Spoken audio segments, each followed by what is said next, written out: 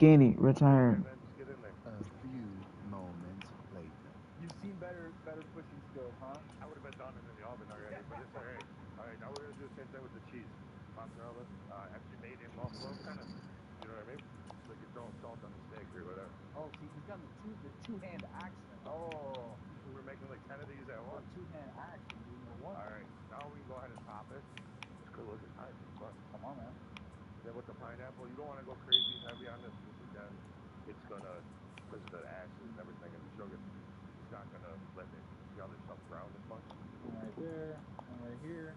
And then we always finish all our pizzas before they go in the oven with dry rice. The secret ingredient. Now it's ready to go. What's the hardest part about making a pizza, like Buffalo style?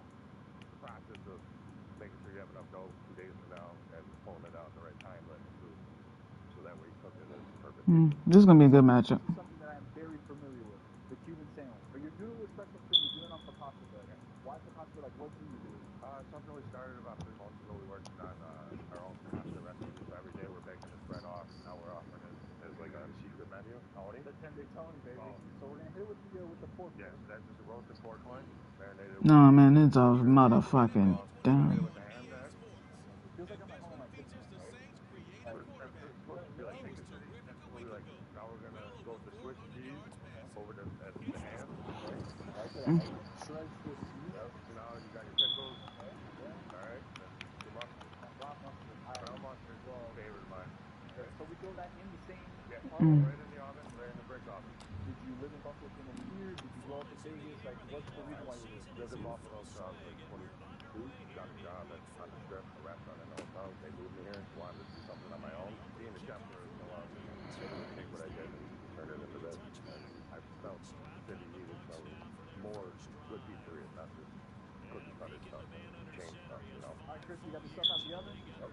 We can't finish the 10-day Tony pizza without adding a little bit of Mike's Hot Honey, which is the super secret ingredient. All right, so Buffalo style, we're not cutting it regular. Yeah, we're not cutting it. However, go right down the middle. Then you go down the middle on each side of the down the middle. Then you're gonna do 2 cuts the other way, kind of a third. You know what I mean? There you go. Now those are my 2 favorites. You get the not that I don't like the crust. I like the crust too. I'm a crust guy. So I'm like, He didn't enter the zone. that's 4 quarters. That's right there. And we got the 10-day Tony. Now you gotta cut up the sandwich. Give everybody a few of that. In trouble catching. Dude, I was literally just about to do that. Look, you're gonna give up yards. You're just gonna outscore people. We own them all together, but my brother was down here 10 years ago when we opened this location. Isn't it cool to have your brother kind of do the same thing? Yeah, no, it's awesome. You know, growing up, he worked in pizzerias, stuff like that, but he never was a cook or a chef or anything like that. He was actually a postman. My father was a postman, my aunt, my cousin. Family business. Yeah, family business wasn't my thing, but he loved coming to the restaurant. When he comes out to visit, walks everybody. He talks to anybody. Is that see your dad walk into a place that you built and be like, man, this is what my sons do. Like, this is so cool. Yeah, I mean, you could see how happy he was when he used to come visit me on the strip. Now we brought it back to Buffalo too, so we started it here in Vegas, Buffalo style pizzeria, and then we just opened one in Buffalo last summer. Literally built it from the ground up, and then see how happy he is. Like, it's awesome. You said you're a middle guy. You got to get your middle first. I'll let you grab one first. I'm a corner guy. Right here has been calling me. You got a nice little pepperoni. Down the cup pepperoni down. Get a little spice with the hot honey. A little sweet from the honey. And pineapple. The real 10-day Tony. Here it is. All right. Cheers, man. The brown mustard, the Picasso bread, the pork loin, everything is on the track of Cuban, but still far enough away from it that it provides like a different taste. Dude, everything is excellent. You guys need to come down here, Naked City Pizza in Vegas, institution. Big fan of the show, big fan of yours. Chris, thanks for hanging out. Thanks for coming down. Roll, roll, check, Panther. on the court, it's even hotter at DraftKings Sportsbook, an official sports betting partner of the NBA. New to DraftKings? Listen up. New customers can get a no-sweat bet up to $1,500. Just deposit at least $5 and you'll get a bonus bet back equal to your first bet if it doesn't hit. Download the DraftKings Sportsbook app now and use code DAN.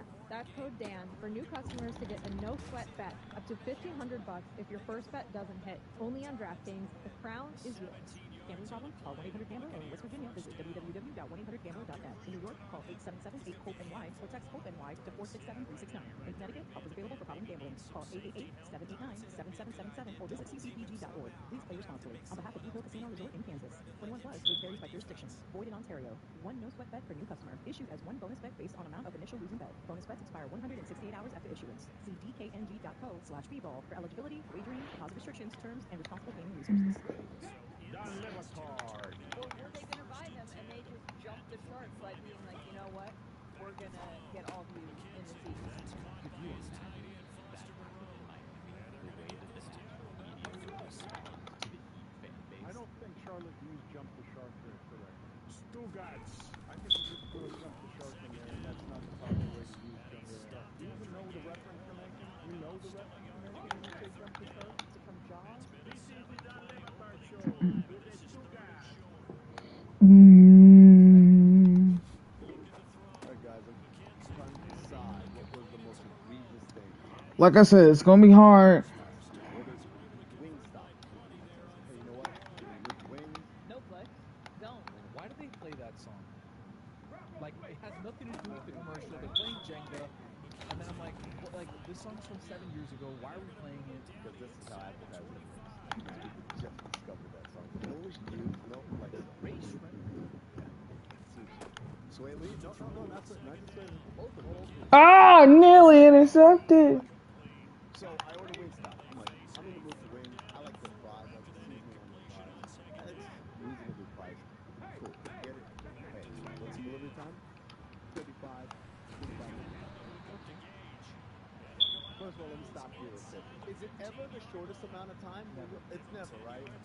It's always the maximum. And the time changed. And the time changes. And then it gets longer. And did you choose priority or no? Great question. $3 extra for priority. I said, It's only $3 extra for you? What? It was $3 extra, but it was like, we'll get it to you 30 to 45. I'm like, well, that's just... It's the same thing. Yeah, for 5 minutes? You like, always got it. $3 always. You got it. For the 5 minutes? Yep. Because it's going to be, The it'll only get longer. 2 times that I didn't in my life press priority, there was always another order first. Always another order first, and I could feel my food getting cold. Because they press priority. How close is the Wingstop to you? I'm a big ticket up person. Same. Not that I don't pay. I said, and I watch on my little app, and as soon as it says bake, I go, what? I'm ready. No, yeah, that is Little Caesars defense. Best bang for What's buck Domino's? is the first bowl game that my college won. However, the situation with Little Caesars by my having nice grades at that Little Caesars. They added these like towers that portals that you go in and it's Alex Hollins, he scores! Touchdown! not if you haven't ordered the portal help you because you'll be waiting there to place an order forever. Forever. And now there's 2 different like again, love for Little Caesars. I love you. Want to do anything with me? I'm here. Domino's. Any little kid birthday party is sponsored by Little Caesars. Any little kid birthday party. Because you can just go to Little Caesars and be like, let me get 10 pizzas. Well, that used to be the case. Now with the portals, it's not that Here's easy. the thing, though, Billy. You got to be patient because Little Rome wasn't built in a day. Wow, a sitting ovation. A sitting ovation. Not enough to stand Sitting up. ovation. Not enough. No, you can sit, but The pizza portal, by the way, sounds like a magic trick. That's where I would take my child to It a party. sucks. It sucks. The pizza portal. No X Factor. Void. Back in the day, you'd walk up straight to the cashier, let me get 2 hot breadies. They turn around, They used to have like 8 Oh, man. keep it moving. Then occasionally you have to wait. Now it's not like that. And also there's different now levels of the Little Caesars pizza. I need to fix this. $5 hot bready, and then there's like $6.25 with a little more cheese. And like like less hot and less ready. I'm not still ready, but I'm not a lavish man. I Oh, don't. wait, is that how it works? You got to line up on your name's on the list? Your name's on the list. Look, so like 1 through 7 there's 7 portals. So then when you go in, you have a QR code a lot of times, and just go and you scan the QR code, and then the door with your name on it opens. So like if I'm Mike M, number 3 on the pizza portal then opens, and I just get my pizza Wait, out. what? Yeah, Well, that sounds Sounds too much, magical. but it sounds like too much. I just want pizza, man. I don't want to Buck Rogers going to the future. I Sounds also like a pneumatic tube. You know those things at the bank. I miss those. I love those. It If a seemed like pizza came out of that, we didn't live up to the potential No, of we those didn't. tubes. I There's agree. so much we could have done with them that we didn't. We just did and that then we tube just moved impression. past. It was very good. Who did that? Thank you. Tony? So, by the way, I just want to point out, if I had my car, I would pick up as well. Not an option. Hook up on foot. Not close enough to walk. And it was torrential yesterday, so that was the other thing. Yeah, it's something on that line. So I get the food like 55, like the very maximum amount of time. That's when I got. They always give you like a little time, like you could wait up to, Yeah. and then it says like 9:10, and you're like, damn, it's Well- 7:30. Like, what do you mean 9:10? Well, yeah. So it was like there was a one that was way later than the quoted time. I'm like, what? But it got in within the quoted time, but towards the end of it, right? Spoiler alert, you only get like $5 back if they don't make that time. Always. So Yeah. well, listen to this. I get my food. I go upstairs. I put the drink down. I open up the thing. I open up the box. I'm like, feels a little light. I look in. I'm like, there's no separate thing of fries. Oh, maybe the fries are in there. Yeah, Chateau is not really a Garlic fries. superstar. Couture Street is. Okay, like I really look forward to the fries, but I'll complain and I'll get some money back. Let's dig into these wings. Lemon pepper and hot. Like, okay, open it up. The first thing I look at is like, these aren't wings. These are boneless. Which is basically like chicken tenders. Oof. And taste completely different from wing meat. So I'm like, all right, well, like at least if it's the flavor or whatever, I take the first bite. Like, this is not lemon pepper. This is garlic palm, which I think is the most wasteful flavor there is. What? Oh, garlic parm? Well, I thought you Waste said of Yeah, two of my palm. favorite I was flavors like, of all time. Hearts of palm? Garlic palm? So I flip over the sheet for the other underside, and it's like mango chili or something. Mango habanero. It's just, whatever it was. It was sweet and like the laziest level of spice. And I said, so let me get this. And by the way, it was cold. So then let me get this straight. I got my food late. It's cold. It's not the right order, not the right flavors, and also I'm missing fries. What was the worst part of my Uber Eats order? Did your bag say Amin or did it say Jared? Because they could have just I given had you that someone experience else's last order. night. I got the wrong order last Did yours night. say Amin with a Wingstop? No, it didn't. It wasn't Wingstop, but we ordered from a restaurant nearby, and someone went to pick up 3 meals, it turns out, and then ended up giving everybody the wrong meal. So I had an order for Felix that was baby back ribs, and my wife is vegetarian. So that was not what we ordered. Well, why didn't you eat And it? I ended up calling the restaurant, and I submitted to Uber Eats. I got a full refund because they gave me the wrong meal, but when I called the restaurant, they made the meal, and when I showed up, they didn't make me pay for it. So I got 2 full meals Wait, for free. did you eat the wing, the ribs? I was saving it for later. Are you gonna eat them? You're not gonna eat them? I would I'm eat gonna them. read them. Yeah, I'm gonna eat them tonight. If I was a I'm gonna end up vegetarian, eating I'd them. eat ribs. If I was a vegetarian, I'll eat them.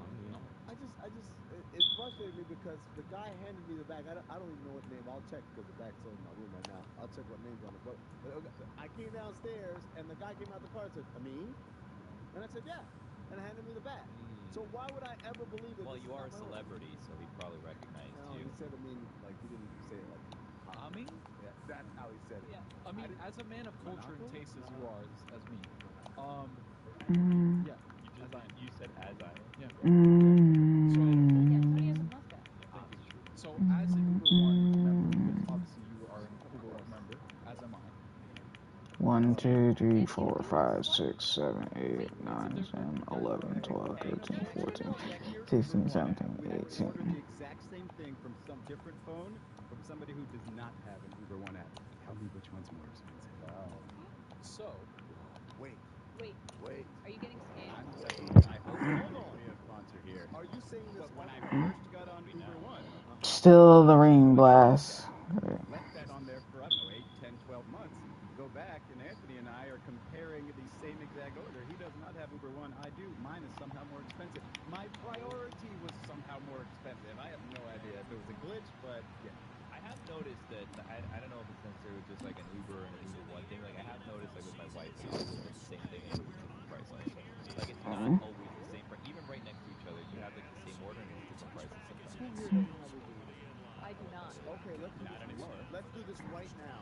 let's pick a restaurant, pick any restaurant, and we're all gonna, because we're gonna see if, in fact, it's a just dynamic among people, or is it Uber One versus non-Uber One, or is he shit slandering the great state of Uber? Where I was going with it, I mean, Yes. is sometimes as an Uber One, member, you get discounts on certain things. They give Yes. you discounts percentage-wise. They'll give you the promo of like if you order $25, you get $15 off. Yes. Like you get all those different things. Yeah. So there's times where I order Uber Eats and the bill should be $65 and it's like $30, and I'm like, oh, Okay. That never Let's go. happens. So for everybody, Hot route Like and in some of the zone involved the touchdowns or takeaways. experiment. Is there a local restaurant that we as a show love? That was I'm just saying, like, I'm not gonna say like Domino's or something. I want to give love to someone who we love. Like, Yeah, but also you're setting us up to different tastes. no, it's not about the restaurant. It's about Uber. That's Well, just pick a place close to us, right? Pollo Tropical. Okay, Pollo Tropical. My Uber Eats. All right, and we're gonna get the quarter fire grilled chicken with rice and beans. Don't tell me the price yet. Oh, Yes, you're sir. ordering from the one that's 1.7 miles away because you got to make sure everybody orders from the same Pollo Tropical. Yes, 1.7 miles away. so mine's lucky the one by my house, so I'm gonna order that. What are we No, getting? It has to be the same No, because you location. got to have this location. Gotta be the same location. I mean, what are we Same order. getting? Pollo Tropical. The order is a Damn, still the same glitch. Got it. Okay, all right. Yep. The quarter fire grilled Not chicken. specifically white meat. No, Dark. say any. Any. Have any extra. Any. White rice and beans. White rice and beans. Right. You're not actually gonna order this. Don't worry. And add to cart. We expect. Well, we're not gonna actually order. We're just gonna see what Is happens. white meat. Okay, view card. Mine is Hold without. on. So go to checkout, right? What do we order again? Alright, I'm in empty. Because there's one 1.7 miles from my house. No, That's you all want you one. That's why I'm in the gun bunch. Is that the You need to set your delivery location. Because you're delivering it to the Elser Standard or fabulous. Still the same thing. Why? pickup is an option. I like pickup. We're doing a thing. It's a social experiment. So we're all ordering from the same restaurant, the same location, the same order. Now, right now, Israel brought up another factor: priority or standard. I'm going to say, what does your priority price say? Just for the priority. Let's go with priority because that's going to be the most. Okay. There it goes. Select priority. So I already saved 144 with Uber One. I have saved. Yeah, it says I've saved some money here, but Tip? no, we're not ordering. Here we are. We're at total. You have your subtotal, you have your priority delivery, you have your taxes and other fees, and then you got your total. I'm gonna start. My total is $19.07. Mine is $18. Even? Yes. Wow, mine is $18.53. Mine's $19.60. Oh. 12.91. Billy's still ordering from his house. Trying to set my location. Yeah. That's I told you. Wait, you put priority and you still got $12.91? Is it 1277 17. What's the address? My perk And is you $4. have Uber One, right? Yeah. I got an alert that said you can spend $6 more and save with Uber One. Yeah, because You're saving with Uber One without And spending. I do not have Uber no, One, mine has the same thing. and it's the low on the low. Mine has the same thing. I also have some Uber Cash. Well, no, that's no. For a rainy day. That's But what do you want me to do? Like this is how I order. Like I have Uber Cash, I have Uber One, I got the animal stuff. Like I'm Yes! plus on Wingstop. I love ordering Wingstop from Uber Eats because Get the block! Inside the 45! Really? I don't get any of that. What? Look, it just seems to me at this point we're just proving his point. There's some shit going on here. The after scam. All right. Since Don our food over the plane, one thing not up for debate, really, beer always go together.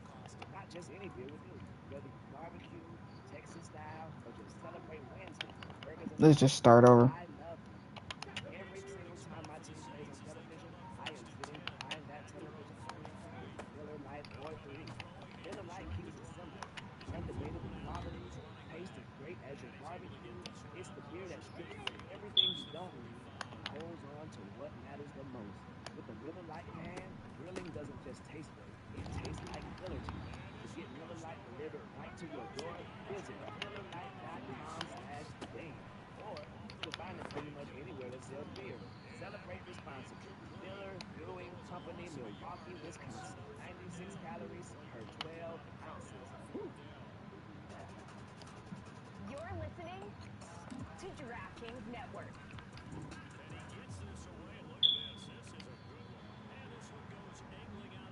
This is the Dan Levator Show with the Stuttgart Podcast.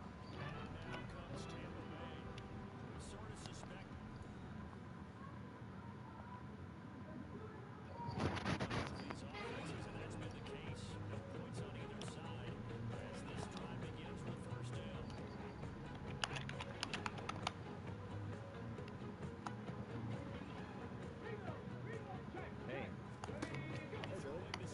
It's time for Thursday Thunder. Thursday Thunder is sponsored by DraftKings. Stay tuned because you'll hear more about DraftKings and all it has to offer throughout the show. DraftKings, the crown is yours. Hell yeah. Tony, who do we have today in Thursday Thunder? Juju Gotti, as always, puts together our Thursday Thunders. And you know what I love? On the DraftKings Sportsbook app, you can kind of slide through different parlays and props that people put together. Right. Juju has his face on Thursday Thunder. Wow. Very exciting. Go out to DraftKings Sportsbook, the app, and go check it out. Single game parlay by our boy Juju Gotti. And we're going to go through quick 3 legs right here for Thursday Thunder. Number 1. That was like a little headshot. No, look at that. He's so giving the pose and everything. As you can see from above, our first leg in the association tonight, Jaden McGain with over 10.5 points. Is that a spicy one? That's a spicy meatball. Well, how about a spicier one for the second leg? Derek Lively, the second, over 6.5 rebounds. Haven't seen him. Where is he? Where is he? Say he's gonna play, but that's We gotta find him. Oh man. And to round the Thursday Thunder into form, Jewel Lloyd over 21.5 points in the W. Gotta always have like a shore one, right? A shore leg. Yeah. So those are our 3 plus 558 is what you're looking at for the single game parlay on Thursday Thunder. Great job. That song always reminds me of Money, Money, Money by ABBA. Money, money, money. Hold on, a little more. Yeah. That's all I got. Close. Of course. Sounds kind of like the song Pedro, Pedro, Pedro. A little more of that. Are we gonna get sued if we keep singing? You don't know one way to find out, I guess. Money, So, Charlotte, you landed yesterday. Had it started raining yet, or did it start raining? Wait, hold on. Did you say ABBA sings that? You know ABBA has songs in Spanish? Yes. Yeah. Nemo. Swedish? Are they Swedish? Yeah. Songs full-blown Spanish. Yeah. How is it? It's in Spanish. Is it? They sound how is very similar. Language is different. Yeah. Like imagine the words in English, but in Spanish. I think that some of the songs are just in Spanish. Yeah, I'm pretty sure I grew up on some of those Spanish. Dame, dame, dame un hombre. Yeah, do you know it? Yeah, that's a different song. Give me, money, money, money. Pretty similar. Did you forget the words of the song? No, but they have 2 songs where the word is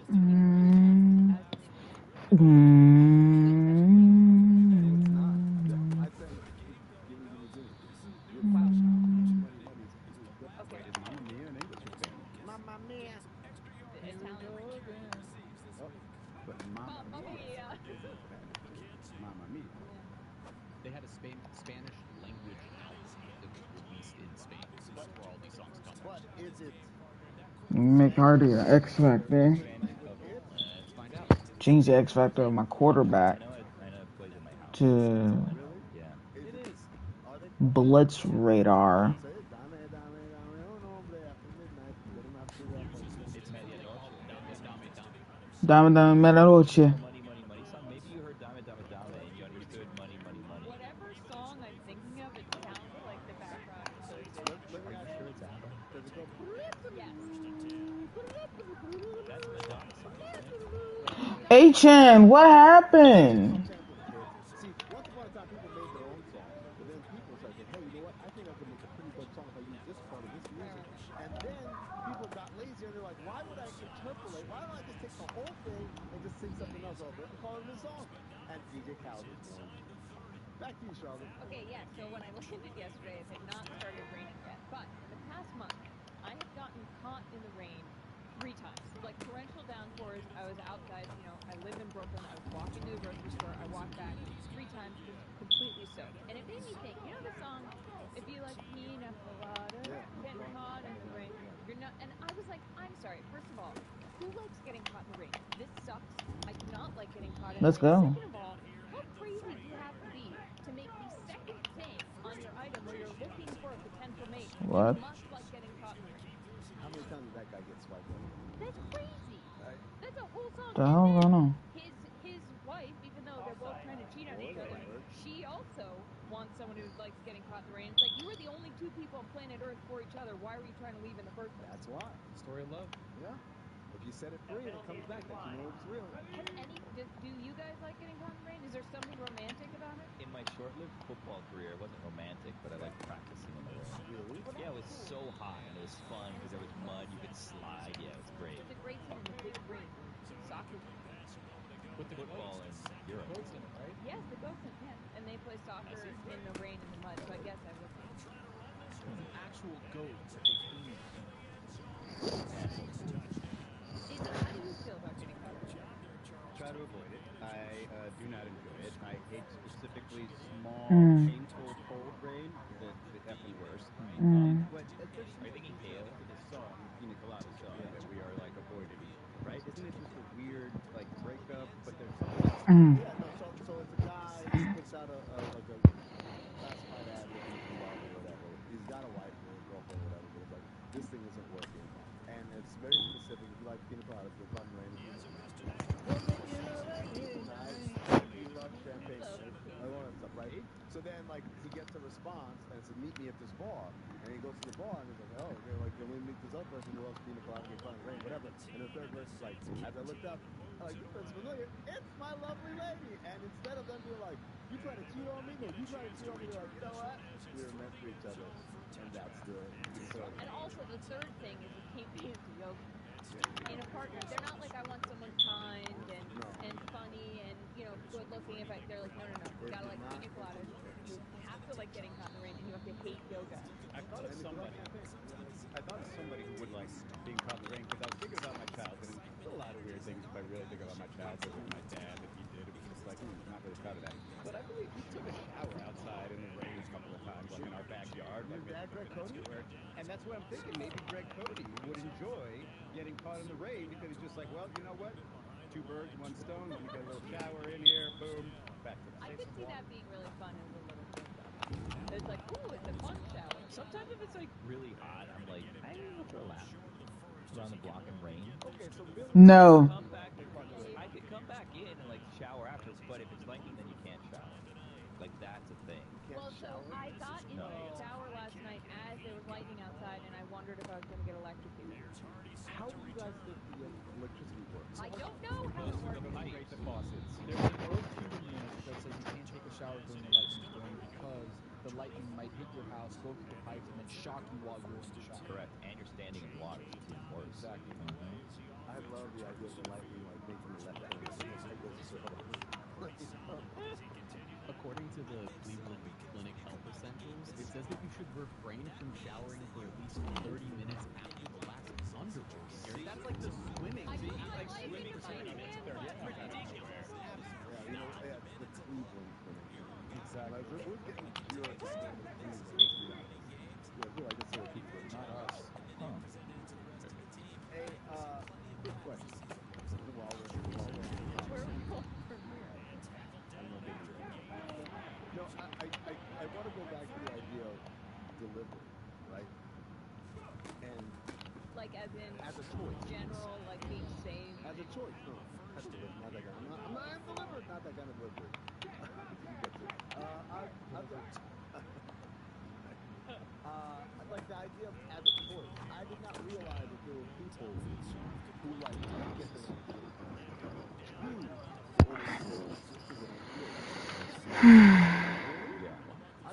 I get delivery because it's like I can't get up and leave, or I can't because I'm on a So you thought delivery apps were just for people who don't own cars or are handicapped? Or busy.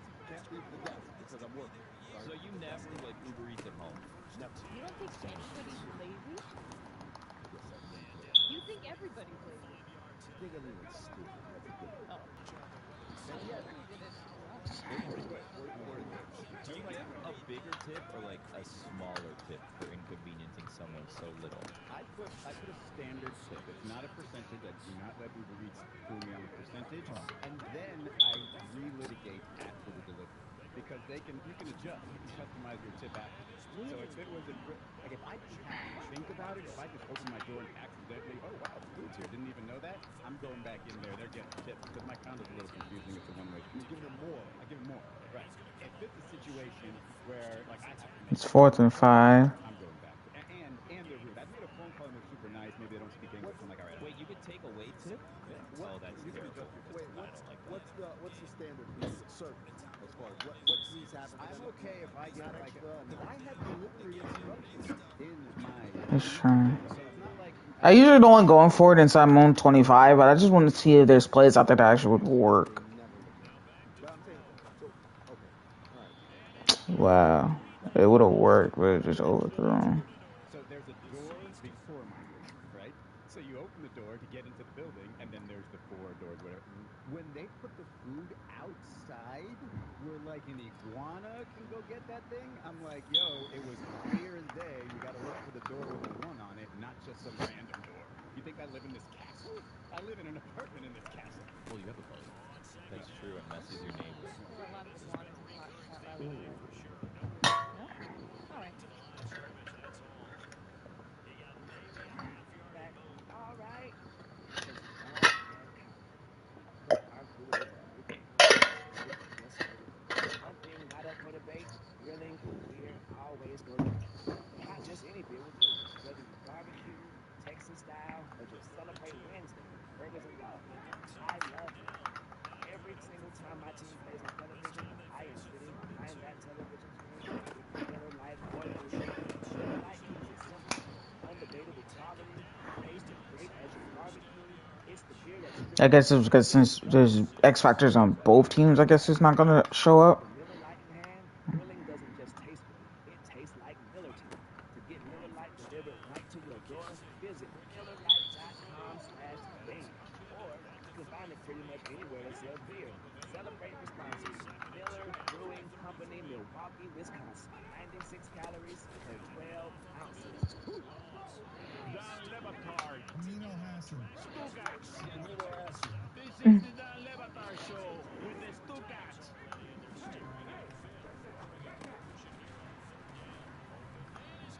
Super Bowl, Super Bowl, Super Bowl. 5, 4, 3, 2, 1. She's perfect that way. But what she just did there, she's been doing to me, and she doesn't do it on purpose. And you're going to keep all of that in, me counting us in, and her just ignoring the count. How are you not better at this, Yasmina? You're excellent at the doing in general of television, but the timing and mechanics of things you simply refuse to respect. You're not a real radio show anymore. You have editing capacity. Things don't always come out. It's not in real time. I don't have to respect your radio boundaries when it's like radio cosplay. Not true, because I'm counting down to an entire video team that is waiting for my countdown to assemble, and when you talk during it... Yes, Tank, which breaks his stick tackles. It's Veritas. It makes people feel like they're in the real world. I bet people like that. Put it on them. Oh, I will agree with that. They will like anything that annoys me around here. The entire currency and economy around here is built around annoying me. I've got a number of different things to ask you about, but before... No, why? Oh, my body shivering. I'm not even cold. What the hell? To the end zone, knocked away. Pass interference. Defense number 19. Half of this is to the goal line. Automatic. First down. Caught in the rain 3 times in the past month. Who likes getting caught in the rain? Secondly, what a weird thing to have be the number 2 priority in a partner. You're like not someone nice or No, I want someone who likes getting caught in the rain. It is oddly specific. And then you have to hate yoga. I don't know, Mina. Do you like getting caught in the rain? I think that there's a pretty important distinction here. It depends on the kind of rain. Getting caught in the Seattle or San Francisco rain is miserable. Being caught in tropical rain, which I guess is sort of implied by the pina colada, is delightful. Like in Hawaii or Miami at times, like warm rain. I like cold rain. Soaked, and then you have to change, and then your hair, and then it's the whole thing. Yes, Alice. And it started raining mid-line, and I thought it was incredible. Okay, that's let me ask you this: are you an umbrella person or a raincoat person? Because okay, that's a very northeast northwest. I'm broken. All right, I'm so record on wrong. You guys are making fun of me. You're gonna see me as raincoat. All right, okay, I'm out of here. I've lived in Miami my whole life. I've never carried either of those things, and it rains here all the time. Tony, you burst out laughing in the room. She just fled because you laughed at her putting on a raincoat. It's like a yellow rubber raincoat. Like if you're I put on ponchos before. I don't give a shit. This is regional. This is regional. People in the northeast and the northwest wear raincoats, and they look down on people with umbrellas. People in the southern half of America are more likely to use umbrellas, and very I use umbrellas. I use old trash bags. Damn it! No, it was a perfect lane. There's no reason it's the same rain. I guess the other side is having the temperature. How about rain boots? Oh my god. Everybody in the north, yes, in the north side. Everybody owns rain boots in the northern half. What the fuck? People make fun of people who use umbrellas. Like it's like a sign of weakness. I mean, the umbrella. Let's evolve the umbrella, shall we? There's been evolutions of the umbrella. They have umbrellas now that they fold. They go like this. Instead of going down and then you get all wet, they go and they go the opposite way, and then the water goes out. Yeah. Dan, umbrella is number 5 on my list of things that I don't understand why society is not. Oh wow! All right, we've got a top 5 list. All right. Well, we've already announced number 4. So give her the fanfare for number 5. You just announced number 5. Things that you would have thought would have progressed more by now. Number 5 umbrellas. Number 4. Car seats. What's the deal? Why putting my kid in a car seat somehow, no matter how it's oriented, every single time is like wrestling a bear, and the straps are always too tight or too loose. They're never exactly right. I've never seen a car seat that's easy to use and comfortable. I think we evolved too far on car seats. Simpler was easier. Again. 40 to the 45 to the 50 to the 55 to the 50. Like a simpler car seat would be a lot easier, right? Guys, we've evolved. The kids used to not have any seat belts. We're just like, yeah, throw them back there. That's true. We used to be facing front, right? Am I misremembering that? Now car seats, you can't face front. Kids got to face away from you, which makes it really matter. Kids can't sit in the front anymore. They can't do anything. I wonder when the car seat was invented. Were there like babies in the front seat with a seatbelt just sitting there? Oh wow. Wow. Kansas City blew the doors off of Miami in that game. That's a good quality drive I was looking for in the last game. I know my parents did not have a car seat. That did not happen until the 4th child in my family. There's actually like crazy like close call videos that you see like on Twitter or Instagram or whatever that looks like it's like History Channel stuff with like war era children, and like you have to see what they use as like strollers and car seats at the time. Like they would have like basically like a stick with a wheel on it. A look at the running back, the man out of the backfield as he gears up around. That was a stroller. Great generation. Give us like Fred Lloyd. Number 3. Okay, this is very specific, and it's something that I added to the list while I was at the dentist. But whenever you go to the dentist and you get your teeth x-rayed, they jam a giant piece of plastic into your mouth that cuts your gums, and every single time I'm like, why is it getting better? Why is it getting Like, bite down harder. I can't. It's digging into the roof of my mouth. 2024, do you not have something better than the giant hunk of plastic they shove into your gums that cuts your gums? That's all I'm saying. I bite as hard as I can, and it still hurts like a motherfucker when I have to get my teeth x-rayed. Just to make sure I have no cavities, no deformities in my jawline or anything. Not great. I feel some shame. It's an old Cuban. Oh, you should have back on our people. You should have waited it out, Dan. The way they're carrying themselves.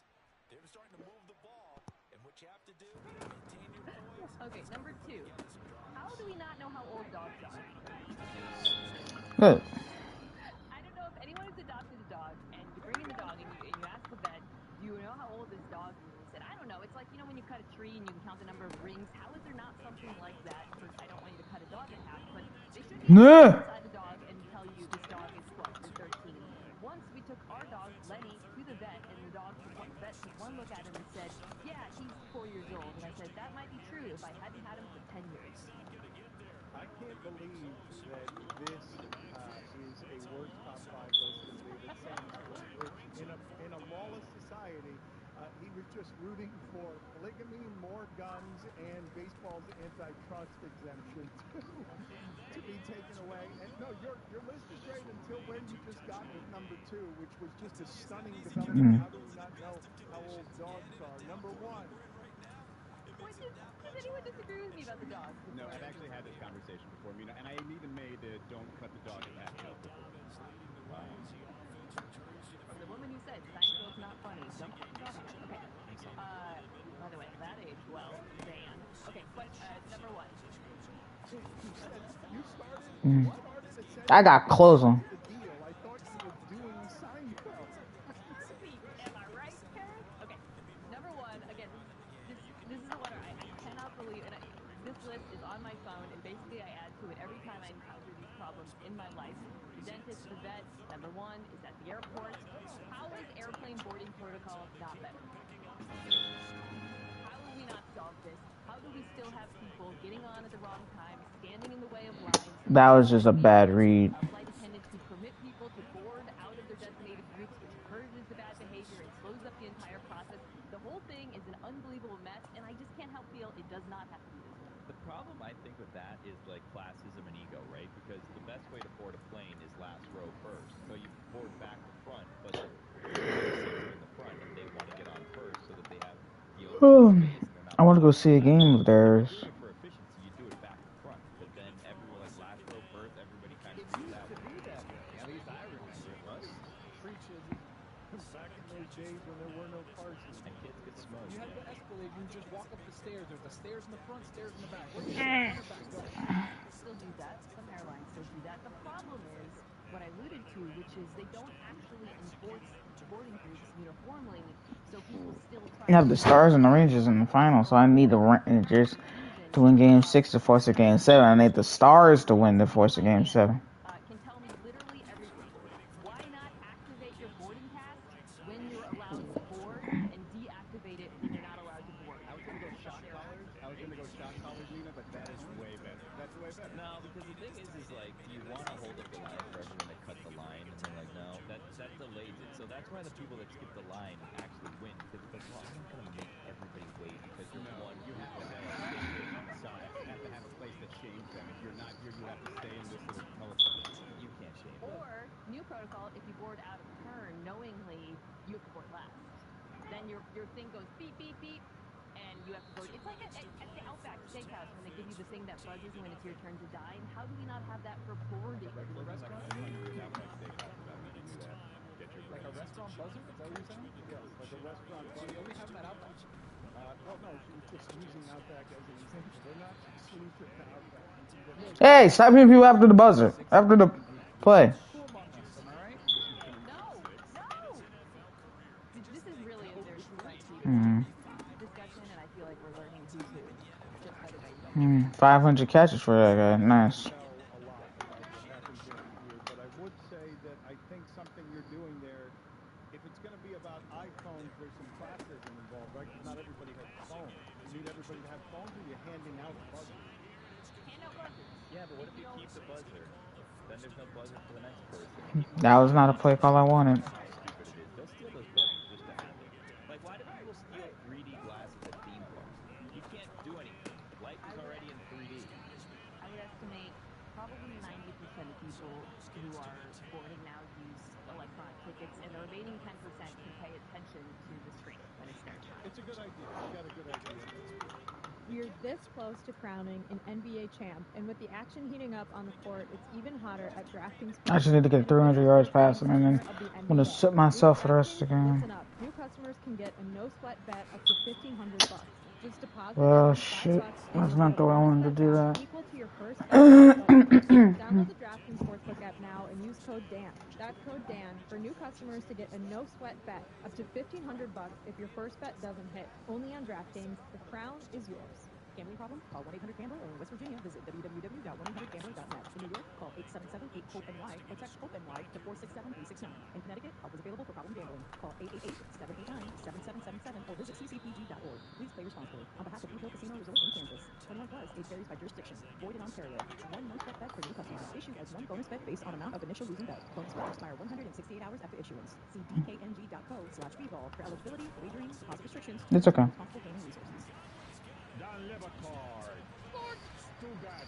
Sports. This is the Dan Lebercard Show with the Stuttgart.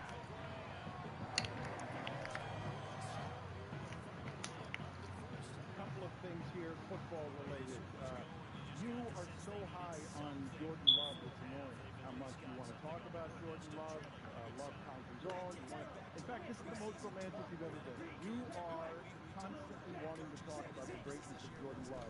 You just drafted the top 10 quarterbacks on your podcast. Where'd you put him? So I didn't put him here, but I would have taken him near here, which was he finished 5th. And it's a 3-year timeline that doesn't account for contracts. By the way, I'm not Thursday Night Football, CBS Sports Network, 8:30 Eastern. But I think it's deserving. Oh. And the rebuttal to that was second half of the season last year, he finished top 2 in just about every quarterback metric, which is wild.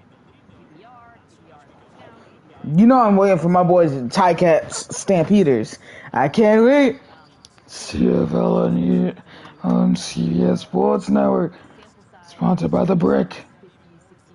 And then sponsored on YouTube. And I think it's not, because I think he showed enough in that second half of the season for me to feel comfortable saying he is that guy. A couple of things really jumped out. One, it wasn't like they were all easy, schemed up throws. He was making difficult throws, he was creating, he was pushing the ball downfield aggressively. And then the other thing that I think is really important, Matt Hurt's a great play caller, and he plays behind a good offensive line, but he was playing with the youngest group of skilled players in football. So you can look at the season and say, well, he was markedly better in the second half. Bruh. Maybe that's a small sample size. I would argue, of course he was better in the second half of the season. Trying to make it a more decent Hail Mary chance. It took some of the season for everybody to get on the same page, find their roles and their chemistry. Well, they did it for me. Over the moon with what you saw from Jordan Love last year. Going back and rewatching him, he is as good as I remember. She mentioned her podcast, which is Nina Kimes featuring Lenny. It's got better football information 60. than you'll find anywhere, so I urge you to find it. And she dorks out.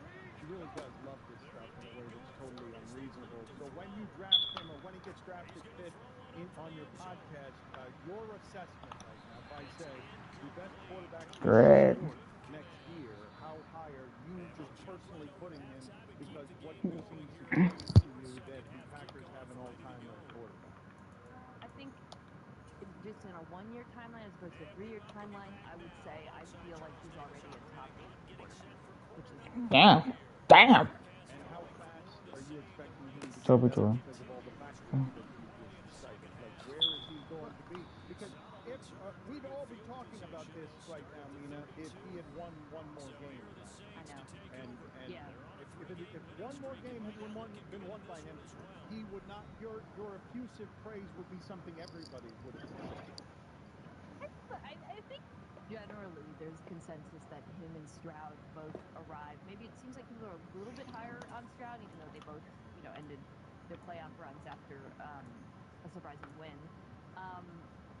I feel like if he plays this year, like I'll do the first possession without no huddle. we don't need to see him take another leap. He has already taken that leap.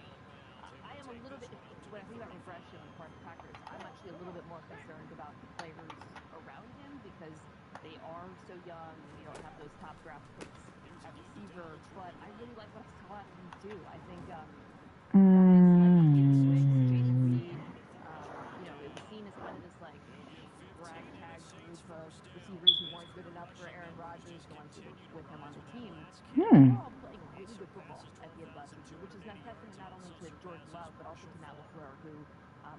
12,000 yards. Mina, I think, you tell me if I have this wrong, I think that we're in such an interesting era in football because winning can be found in the margins and the salary cap makes it so you have to be smarter about how you're spending your money than others. So the analysis I love the fact he was like this. game are almost as intriguing as the measurements of the players.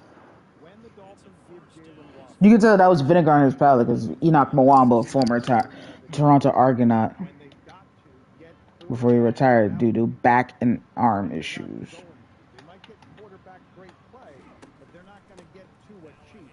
What do you make of the Dolphins paying Waddle when Tyreek Hill is at least in Miami because Kansas City couldn't pay everybody? Yeah, I think that it was a good deal for both team and player. Justin Jefferson, CD Lamb, Jamar Chase are about to That interception really hurt. this latest spate of deals. Waddle, Devontae Smith, Nico Collins all just got those deals done that were all, by the way, 3-year deals, if I remember correctly, with Smith as well, which I think is interesting because that's sort of the compromise to the player. Yes, we're not, blowing up the wide receiver market knowing that these other guys are going to get paid, but as an extension, this is just a 3-year deal. You're going to have another bite at the apple pretty quickly, and by the way, that second bite is probably going to coincide with Tyreek Hill either being off the team altogether or at a decline or out. He's getting older, we've done that then. So you'll have the opportunity to sort of prove by the end of Tyreek's deal you're the number one wide receiver in this offense, and then you're going to get paid an insane amount of money. So you can see why Waddle did it as well. I think to your question, though, Dan, about kind of contracts, it's one thing I've noticed, and I think there's a better understanding of this amongst fans who seem to now understand contracts at a much higher level than they did a few years ago.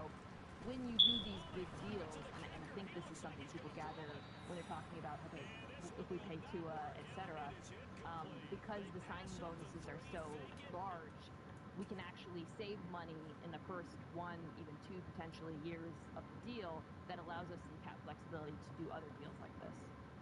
Tua, you do what with everything happening there? Jared Goff gets $50 million a year. He looks great in OTAs. It has been reported that he was unhappy with the initial contract offer. Is Tua about to become someone who's over Goff in payments? Can he just sit there and wait and become the second highest Yeah, it goes in the league behind Joe Burrow? 30 of 31. Because the Goff deal is a great point of comparison, and actually they were drafted right next to each other in my quarterback draft, and I think of them as being pretty similar quarterbacks in that they're both able to execute these offenses at such a high level, play with the structures. They're both so good. They both get the ball out. Damn, Grey Cup took its start still on June 4. And the Lions have this incredible offensive line, so it's not been a problem. Miami does not have an incredible offensive line, but the combination of the way Tua plays, the speed of the receivers, and the scheme that optimizes all those things mitigates the pressure. So you end up at a place, Dan, where Tua is more valuable in Miami than I think he would be on other teams. I think if he hit the open market, it would not be as desirable as, he would not be, as fought over as one might think, and I don't think in a way that's measured in value in Miami. So Welcome to the team, Shinto Chan. would I overpay this guy, knowing that other teams might not pay him, over Jared Goff?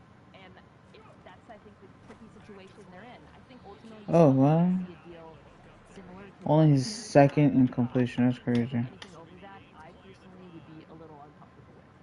Kenny Pickett, I thought it was a curious decision for him to choose Philadelphia. Then he gets to OTAs and people are saying, hey, behind that offensive line, he's making it look easy. He's outplaying Jalen Hurts during OTAs. I'm not saying that is so, but I have wondered how good Jalen Hurts is only because it feels to me like, the other 10 players on the Eagles, I've seen when they're really good, they make Nick Foles the Super Bowl MVP. So it makes it hard for me to measure how good Jalen Hurts actually is.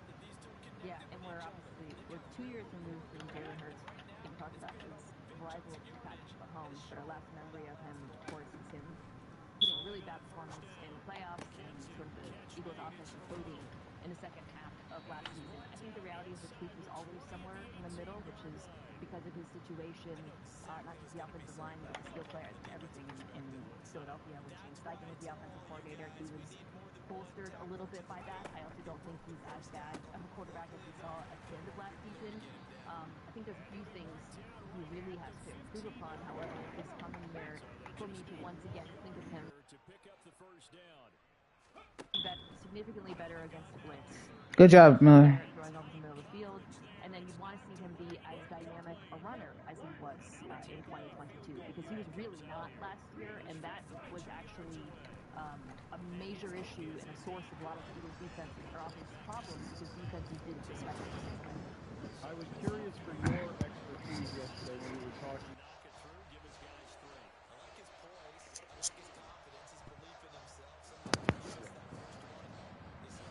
think I saw a quote from Aaron about the fact that the Jets have so many Monday night games, and I think he said, well, people love to, and I'm paraphrasing, but it was something like people like to watch me to root against me or for me, and I thought, well, that's the first time I've agreed with you in a while, because I think that's true. I agree with him. I think he has become such a polarizing figure in what he represents to people now goes outside of football and obviously invokes culture war stuff in a way that I think adds this extra layer of intrigue to his success or failure.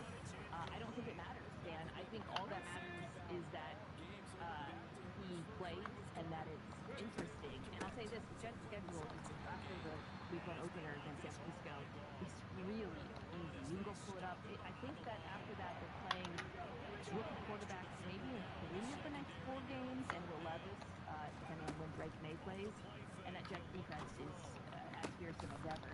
So I think what we are potentially setting up here is 6 or 7 weeks into the season, the Jets having a 5-1, something like that record, frankly, regardless. Hold on a second. When I did wins and losses Jets schedule yesterday, Dan kicked me out of the room. But now we're doing wins and losses with Mina for the Jets schedule, and it's fine. And you said the same thing. The exact same thing. You said the same thing. And you go and you poop on God Bless Football and you say that it's not a good podcast. Is Mina going to talk to Adam Schefter's mom this week? I don't think so. I did not say that God Bless Football was not. And Ned and Anella were going to cruise ship. Small world. Where else are you getting that information? Exactly right. I talked to an insider's insider. I did not say that. Well, he was inside her. Dan. Whoa. Dan. Speaking. Dan. She gave birth to him. Dan. Oh, wow. Breaking news. Great timing. Dan, Mets relief pitcher Jorge Lopez has commented on the situation. He was designated for assignment after throwing his glove into the crowd. They then spoke to him. He has taken to Instagram stories to comment. Nina, do you know anything about this story? News to me. What happened? He threw his glove into the crowd? Let's play. Yeah, he threw his glove into the crowd, but let's just play the interview for Mina, if we could, real quick, so that people can have the context and Mina can have the context on what it is that happened with this story. Listen to this. He throws his glove into the crowd. They end up, he's unemployed after these comments. Coach Mendoza said that he understands the emotion, but that particular action of throwing the glove into the stand is unacceptable. Looking back on it, do you regret doing that? No, I don't regret it. I think I've been the worst. Wow, are you fucking serious? Are you fucking serious? Whatever happened, happened. So, Well, what? Here behind me, whatever they want to do. So, I'm gonna keep doing this thing, So.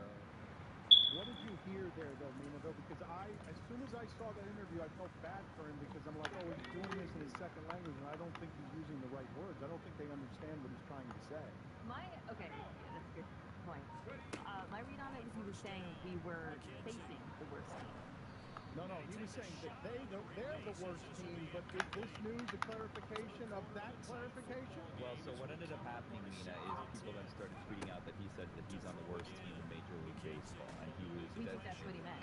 He was designated for assignment. Then there was a clarification by a reporter. Zach Sealer with the sack. Yeah, that's what I said. Well, he has now taken to Instagram stories because someone put a story out saying he said he's on the worst team probably in the whole effing MLB. And he said, quote, whoever hear me, I said teammates. And what I said on the situations, I've been the worst teammates. Thanks, media, for making it worse. Oh, no. He was trying to say teammate? I'm I'm the worst. He called himself the worst teammate because of how he behaved. It took me until the third time to How could hear he it, be but talking still. about him? How could he be Well, talking 'cause about himself as I'm looking at? they were up by, it was a 3-3 tie. They left, and I think it was like 8-3. Oh, So he they're blew the looking game. at the worst. Yeah, he's the worst teammate. Oh, Yeah, now he's out of a job. And he said, I'll be here tomorrow, but he's not because they said no thank you. All right, man. And he doesn't have a glove now, so how's he on the first team? Good seeing you. I'm sorry the breaking news interrupted your last thoughts. you're playing Gordon protocol. I just want to say. Back. All right. Since Don, man, put our food over the whipping cream. Her 12 ounces. Whew. You're listening to Mm. DraftKings Network.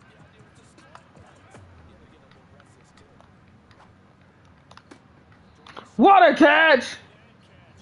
All right, man. It's the post game show, so you guys do a thing here with Juju Gotti. Comes in as the ombudsman, sets everything straight.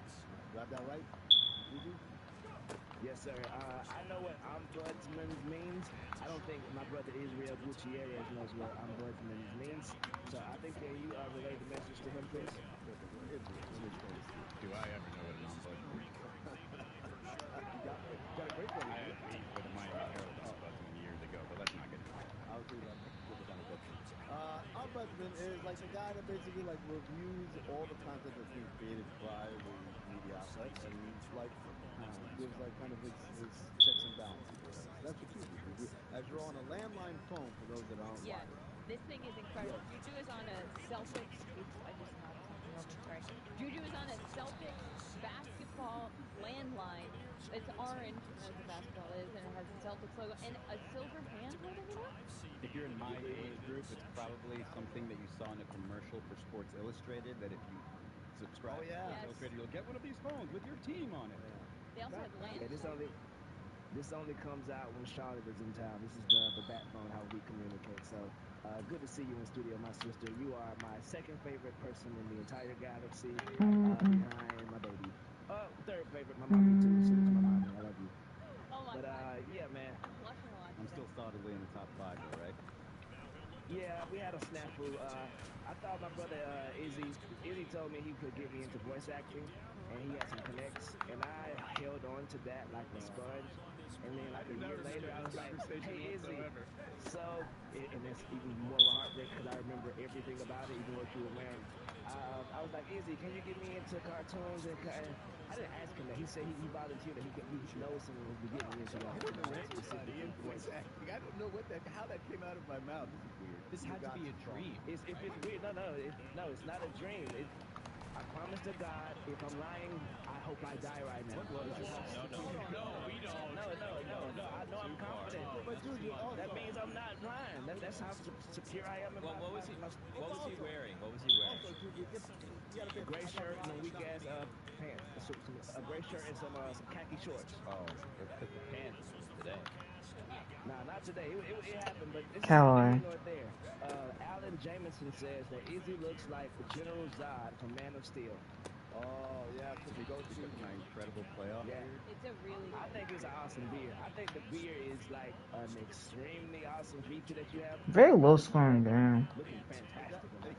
Is that representative of a lack of ability to grow a full beard, or what's happening? Yep, I got 300 passing yards. Let's go. But I gotta stay in the game so it activates and counts. The connectors don't really come in, and then like the beard part, that's just splatter of hair. Splatter of hair color? Yeah, it's a splatter of hair. If I were a man, I would have a mustache at all times. So you think that... Yes, get the block! 15, 10, 5, all the way! I tried to no mustache for a while, but I just look like a convert. You know what I mean? What else are the people saying? The people are That perfect spin, he was gone! Ha from Twitter. Can you send a meme to the penalty box with 2 minutes for whining? Come on, brother. My my dog just speaks like that. He ain't whining. He just trying to defend himself, man. What you think about that, That dog? wasn't even a mean. He was doing an impression. The worst ally in the world was Juju. Juju's like, that's it. Stop it. That's how he talks. That's just what he looks like, guys. Come on, that's just his face, y'all. That's not offensive to y'all. We had a couple polls as well go out today. Did you know that David Sampson cries after sex? And guess what? What? 54% of the world knew that. Just assume as much. Good for Dave. Juju, what kind of cartoon would you want to be? Would you want to be like a human cartoon or like an animal cartoon? Ooh, Or like yes. what would you be? Cries after sex. And guess what? 54% of the world knew that. They probably just assumed as much. Good for Dave. Juju, what kind of cartoon would you want to be? Would you want to be like a human cartoon or like an animal cartoon? Ooh, Or yes. like what would you be? I want to be any kind of cartoon where I can use my voice and be a little dastardly, and I can say succotash also. Kibosh. And the kibosh. The Mike Scherz of the world, the Bill Lawrences of the world. Look at your boy, check me out. You know what I'm saying? If you do a little animated series, I don't know, let me audition. Yeah, don't assume stereotypes. Question you as well. Can you pick the phone back up and put it right to the face? Oh, sorry about Yeah, that. you're not talking into the phone. It sounded a little. Hello? Oh, there it is. Sorry about that. There we go. Thank Yeah, you so much. that was also. We also have a poll of is the Michelin Man soft or hard? You know, I did not necessarily want to put that poll up. I was about to text Dan like, who do you think I am? Like, what is it? Nobody's more scared of PC talk than Juju. Right. So look, you still on my shit list for all that PP talk last summer. So I put on a poll as a yes or no, and 86% of the people say yes, he is soft or hard. So, 86? You know what I mean? Oh, Yeah, he is. or hard. You know, until we talked about it today, I would not have had an answer to that. But in comparison to the Pillsbury Doughboy, it became honestly, he's he looks marshmallowy, so it's a little too. There's also the Thanksgiving Day parade balloon that throws this off too. And I got to use a lyric. Let's go. Ah! Honestly, really dumb idea. I wasn't even trying to use or lurk it. But I was like, you know what? Let's give it a try. Exactly. Also, Dan, I planned for him to be here, but brother, nobody has seen your wallet. No one has ever brought that up before. Nobody has ever asked you that. Nobody Callaway. has ever, in passing, made fun of your wallet. I think that was a bit of a look at me, Louis, especially. You're fucking serious, guys? Remember, Charlotte, earlier you said I had a nice wallet? I was like, I also don't believe that Charlotte actually liked it, and I think Charlotte would mock him for having such a thick wallet. Am I wrong? no, I just recognized what it was because the wallet is also a brand of fancy pens, which I think pens are very cool, and it's Mont Blanc. They have that little star thing. So I was like, oh, cool, yeah. The whole point of the wallet was for some. I can't remember who took the bait today. I think it was you said, is it bedazzled? What is that? Yeah. I think, oh, this thing here? No, it's a specific brand. And he just wanted to be able to talk about the wallet. Also, salute to my brother Tony said the naked piece of salute, man. Shout out, that was brilliant. Also, happy birthday for one of our biggest supporters, Maria from J. Wakefield Beer. Her birthday was yesterday. Maria. Maria. You got to know, man. If y'all ever in town, stop by J. Wakefield. They got the best beers, man. Absolutely, man. Check her out, man. A lot of Star Wars stuff on their walls. Hell yeah. And to close the loop a little bit, what we forgot to talk about today is one thing. Brianna Stewart and Nafisa Collier, their 3-on-3 full court style league has announced today that they are back in full effect, offering the highest annual salary in women's sports league history. The league will begin its inaugural season in January 2025. Oh my God, salute to those sisters. I can't wait. I saw that just before we. When you say full court, you're talking about minus 4. Full court? Yeah, 3-on-3. Full. Calisthenics. Are they going to have, like... I would pass out. You ever play switch court when you have less than 5 and you have, like, this weird offside rule? Yeah. You can't pass inside half court? Are they going to play like that, Juju, or are they just going? Yeah, they going. Like that's what I'm saying. You got to be a true Terminator to mess with these ladies in these leagues. Like, you know what I mean? Also, an update from last night: the Liberty stomped out the Mercury, but it was a close game. Like the Mercury, they showed some resolve. K Cop and Tasha Cloud and them girls, and pardon me, Diana Taurasi still getting it done. You did me. Also, the Dream were over the Mystics. The Mystics were missing a lot of key pieces still. Elena Della Don out for the year. Shakira Austin was on the injury report, but she stepped in and still played. Steffi Dolson, I see you. Also, the Aces, well, they stomped a hole into the Lynx last night. One of the most winning teams. The Lynx this year, one of the most encouraging things. They got a mud hole stomped in them last night behind a valiant effort from Ava Wilson. Oh my goodness, she went crazy last night. Her and little Jackie Young, Smooth Jackie Young. I see y'all sisters, man. Keep up the great work, what y'all doing. I think still this year that they are the favorites for the WNBA championship, but it is a lot of people on their heels right now, Daddy. I think we need a cherry picking like clause in the long 3-on-2. Yeah, you can't, because otherwise you can't foul back. you just play 3-on-2, and then one person just stay down there and I'll throw it down, and you just lay it up every single time. And we'll give up some threes here and there, but like over time, you're making every single 2-point shot. That kind of conditioning is out of control. I've been playing a little basketball one-on-one. After maybe 10 seconds, I have to like bend up, put my hands on my knees. And, Who do you from?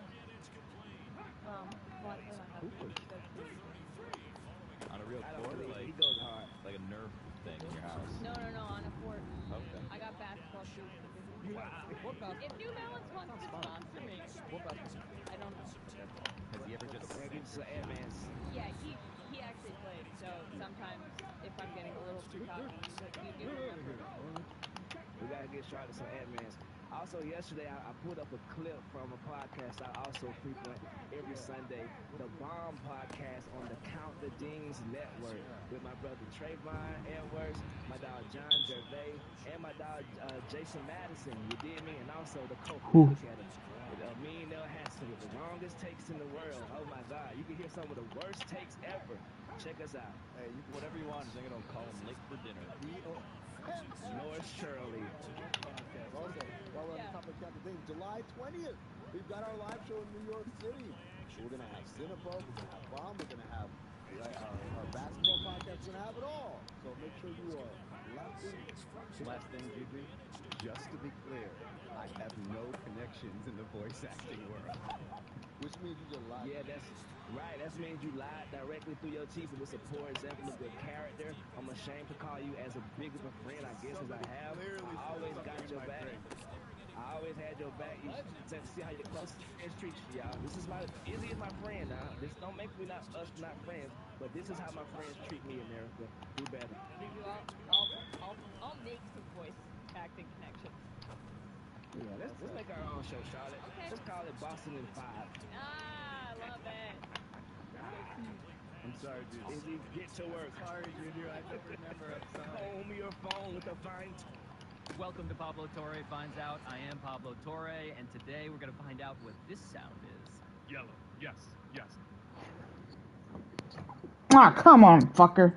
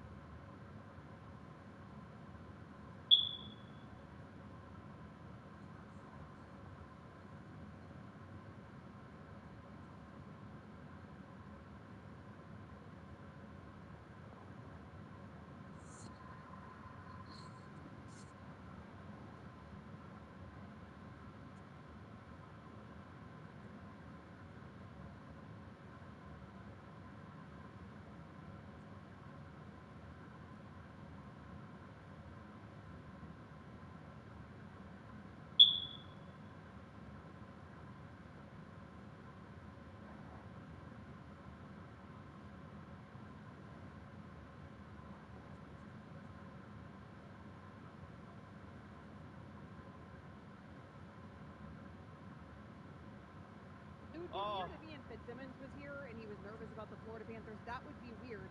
Zaslow, though, however, is in fact here, and I can tell he's nervous. Maybe Ian would be nervous about his pal here in South Florida being nervous about Game 5 tonight, Panthers Rangers. Now, Amber, it's important. I can't to point out, stand I'm not nervous Zaslow.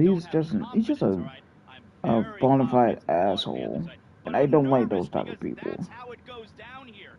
I've had to deal with this shit my entire life. Very, very nervous. I don't particularly care. Up to that action here on Amber and Ian, but more importantly, we're getting you ready for the NBA Game 5 action as well. Dallas Mavericks at the Minnesota Timberwolves. That coverage will begin right here on ESPN Radio at 8 o'clock Eastern. You're listening to DraftKings Network.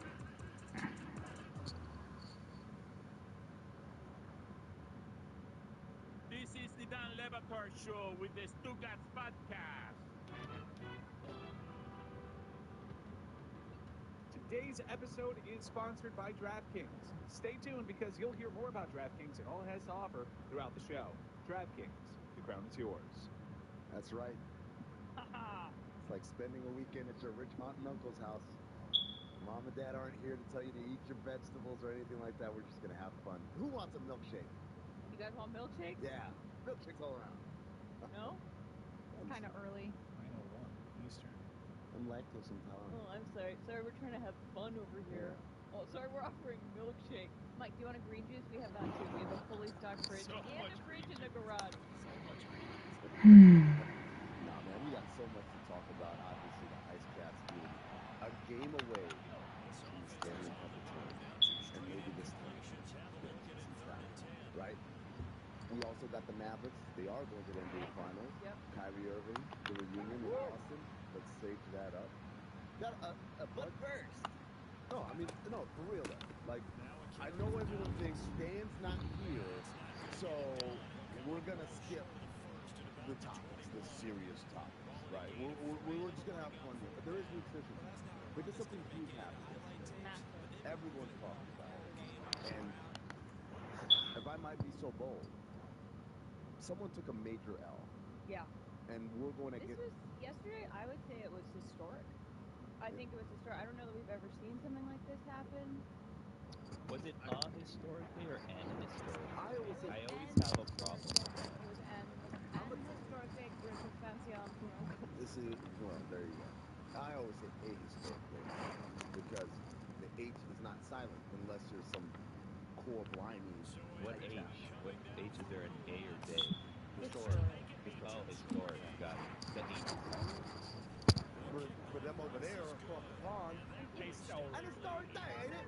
Yeah, it is. That's why they say ahistoric, but it's ahistoric because the H isn't silent. Well, it depends on what kind of. I just deal with Jonathan Zaslow's crazy ass voice. Yeah.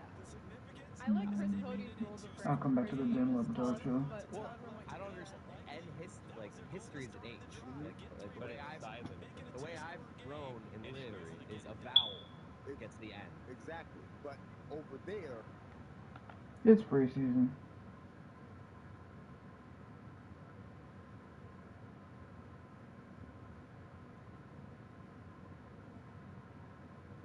The fuck? And like. Fuck you. It's been an honor. Taking you up to that action here on Amber and Ian, but more importantly, we're getting you ready for the NBA Game 5 action as well. Dallas Mavericks at the Minnesota Timberwolves. That coverage will begin right here on ESPN Radio at 8 o'clock Eastern. Amber and Ian is presented by Progressive Insurance. At Progressive, they're making things even easier. We'll help you bundle your home and car insurance together so that you can save on both. Learn more at progressive.com or at 1-800-PROGRESSIVE. So Zaslow, it has been said many times, many ways. No team in NBA history has ever come back down 0-3. However, somebody's got to do it at some point, right? I mean, I feel like if it's ever going to happen, it's going to happen with a team in this sort of situation. I'm not saying Minnesota is necessarily going to accomplish it, but if it's ever going to happen, it's going to happen to the team that's down 0-3, but is the higher seed. So that you're in a situation now in a Game 5 where they're back in Minnesota and they Somebody can just got look shot. towards a Game You're 7 right. on their home turf as well. So just to show you how unlikely this whole everything you just said is true. Yes, if it's ever going to happen, it would happen with this scenario. But just to show you how rare what's happening tonight is, so we're talking 0-155 now after the Celtics closed out the Pacers the other night. 0-155, teams that are down 3-0 in the playoffs. 4 times a team has forced a game 7 when they were down 0-3. None of them have won. Only 1 time last year did one of those 4 teams have home court advantage in game 7. And that was the Boston Celtics, who blew it to who, Amber Wilson? The Miami Heat. Oh my And that's god. also why after Look at the game tinges. 6, where Heat Derek Whitey homers. had the shot. You can't be homers while you're on sports radio. Zaslow Mansion, because it's like, oh my God, this is different than every other 0-3.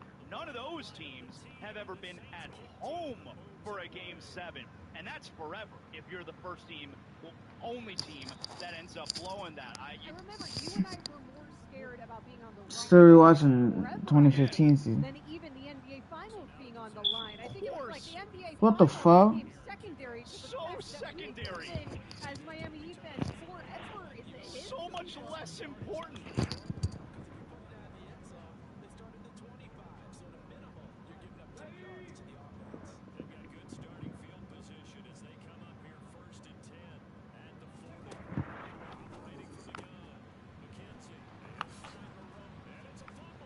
Yes, sir.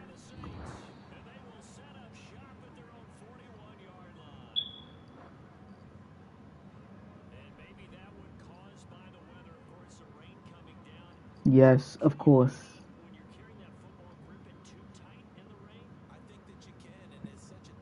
So we can do that after I get you the rent money.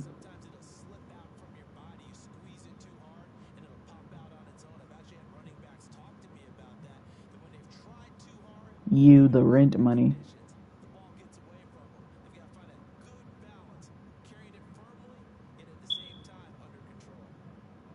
The rent money.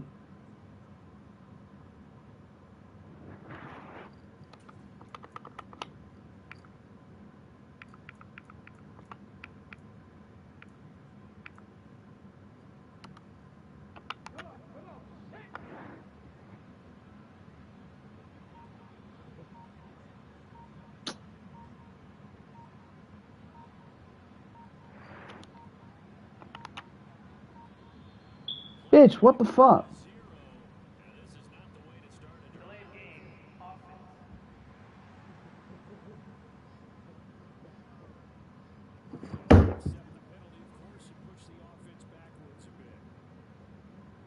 I fucking hate Sunday!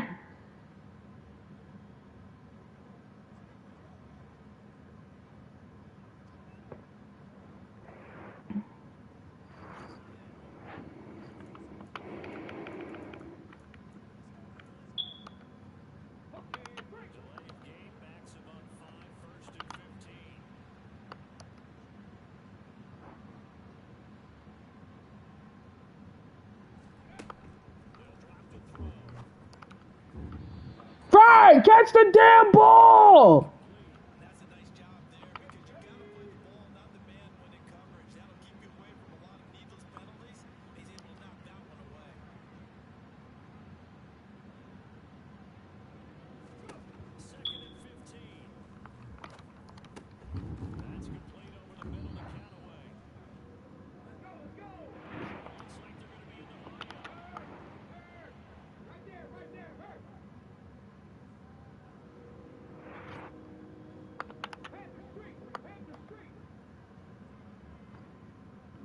This shit's really getting fucking annoying.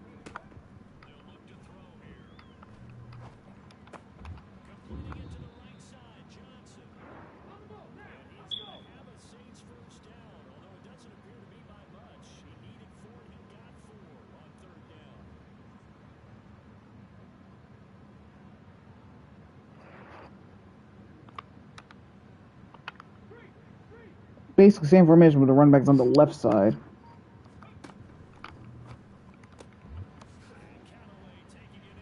I mean, you might as well, because the computer did this shit to me.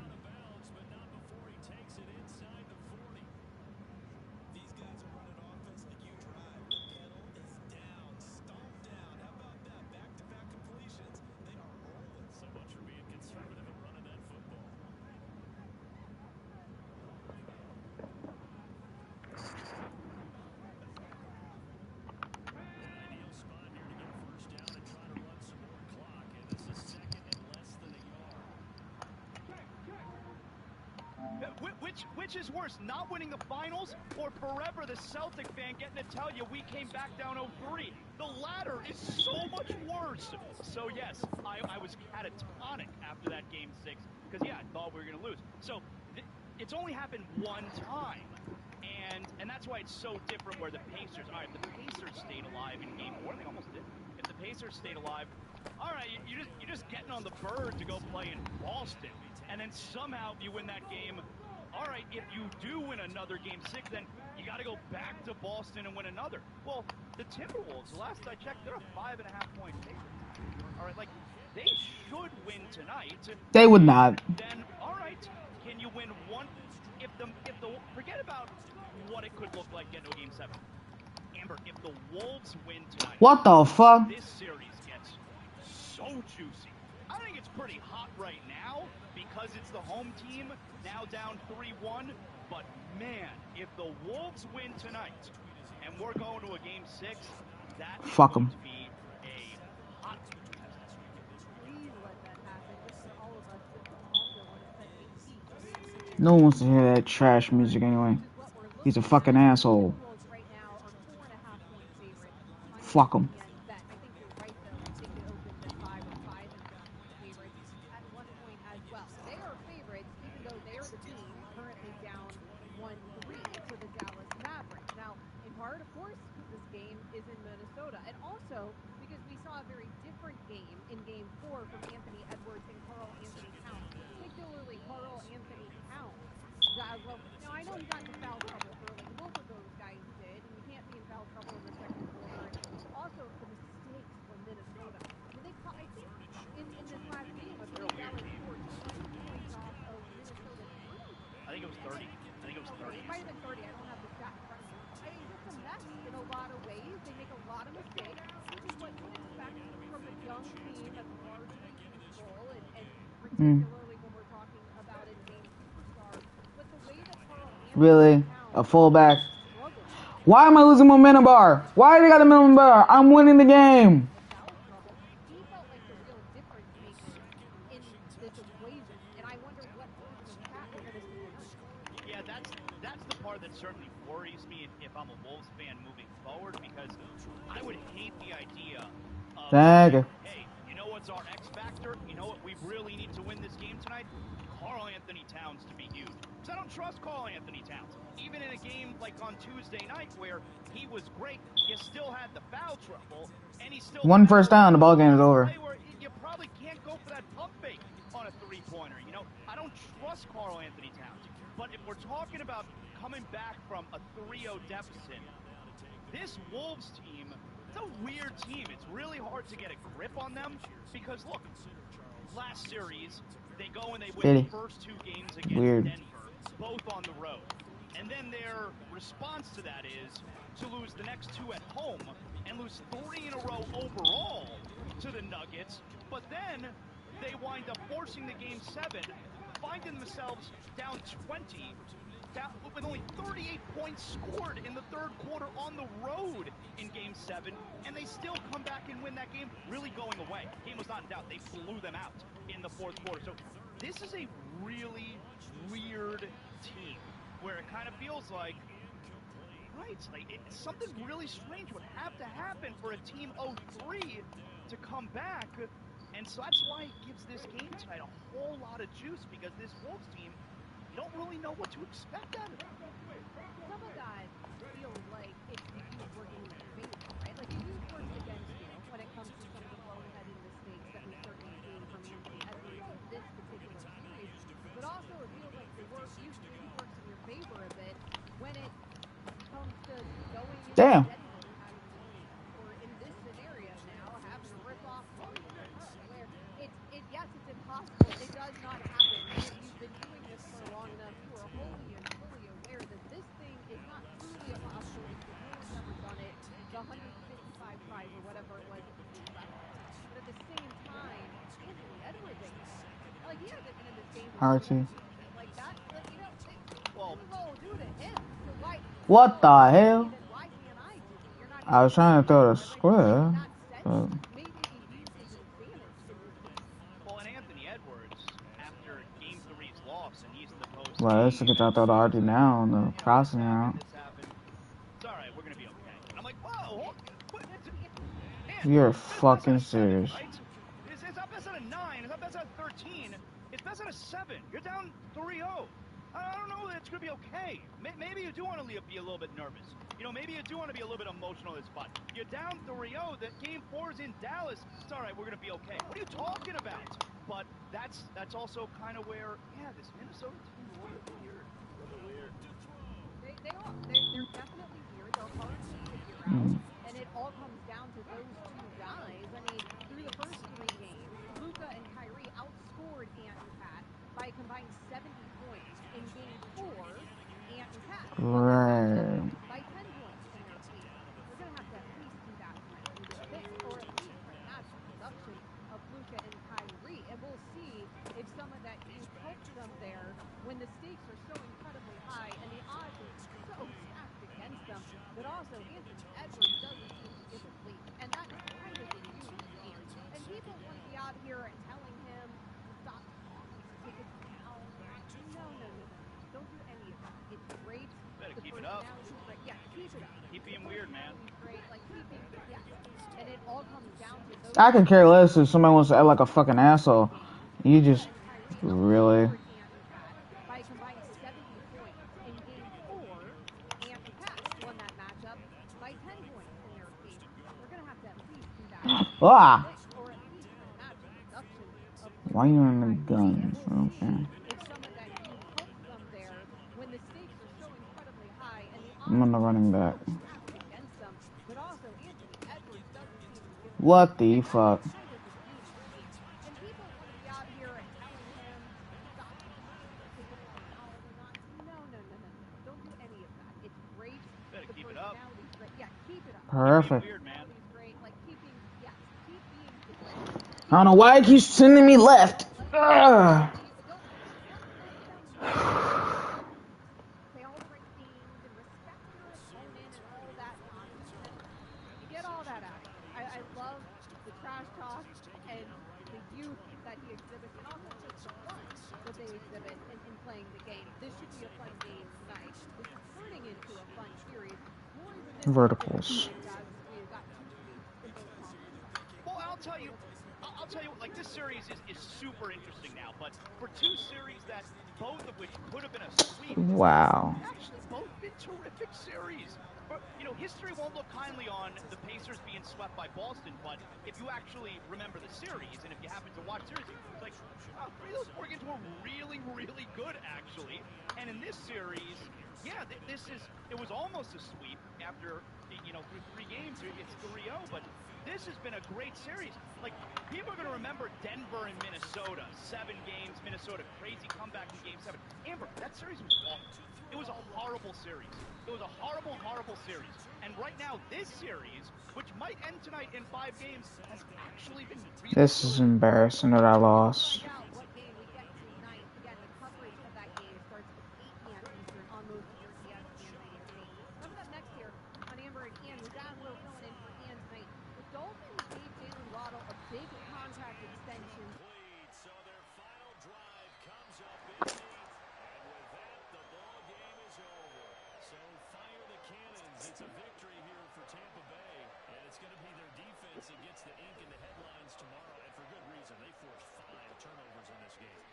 And while we were watching this game unfold, I kept thinking about when we did our training camp. Drops in that game, 8 p.m. Eastern. I had only 1 turnover and I fucking lost. Maintaining professional integrity as he works his way as a Chiefs Panthers fan. I don't know about professional integrity. I don't know about that. I was on the air here last weekend during Game 3, I think it was. I'm very Well, unfortunately, we're not going to actually be on the air while that game's on. Can I tell you something real quick?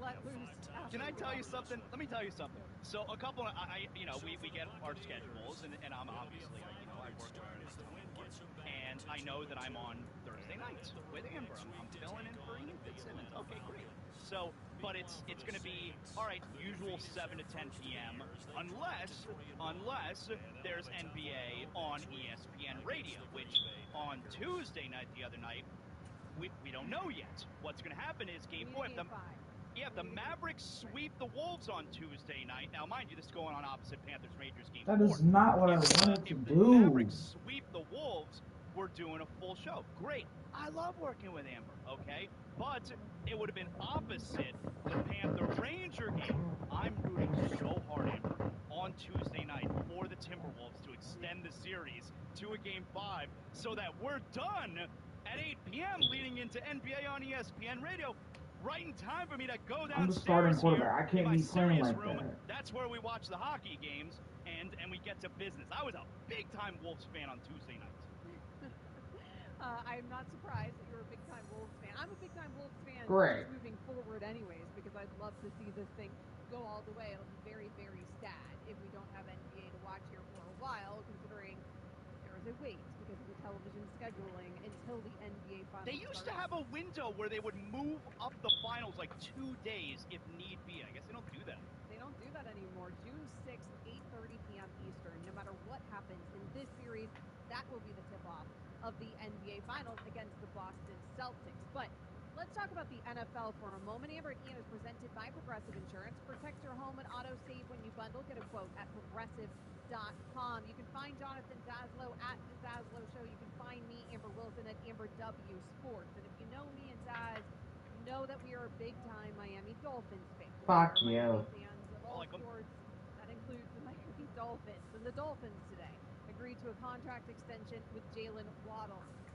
About $85 million, including $76 million guaranteed.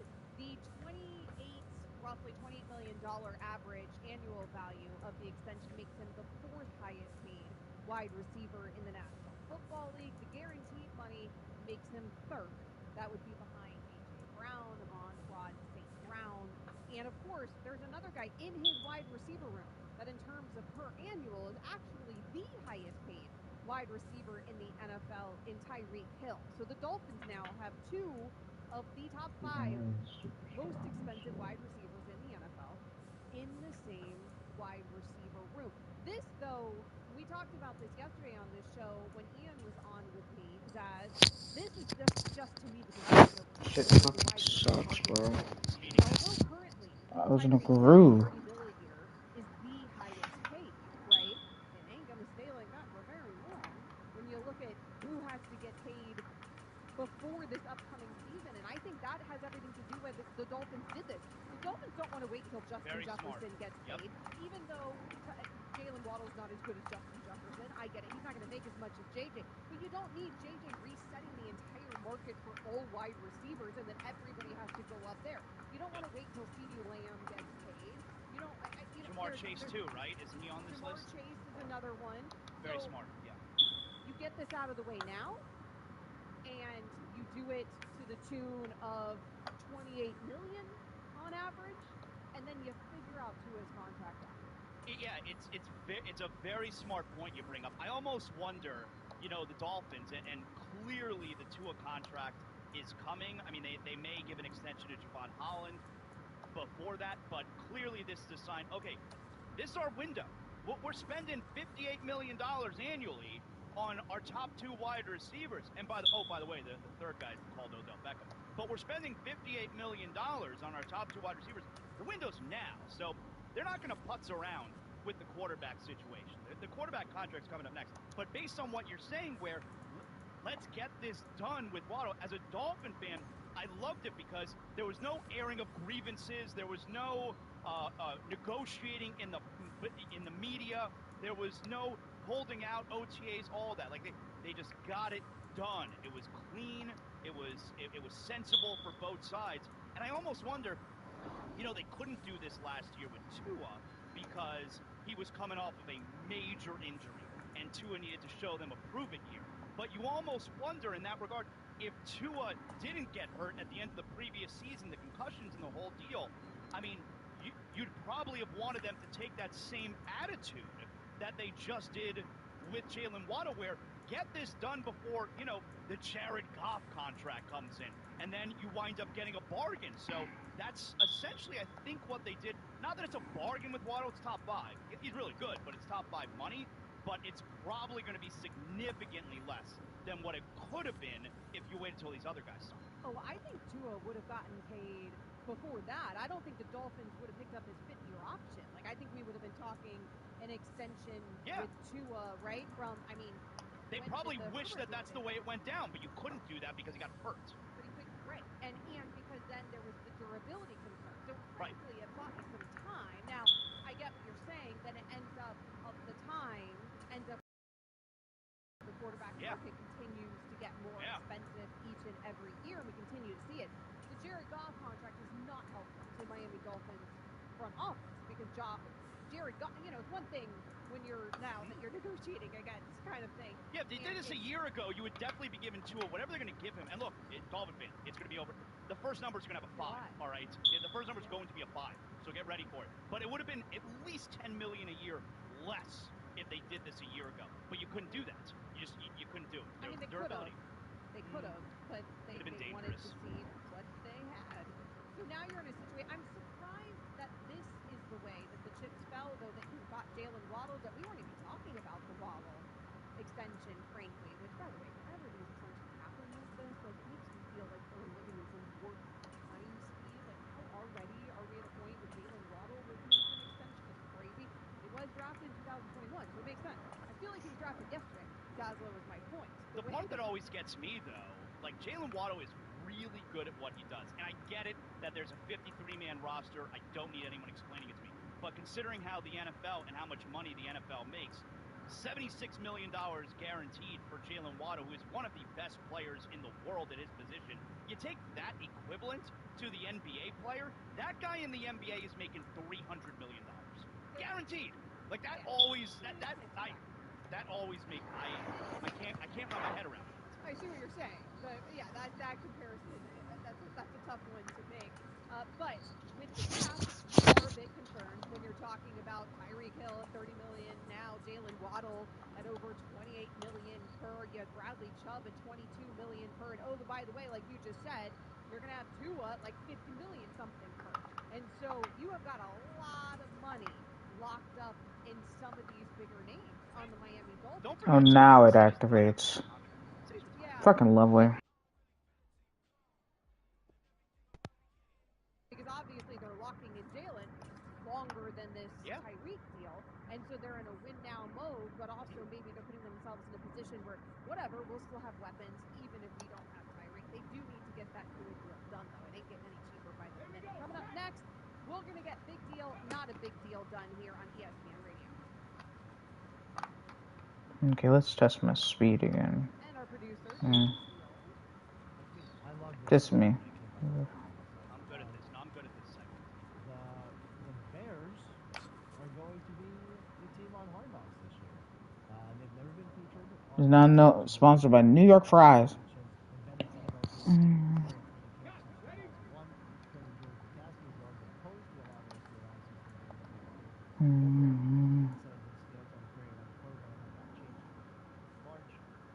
Never heard of him. Seems like that changed, and he said, and the franchise said today, quote, "We're honored to be featured on such an iconic NFL franchise." Amber, big deal, not a big deal. The Bears. 32 points a game allowed. Not a fan. He ain't better when not allowing so many yards, but.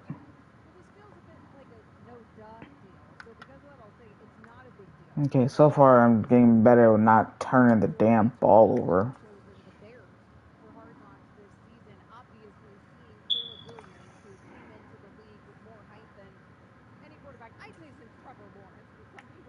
Generational quarterback. Yeah, generational. Yeah, every 5 years we get one of these generational. We're seeing how generations work, but nevertheless, Caleb Williams is one of those guys that's tagged with the whole generational thing. Every 5 years, a new generation becomes. What we do in sports, it's like every few years, it's generational. It's been a long generation these last 5 years. Yeah. Long, arduous road. A little confused about what a generation is. Nevertheless, Caleb Williams comes into the league with as much hype as you can come into the league with.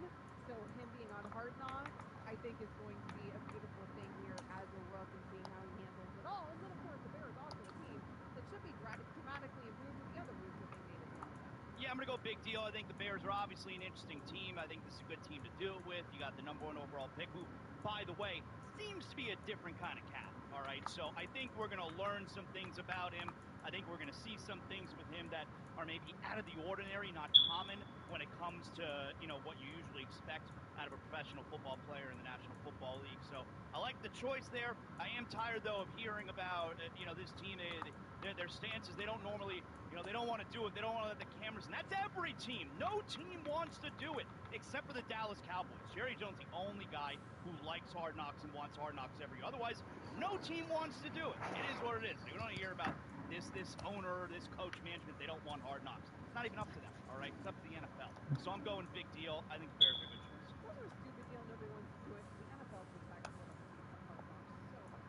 I mean, I like Hard Knocks a lot, but it's not like the NFL doesn't have any editing. Well, and remember, Amber, I do like throwing on the run, I think so. they started this last year where the Jets didn't allow it. They don't show you when the player's being cut anymore. Isn't that one of our favorite things? No, I don't want to see nobody lose their job. Be the case moving forward, but they took that part out of it. I want to see the players getting cut. I don't know. Maybe that makes sense. You're an asshole.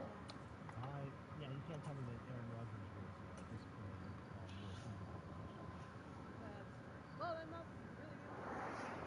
Well, I mean, he got 4 points. That show was a bore last year. When the most interesting episode is when Liv Schreiber helicopters into the camp. That show's a bore. All right, come on. You're only saying it because you're a Dolphins fan. Shut the fuck up. And that continues during this week. Yeah, and that continues during this week.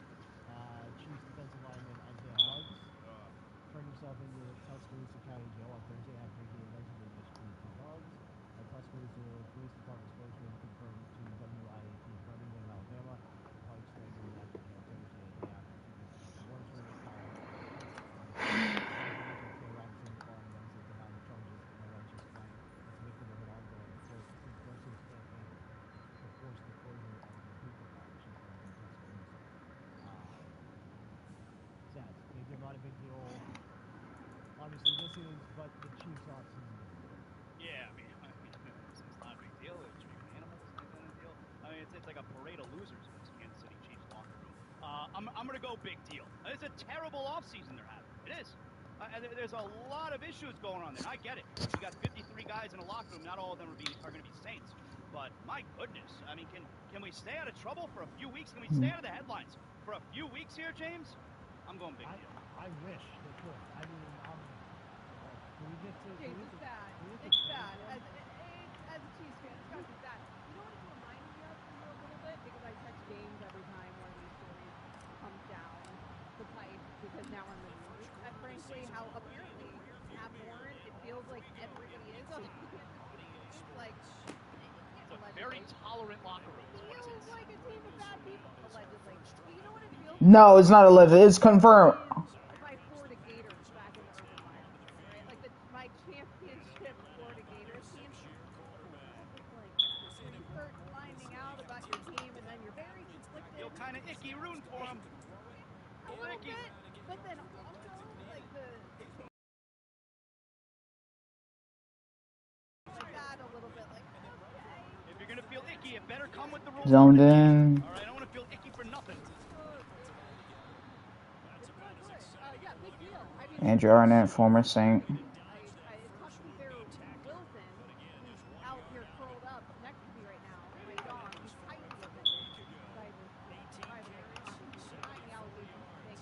Has trouble with coverage, credit for scratches, and zoned in.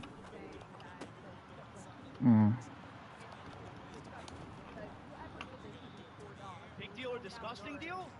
So malnourished that one of them had to put down. I don't even like hearing it. It's so disgusting. So his dog's outside without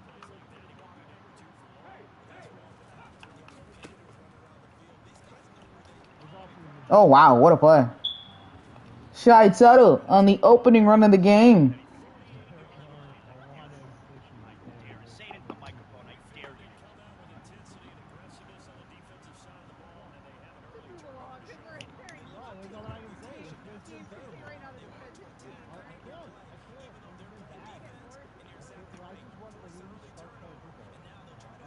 you. In 2 months in August.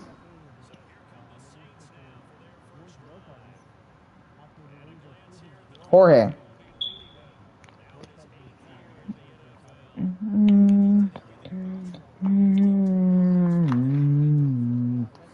Sean Walker picks it up.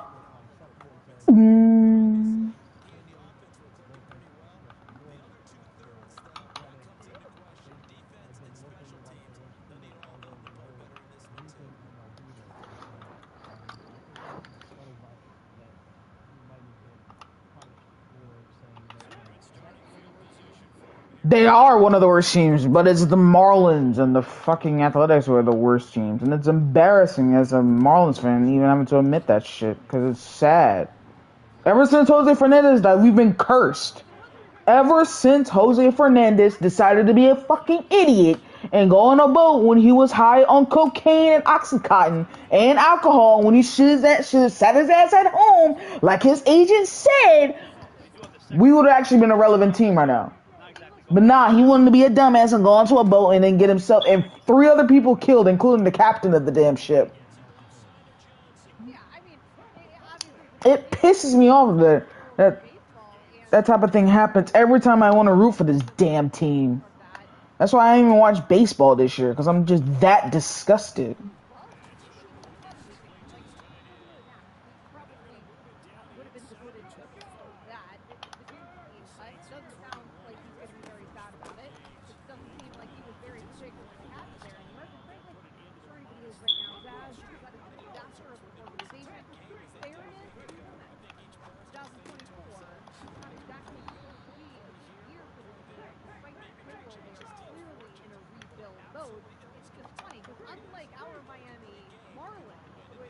Yeah, they had to make cuts. The CFL teams have to make cuts by the end of Tuesday afternoon. Yeah, this was always going to be like a rebuild type of year for them. That's why they traded Scherzer, they traded Verlander, you know, the deadline last year to restock the farm system. This is, I guess it's a big deal, but I really do feel bad about this situation because I am of the opinion that he was trying to say that he's looking like the worst teammate. And then when the question is reiterated to him just so they understand what he means, I don't think he really understood what was going on there. This is his second language, all right? I certainly don't speak 2 languages. I only speak 1 language, you know? And this is his second language, so good on him. But still, things are going to get lost in translation. I think it got lost in translation. And I also saw there were people who were saying that he's dealing with something very serious with his family right now, with his son. Which can obviously exacerbate emotions at your job, and so I actually feel really bad about this. Juwan Johnson. She's never worked with him. No, that's true. Former player. But that would also be why he said he's a terrible teammate. You know, he entered the game, it was 3-1. He left, it was 9-1. You know, he didn't fit very well. One more real quick. Eric Stokes wrote a nice piece about it with football. Very lengthy piece. I just want to read one part of it. It talks about how, you know, whenever you feel what first is sports betting, and the team out in Vegas, and they chose football. This is one of the cases that really jumped out at me. Not only was he well versed in the practice, but first off, Whoa! Yeah, big deal, not a big deal. There's no I'm going big deal. He's a good-looking guy. I mean, hey, I may not be gay, but some of us men be looking dapper. I don't give a fuck what anybody says. I'm not a gay man, but hey, some of us men be looking sexy as a motherfucker. I'm just gonna keep it 100 with you. I mean, shit. Some of us men, especially Brian Windhorse, heartthrob. It's ironically how I played against the Packers and I had one of the most viral moments when I was like, I gotta use it, let's go. And then, of course, it was like, do I have a bigger head than you? When I was talking about Dad saying, asking, do I have a bigger head? He looked at me while I had the camera on, looked at me like, Wante, You know damn well your head is as big as a damn watermelon. I was like, no.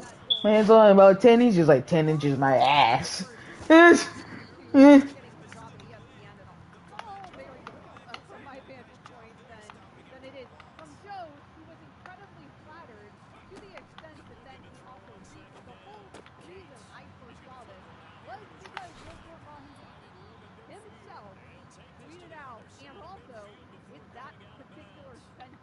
Well, what's he supposed to do? He should be proud of that. That his writer at Barrett Sports Media has, by the way, gone through his entire career and said very nice things about his entire career, stemming back to law school. But I think the thing that Joe was most proud of was the one sentence about. Every time someone says how handsome I am, I always agree. No, like his whole life was made by that one sentence. The whole rest of it could have been a scathing article about how he doesn't know anything else and his takes are terrible. Joe in the morning show. Oh. President Super Bowl champion disagrees with his undeniable.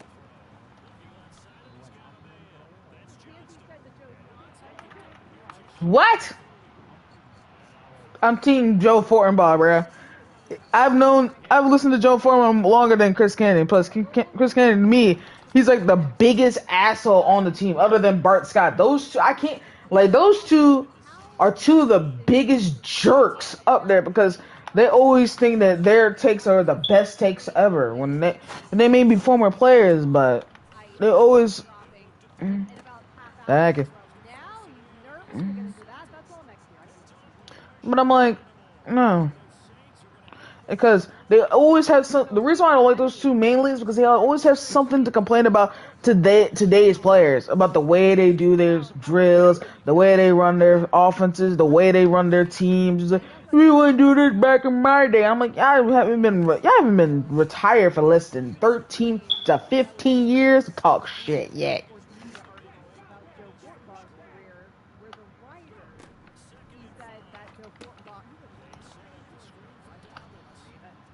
Undeniably handsome. But they called Joe Fortbaugh undeniably handsome. And apparently this has started a feud where the morning show and One-handed. So not Evan Cohen. Well, I don't know about One. that. So I can do 5. Okay. The match, presented by Indeed. Coverage begins at 8 p.m. Eastern on most ESPN radio stations and on Sirius XM channel 80. What are the Thursday Night Football presented by New York First. Why does this shit keep disconnecting?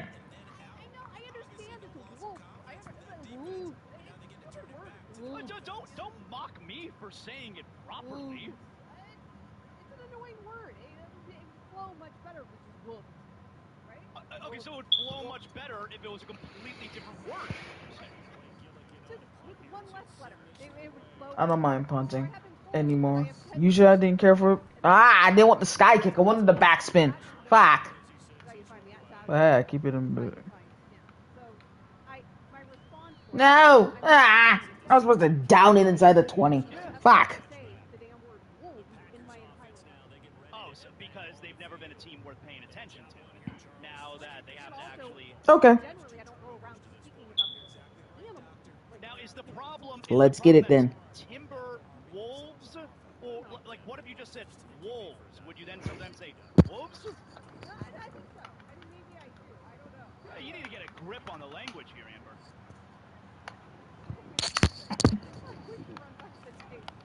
Anyway, I am rooting for the Wolves and my analysis of the NBA Finals will go better if it is in fact the Mavericks, because that is either worse for me to handle. Hard to screw that one up. James, do we have any advancement here, any progress? I'm in the 4-3 under formation. Stop doing autoplay! The question is, why does Canty have beef with someone calling Fortenbaugh a handsome man? Like if he found one of the myriad of stories, if Chris Canty found one of the myriad of stories about me and my handsomeness on social media, would he then have an issue with it?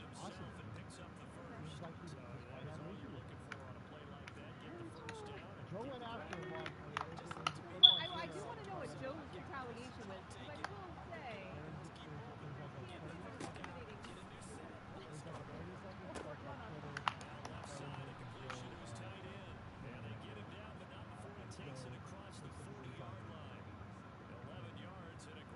So it's a retort. Yeah, it's a retort. I can't find the actual where that's coming from. Maybe there's a technical problem. Do we think there'll be some continuation tomorrow morning? Is this beef settled, or? I mean, it seems like there's a lot of things.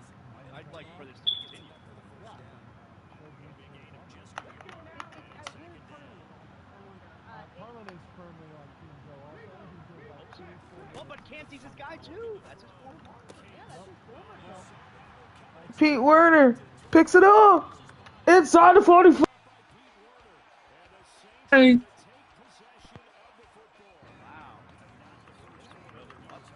Hey you!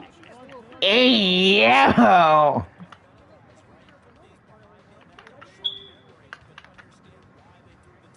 It's gonna get a lot of involved.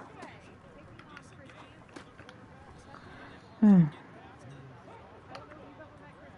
I have one time. He's so tall.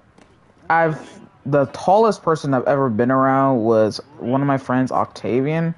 He's 7'5" around this time. Shit, who would? Easy. That was a seed. The Hispanic flavor. You always have to choose sides. What are you, sitting on a fence here? You gotta choose a side. Pick a side.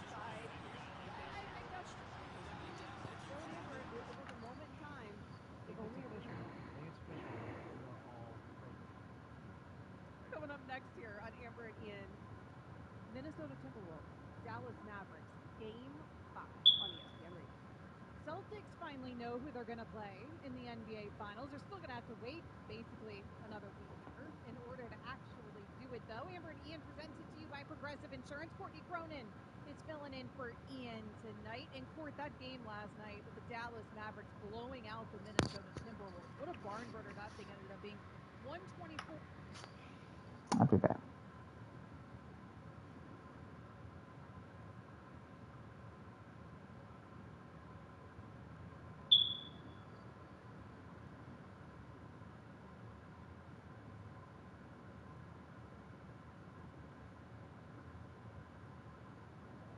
It's so sad that those people died in that tragic episode.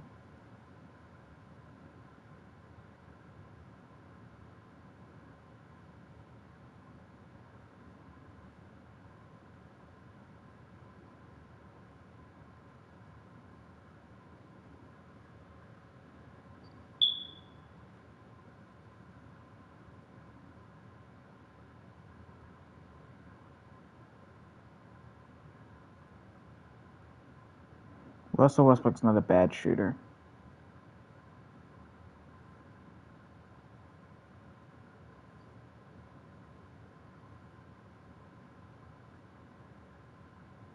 Tim Tebow should have never been.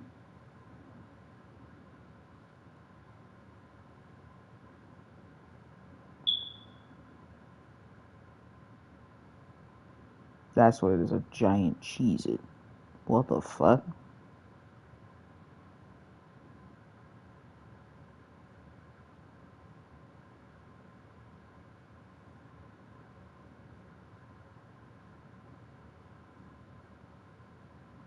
That's sad.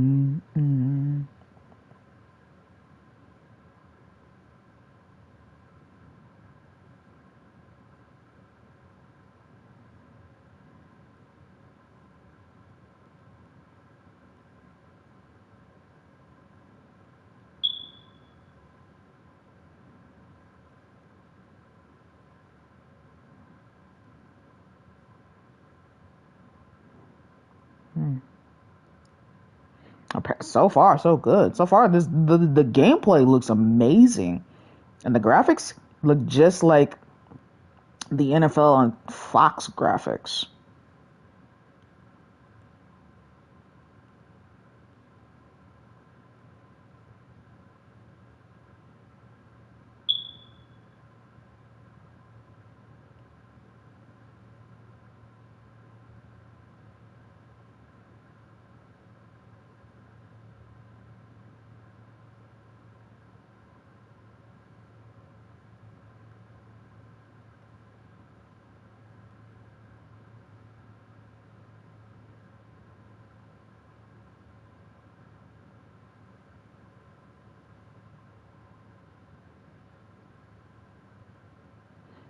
That's the epitome of just incompetence of us black folks. That we do something like that we would literally just show up doing some that fucking stupid.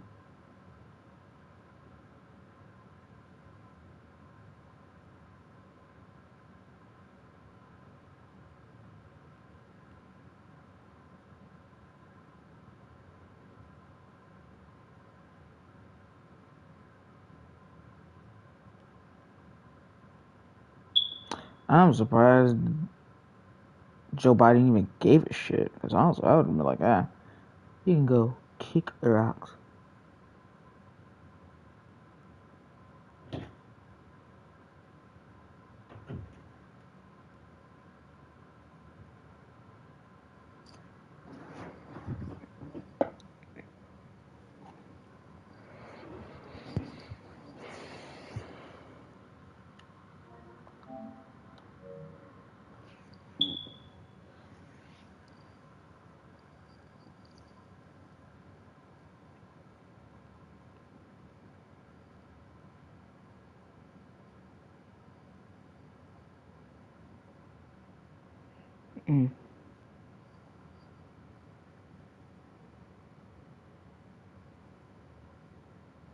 I do I usually don't do Friday's episodes on Saturday, but I feel like doing it today. Just because.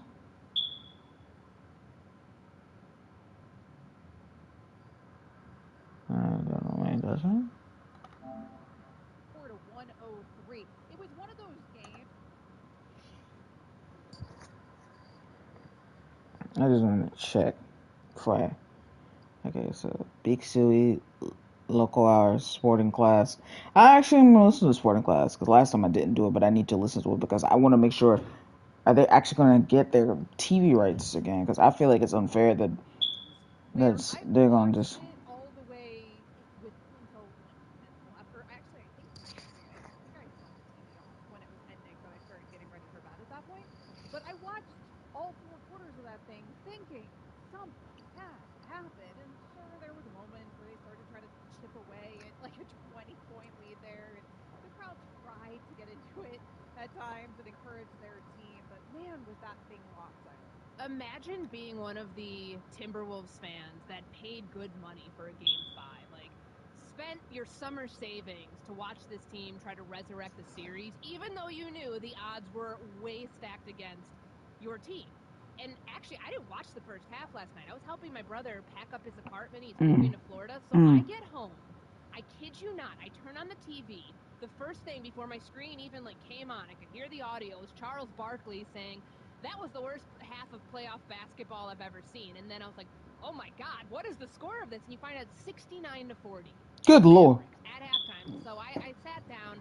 I watched the second half. I was really hoping that since we've seen throughout these playoffs, no leads tend to be safe. We saw it multiple times in the Celtics-Pacers series, and we had seen it switch hands between the Nuggets and the Minnesota Timberwolves multiple times. I really hoped there would be some long 18-3 run that they were capable of to get themselves back into this, and lo and behold, Luka, I think he did what he came there to do, to rip the heart out of the Minnesota Timberwolves fans in front of their home fans and walk away into the NBA Finals as arguably, I know that they're not favored, but he is playing right now, Amber, like the best player in the NBA, and I don't think anybody else can stake claim to that. Intercepting. It certainly looked like it last night. 36 points for Luka, 10 rebounds, 5 assists. Luka Doncic's performance in Game 5 last night was the performance of the week, brought to you by Robert Half.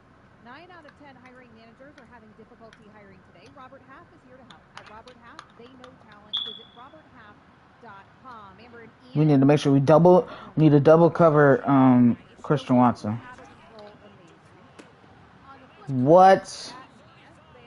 You're fucking serious. In the first half of that game, they both ended up finishing with 28 points in that game. Karl Anthony Towns had 12 points, 2 assists. Anthony Edwards had 9 rebounds, 6 assists as well. It did feel like in terms of the fight, though, that it really at times felt like it was early out. And like the rest of his team was trying to already put stuff in place for Chicago, particularly in the second half. Dallas just came out with a vengeance. And Dallas came out, foot on the gas pedal, never let up, just in the zone and in a way, like you said, where it felt like Luka and Kyrie were trying to prove something to the world. Which I don't really know if Luka needed to prove anything to the world, because I think initially we all thought he was a really truly amazing player on his side. But nevertheless, it feels like Luka has a chip on his shoulder. And we know that there's a lot of talk about what Jason Tatum needs to prove to the world. Finally The getting graphics look amazing. so then the question Wow. Oh, wow. of Luka and Kyrie or this version of Jason Tatum and Jalen Brown? I don't think it's recency A bias quad to sack. say that in every other betting site favoring the Boston Celtics in Game 1 next Thursday. Luka has been a world beater, and that's probably not even giving him his flowers enough by saying that, considering what we saw from him in Game 5. Like I said, it doesn't matter if I give up points. It's just give up yards. I just don't want to give up points. That's the problem. You got it from him in all different phases of the game. But to watch Kyrie match that, like almost Last Werner is second in the game. whole idea of having And he's in the zone. Everyone's in the zone. complement each other. Toxie's in the zone. Let's go. Yeah. Split the load. Carry the torch one game, I the other. And especially in the fourth quarter. Yes. And Olave. Oh. Luka Doncic for dominance. So you think back to Game 2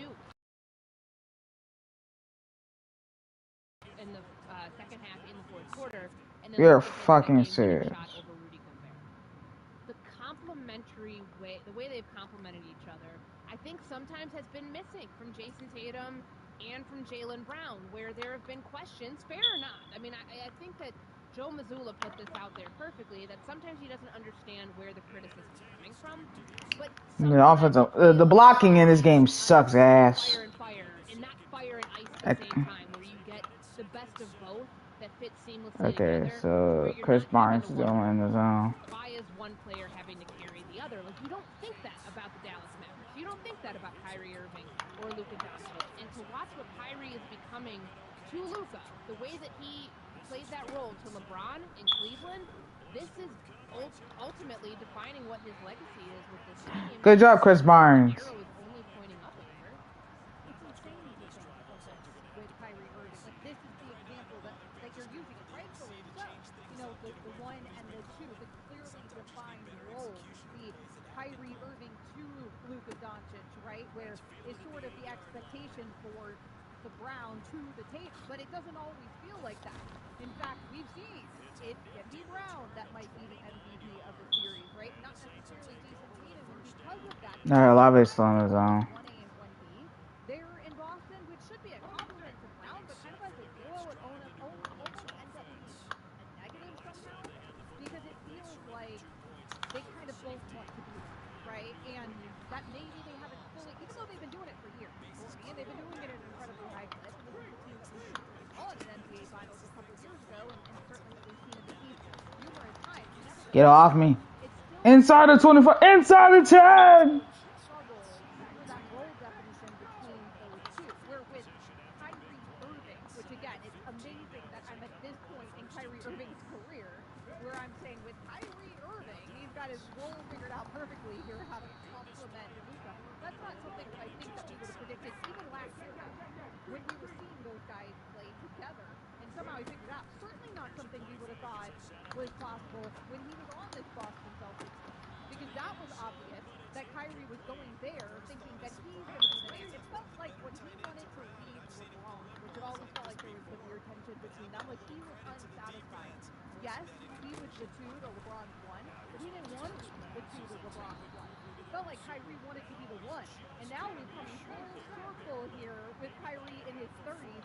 Now Kyrie's like, all right, I'm best if I'm the two. A hell of a two. A really, really, really good two. You could argue with the best player in the NBA. Kind of like that other guy that we won a championship with all those years ago. I'd rather have unstoppable that can't be knocked out of the zone instead of this one that enter the zone, that players who are the X factor involved in touchdowns or takeaways. Because that means everybody gets in the zone, even though you're not even involved in a takeaway on offense, and offensive players get in the zone. Yeah, you're not touching this one. He had 4 points in the first half, and that was the game where Jalen Brown then drops 40. And maybe it is an outside created narrative, but it's because you've seen this happen in series that the Celtics have let slip away over the last couple of years. Thinking back to the 6-game series against the Golden State Warriors in the NBA Finals, all the way to what happened last year when they allow Miami, an 8 seed, to come back and win in 7 to go to the NBA Finals. Nah, I'm mad I go with that set. Deep playoff runs together, 102 games together, without a championship to show for it, 102 games in the postseason. That's the bill's coming due, and it just shows at some point when you have this much greatness, it has to result in a championship, or we're not going to view it that way. We're going to be talking about the what ifs and how come this could never manifest itself where just over a year into the experiment down in Dallas, yes, they missed the playoffs last year. Yes, that was a massive disappointment, but they tanked last year. They blatantly tanked and got fined rightfully for it. Because I don't like seeing teams intentionally lose. Because no player wants to lose a game. Because they didn't just work their ass up their entire lives to get to that point just to fuck up and lose. Werner with a set and a pick and Davenport with the tackle. Let's go.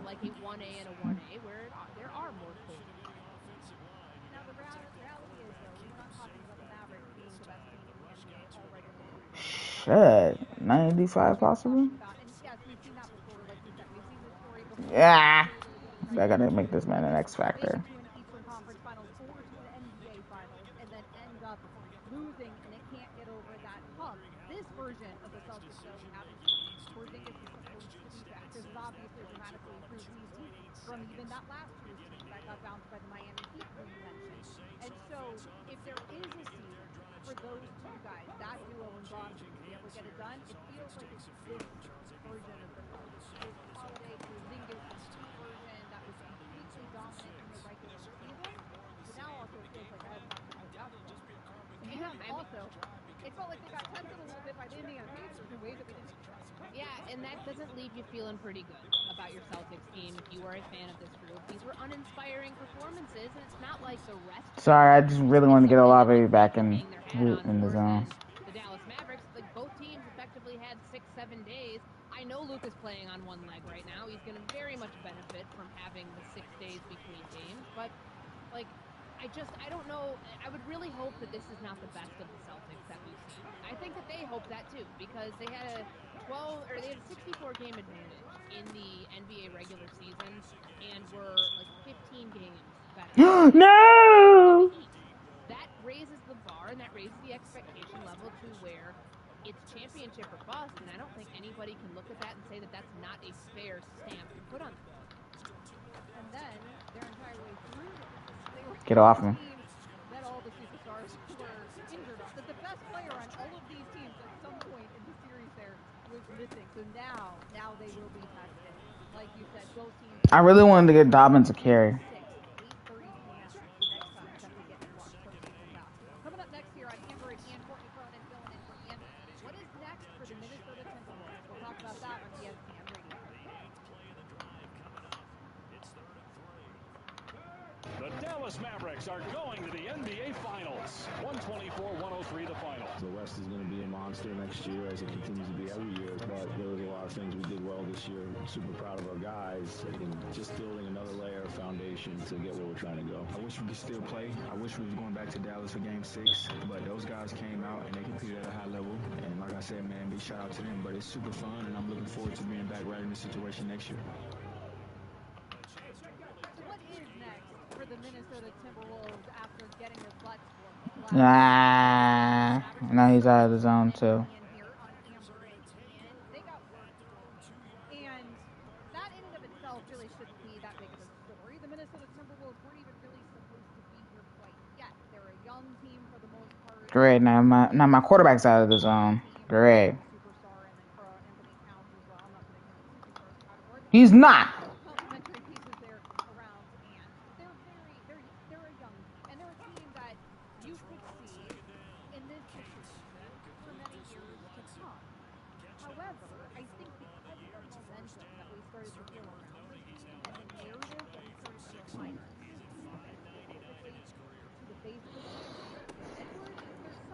That feels like a letdown. Even if you had told us though before the postseason, hey,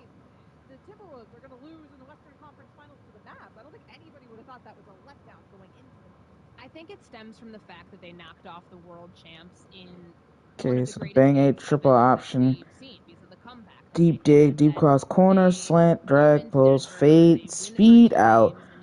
Custom stem route now. Wow, comeback in and fade route. So they got a custom stem route now. That's great. Game 7, when Anthony Edwards, who's become a household name throughout this entire process, gets carried along. Good job, defense. Good job. Good job. Like, all of a sudden, they showed you, this team has a superstar. Yes, Barnes is still on his They have own. the number 1 defense in the NBA. They won 56 games in the regular season. Karl Anthony Towns, self-proclaimed best shooting big man in the NBA. All of these Warner almost had a hat trick. This should be a team that, since you already got past the final boss, so it feels like, in the video game that is the NBA, that the rest of the way should be far easier than it was. And I think they Chris Barnes had another interception. matchup was going to be, which leads to the letdown and maybe leads you to coming back to reality. But this season, like, in no short way of saying it, was an unmitigated success for the Minnesota Timberwolves. 79.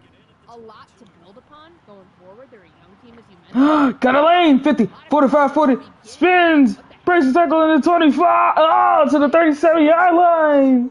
Are these cat rumors legit? Is this just what you expected to happen? Will he be on the team next year? I feel like, having lived up there for so long, we played this song and dance for a very long time, and this time maybe it is legitimate. Knock out of the zone. Fuck you. I hate the fact when you throw a pick, it knocks you out of the zone. 8 years, yep. Rashawn Gary's now in the zone. Great.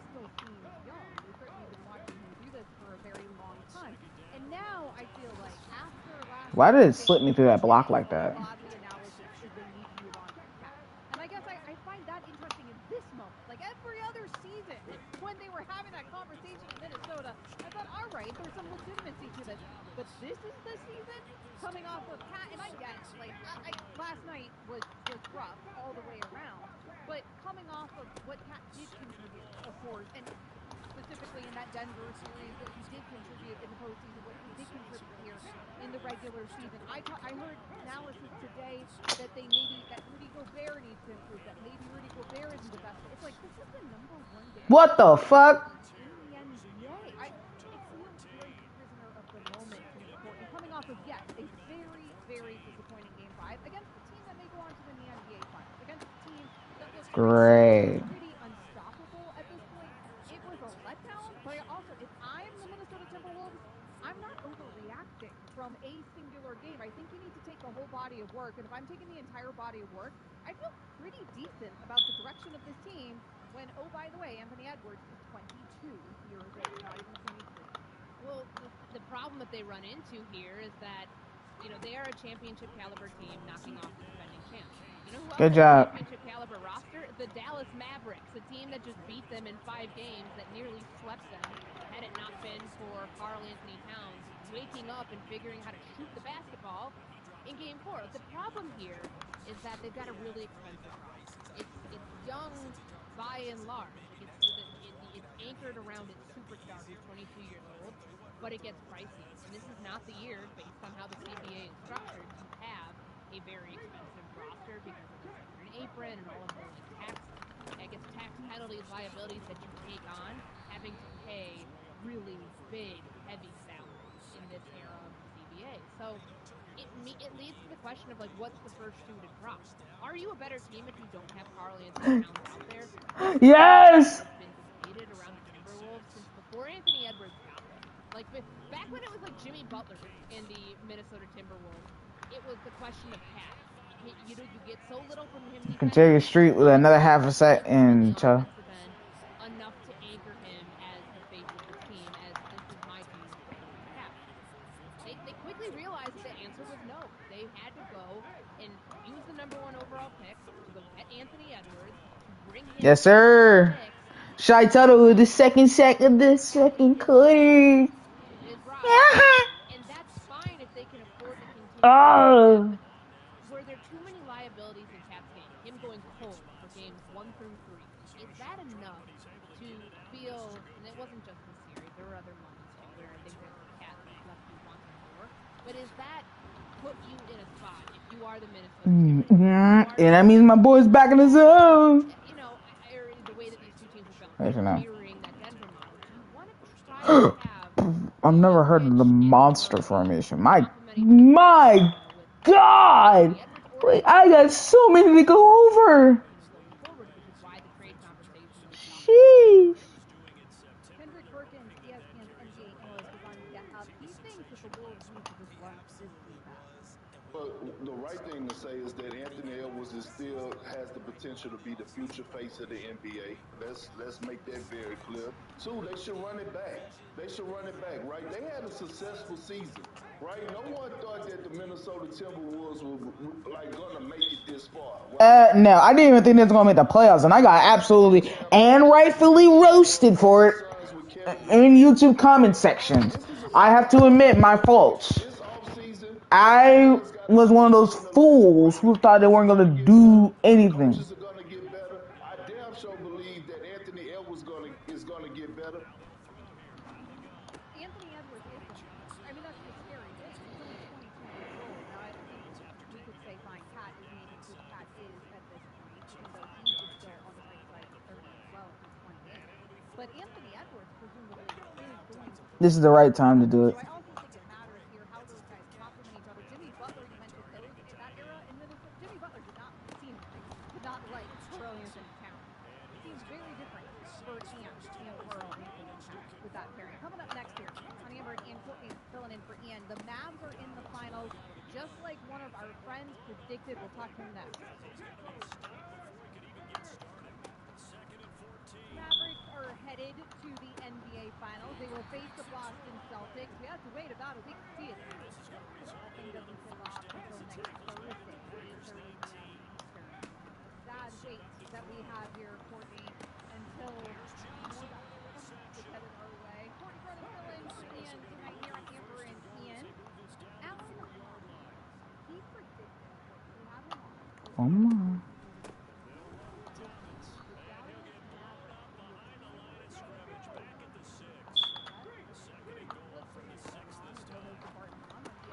Thank you. And I'm in the zone. Yes. Olavi has his second of the game. I mean, I have to also give props to Tim Legler at the trade deadline. He was all over the Mavericks too, and the moves that they made. Look, I thought the Mavs and the Wolves were not even gonna make the playoffs, and now I look like a big ass fool. Sorry, gotta keep it 100 with y'all. I gotta keep it 100 with y'all. I look like the biggest idiot in the motherfucking world. That they imagined when they traded for him. So Legs was the first start. I'll give him that. But I was watching. My baby. Oh, ow. Ow. Yes. Damn. Ow. Wait, she's home. I forgot she did say she was home today. You're not sure.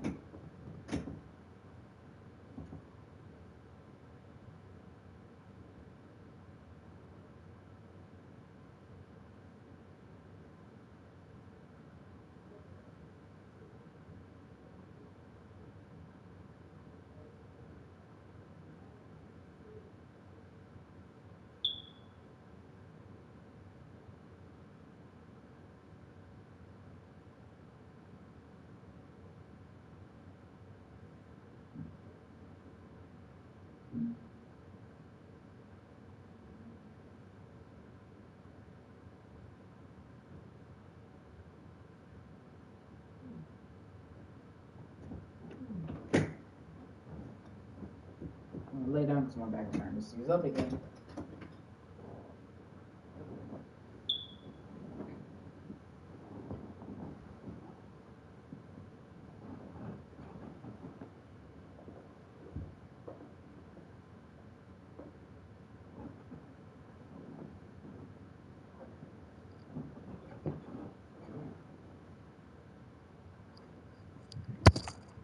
Too, and you know, I got some friends over there, so I kind of, you know, there's certain teams where you got friends and you just sort of keep a closer eye on them, and so that's a team that I kept an eye on, and it just, they looked like they were built the way they needed to. So not much time to speak of remaining this first half. Well, no, but that sounded like legs. I was about to say, there's your constant reminder of that. Yeah.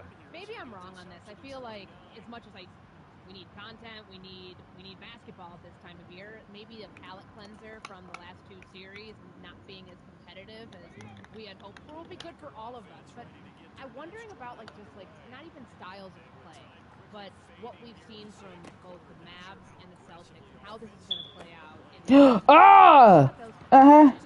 Even everywhere today, and I want to get your take on it, Alan. So we know the Mavs played 9 clutch time games in the postseason. It's most of any team. They're 6-3 in those games. Right. The Celtics are 4-0 in clutch time games this postseason, which of course we saw multiple times against the Indiana Pacers. When you have, I guess, two teams that have excelled in the same area at this stage of the playoffs, how does that, when those two are on our collision course, what do you expect? More clutch games? Is that simplifying it too much?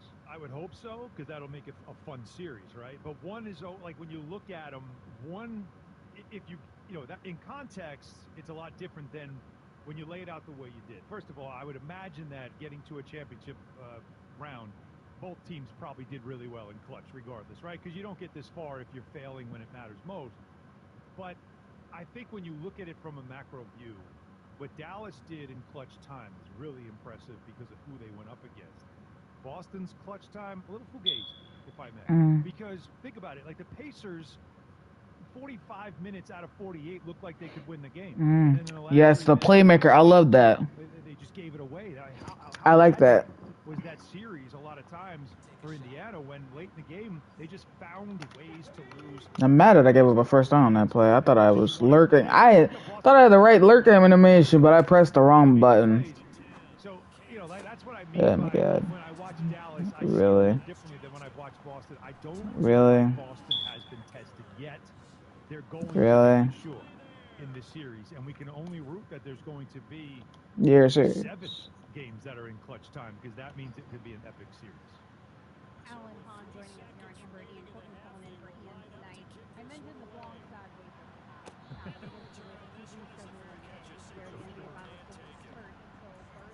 Do you think that's helpful for us as NBA fans? I mean, obviously, I was already in the zone anyway, but now Olave is back in the zone. On social media for all the all the, you know how it works with our shows. It's always, let's get some topics, let's create some drama, let's talk about some stuff, and so you got to say things. And when you say things, there's always one fan. Yes! Right? So, down to the line, it worked. What other comparison can we make? What other statements can we make? So no, we need to get. You know what? It's the rest is good for the Celtics. It's bad for James. You know, because all we're talking about is Tatum and his level. 255 yards passing. You know, can he be? You know, if he wins a championship, it doesn't win Finals MVP. Is it still legitimate? Yeah, like if we just keep creating these things about him, and then there's obviously the Luka thing. I'm doing well in the. Yeah, that 70-yard touchdown at the end of the first half really hurt. People don't think we could crown him as such until he wins a championship, but I'm just trying to get ahead of that one. So there's so many narratives. 102. Good for us? No, I don't think it is. I think we need 20, 25, 30, 35, 40, 45, 50, 45, 40, and he's gone! Oh! Toby Jordan.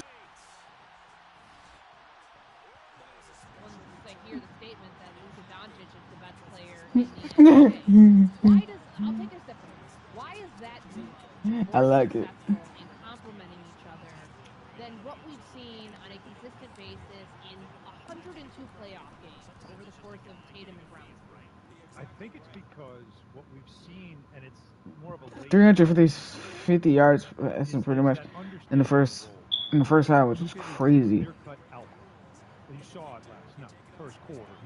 He turned the lights off in the first quarter on the road in Minnesota when they thought they were going to make it a series. He said, "No, you're not." Like, that's what an alpha does.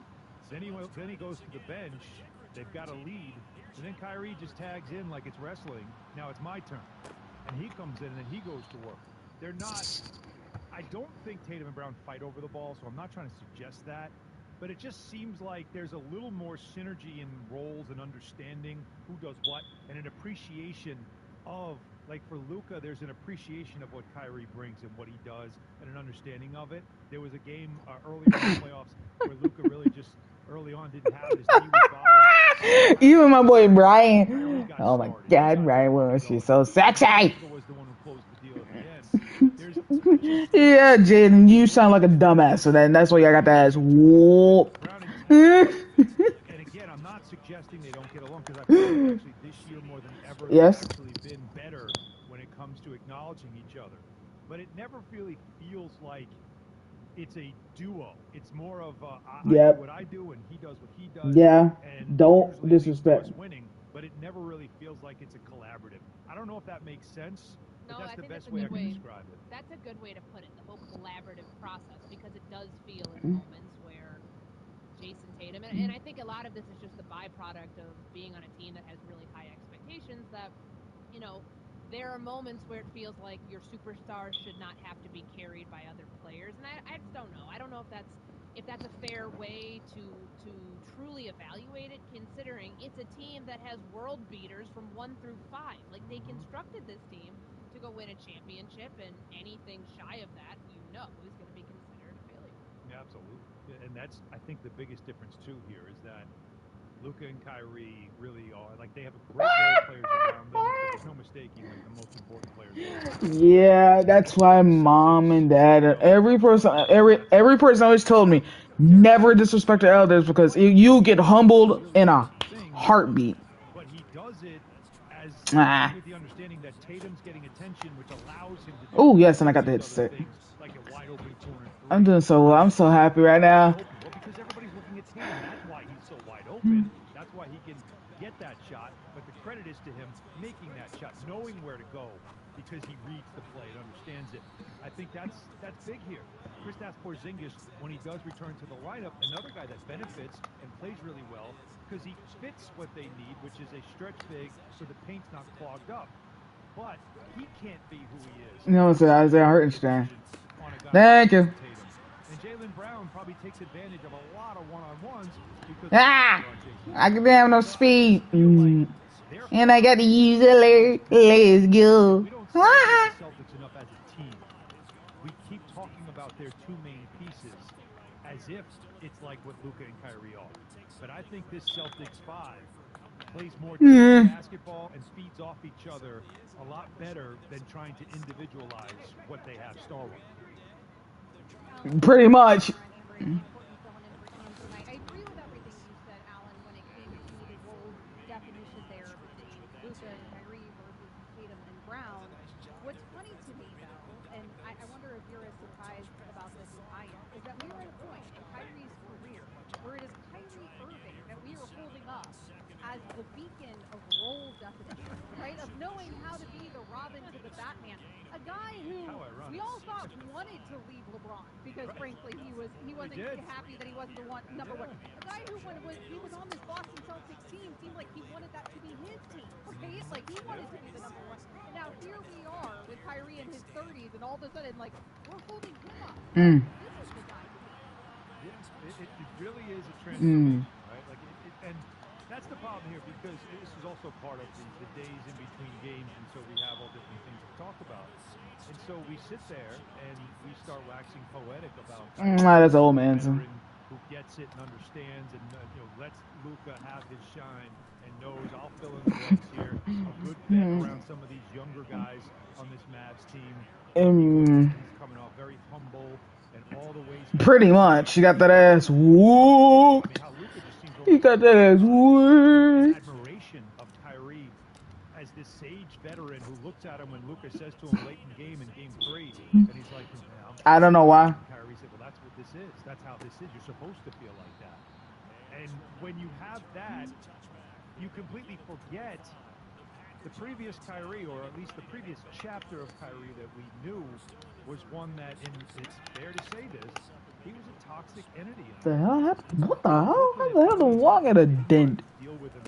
My phone did that? Because Barnes is back in the zone. And they had a hard time finding a suitor for him. So there was that part of it. And then when he was a free agent, He wanted to see who else could sign him. Nobody really wanted to sign him. Dallas didn't even sign him to a max contract. So there is a reality of what he was. But I do think it's fair that we allow people to be in transformation, right? Like we all do this as people. So to call people like us hypocrites because we were once critical of him and now we're talking about him in a different light, I think that's unfair. Because we're allowed to change our opinion when somebody changes who they are. I agree with Steve. Through a transformation where he's now the sage veteran, where he understands more than he ever did before, and he's got the Holy Trinity right now. Mind, body, and spirit are all in a good place.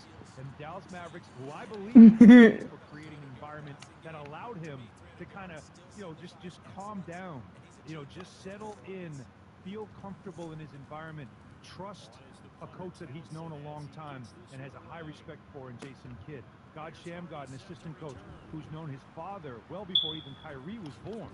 So there's that part of it, familial. Then, of course, there's Nico Harrison, who's the GM who has known Kyrie a long time through Nike before he got the job in Dallas. And then Mark Cuban and what he was also doing with talking to him and getting to that understanding of, hey, I don't agree with everything you're doing, but if you need these places, we will set this up for you so you're comfortable, and all you have to do then is focus on basketball. All that stuff had to happen, and it did, and they're benefiting from it right now. No! I pressed the wrong button. I was trying not to...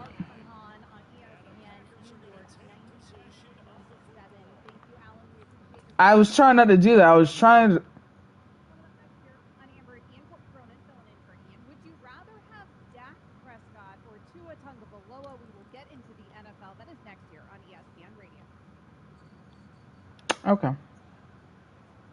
It is summertime, and since it's summertime, you would think that means a contract extension for Dak Prescott and for Tua Tagovailoa, two quarterbacks that we expected to get extended this summer in the offseason. Neither of those things have happened yet. Courtney Cronin filling in tonight for Ian here and Amber and Ian. Amber and Ian presented to you by Progressive Insurance. I don't know what the holdup is. I do think that it's two very different situations because in Dallas, we know that Dak has all Yeah, everybody got knocked out of the zone.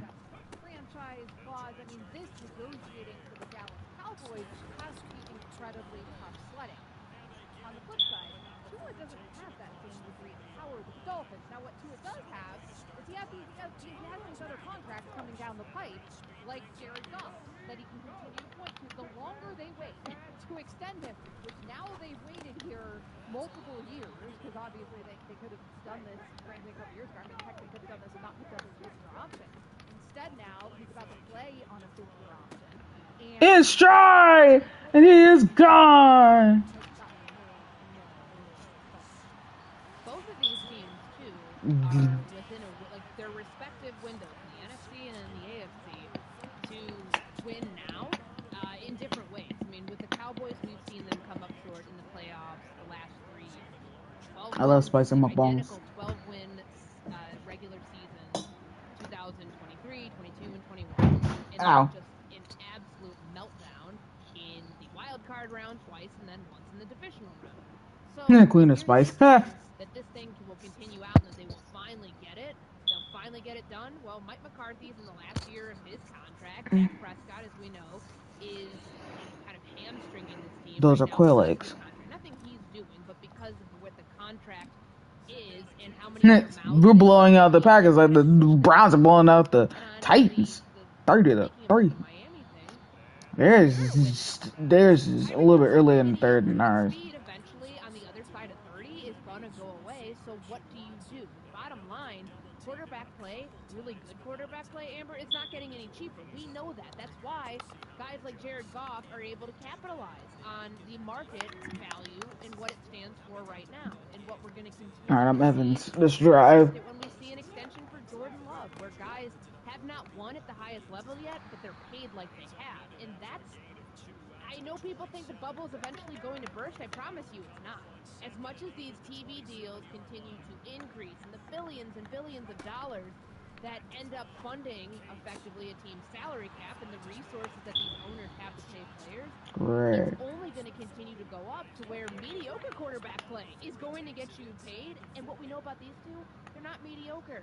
They may have come up short in the postseason, but they are not mediocre. And you would take both of these quarterbacks 11 out of 10 times over some of the unproven quarterbacks who have not won even in the regular season. Well, and that's what's interesting, is where do you actually place these quarterbacks in terms of the hierarchy of quarterbacks. To your point, though, about the salary cap. Good job, defense. There's this idea out there that if the quarterback market... I was a little disappointed giving him a 30-yard touchdown on the first play of a drive, but I literally just scored on a 55-yard touchdown. And what the hell? Really? 100 yards to a tight end? Really? You can't make this shit up.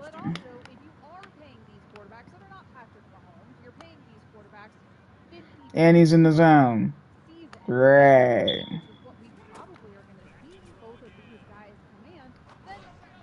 Oh! That was a tiny. That was a pick six. What are you doing? What they've done with their wide receiver room, they just paid Jalen Waddle. Tyreek Hill's the highest paid wide receiver in the entire National Football League. They've got a lot of money tied up there.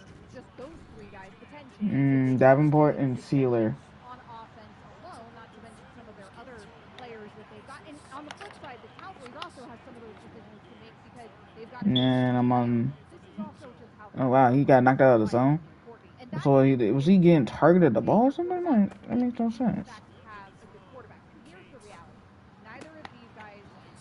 I thought he was staying in bounds. These guys are top quarterbacks. But are both of these guys very good quarterbacks? Are they both good quarterbacks? Are they both very capable quarterbacks? Yes.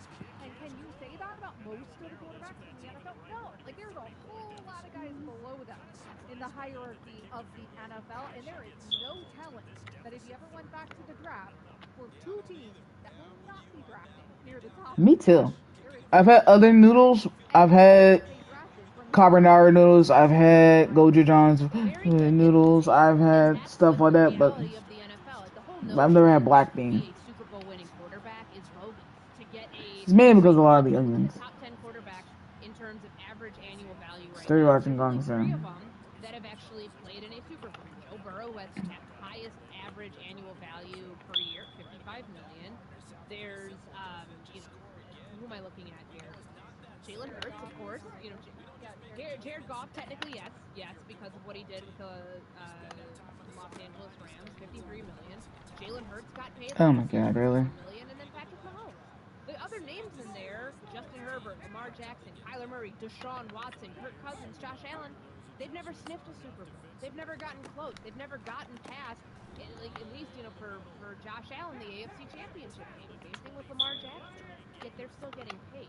But I just don't think that you're ever going to be in a spot where these guys will take discounts anymore. So if you're Miami, what are you waiting for? I mean, they went for it on fourth down. I might as well too. It's like a game of chicken right now to see, okay, well, let's see if they get to the NFC Championship game, and then they'll pay him again. Oh my God, are you serious, guys? At that point, and choose to exercise that path for himself to see if he can get paid, and somebody will end up paying him, both of them, what these teams, if they go that route, don't.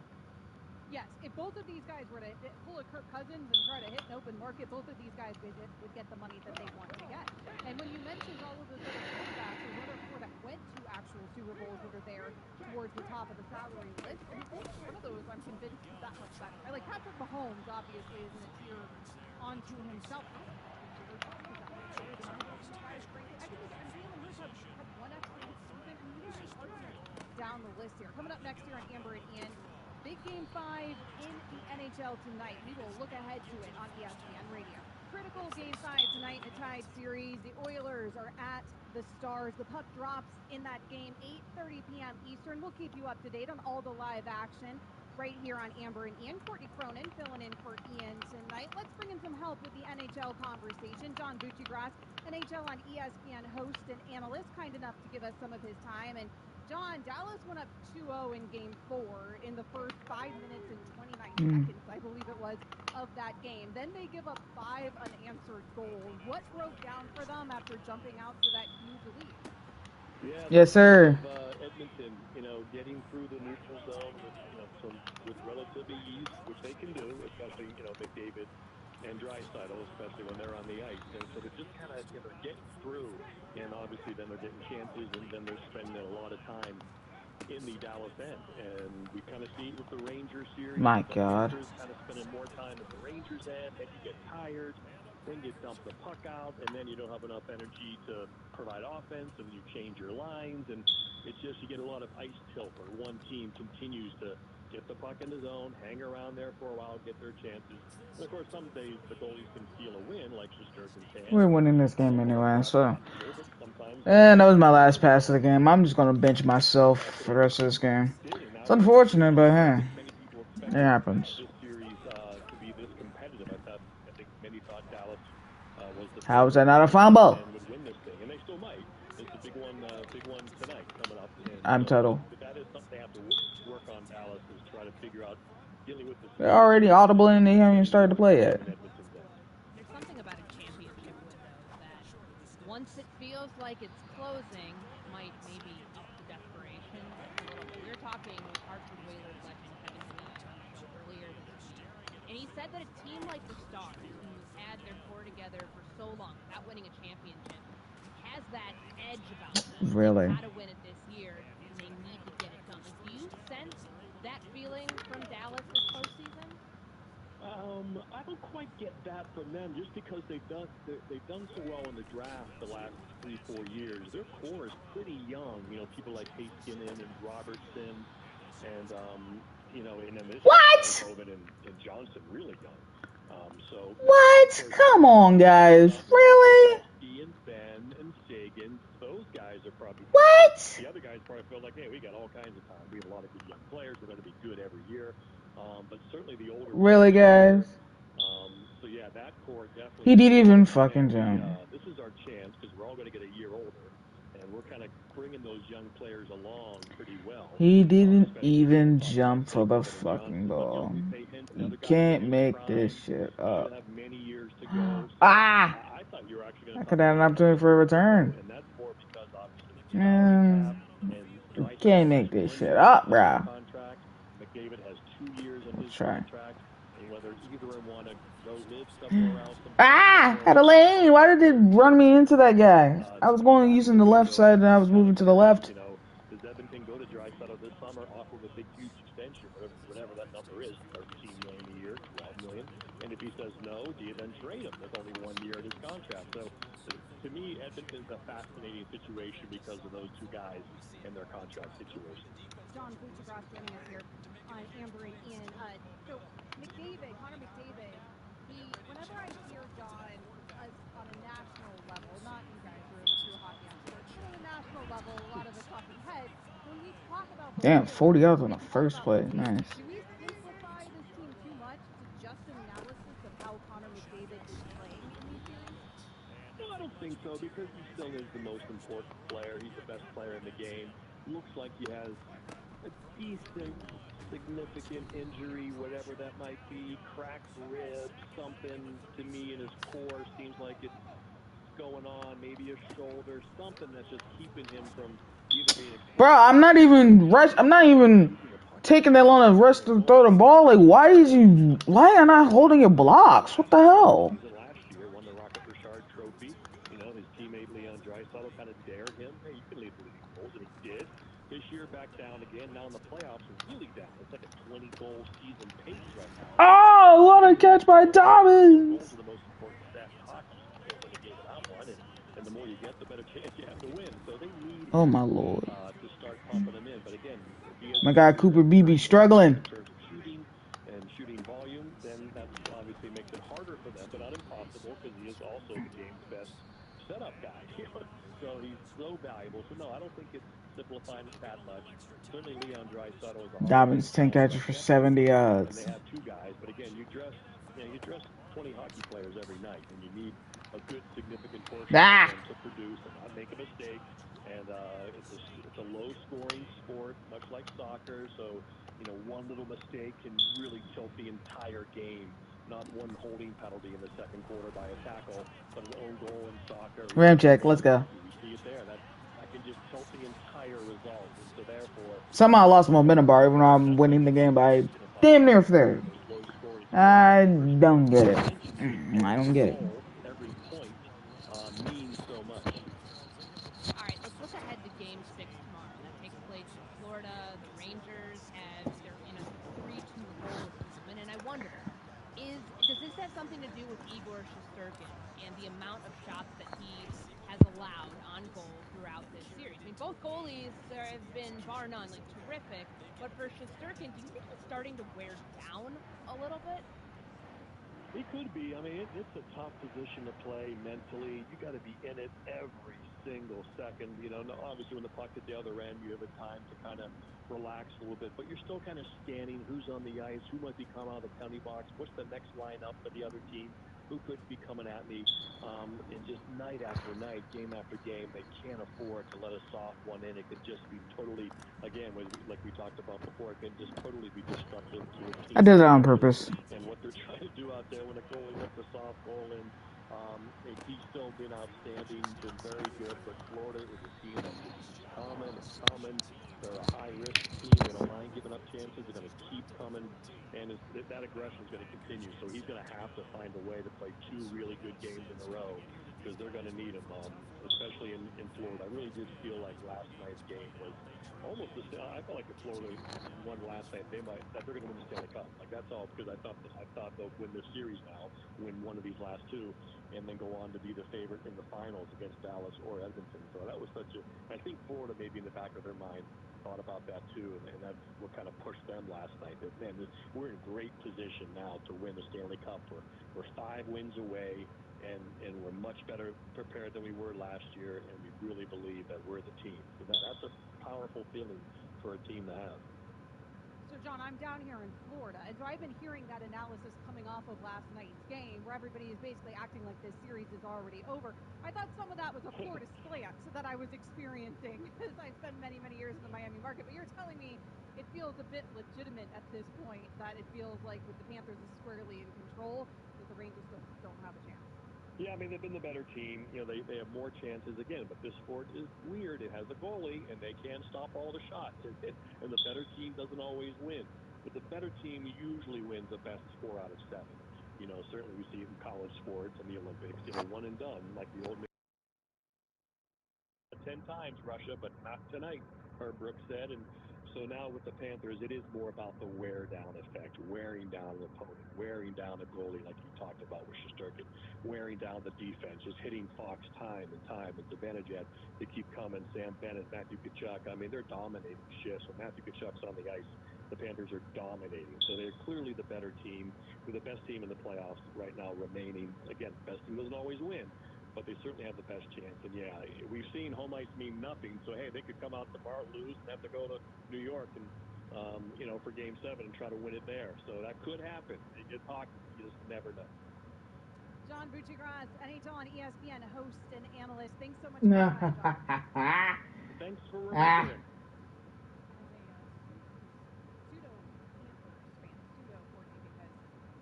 Depends a little bit the way that the wind blows. Well, it kind of not fake. I'm all in. You've had 2 good years of playoff hockey. How have you not fully embraced the bandwagon and just jumped right on? I'm on it, but I've also been known to go to Lightning games now that I live on this coast with Lightning garb on. So it really depends. Like, I've gone to Panthers games with Panthers garb on, Lightning games with Lightning garb on.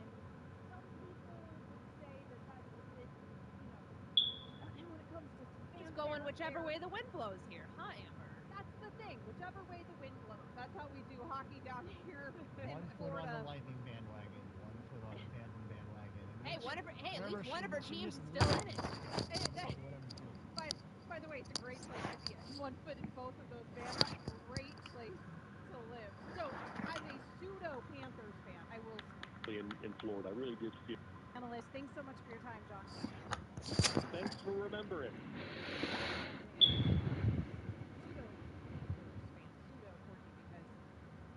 Depends a little bit the way that the wind blows. Oh my God, Peach Crown. Not sponsored, by the way. That shit is good. Good years of playoff hockey. How have you not fully embraced the bandwagon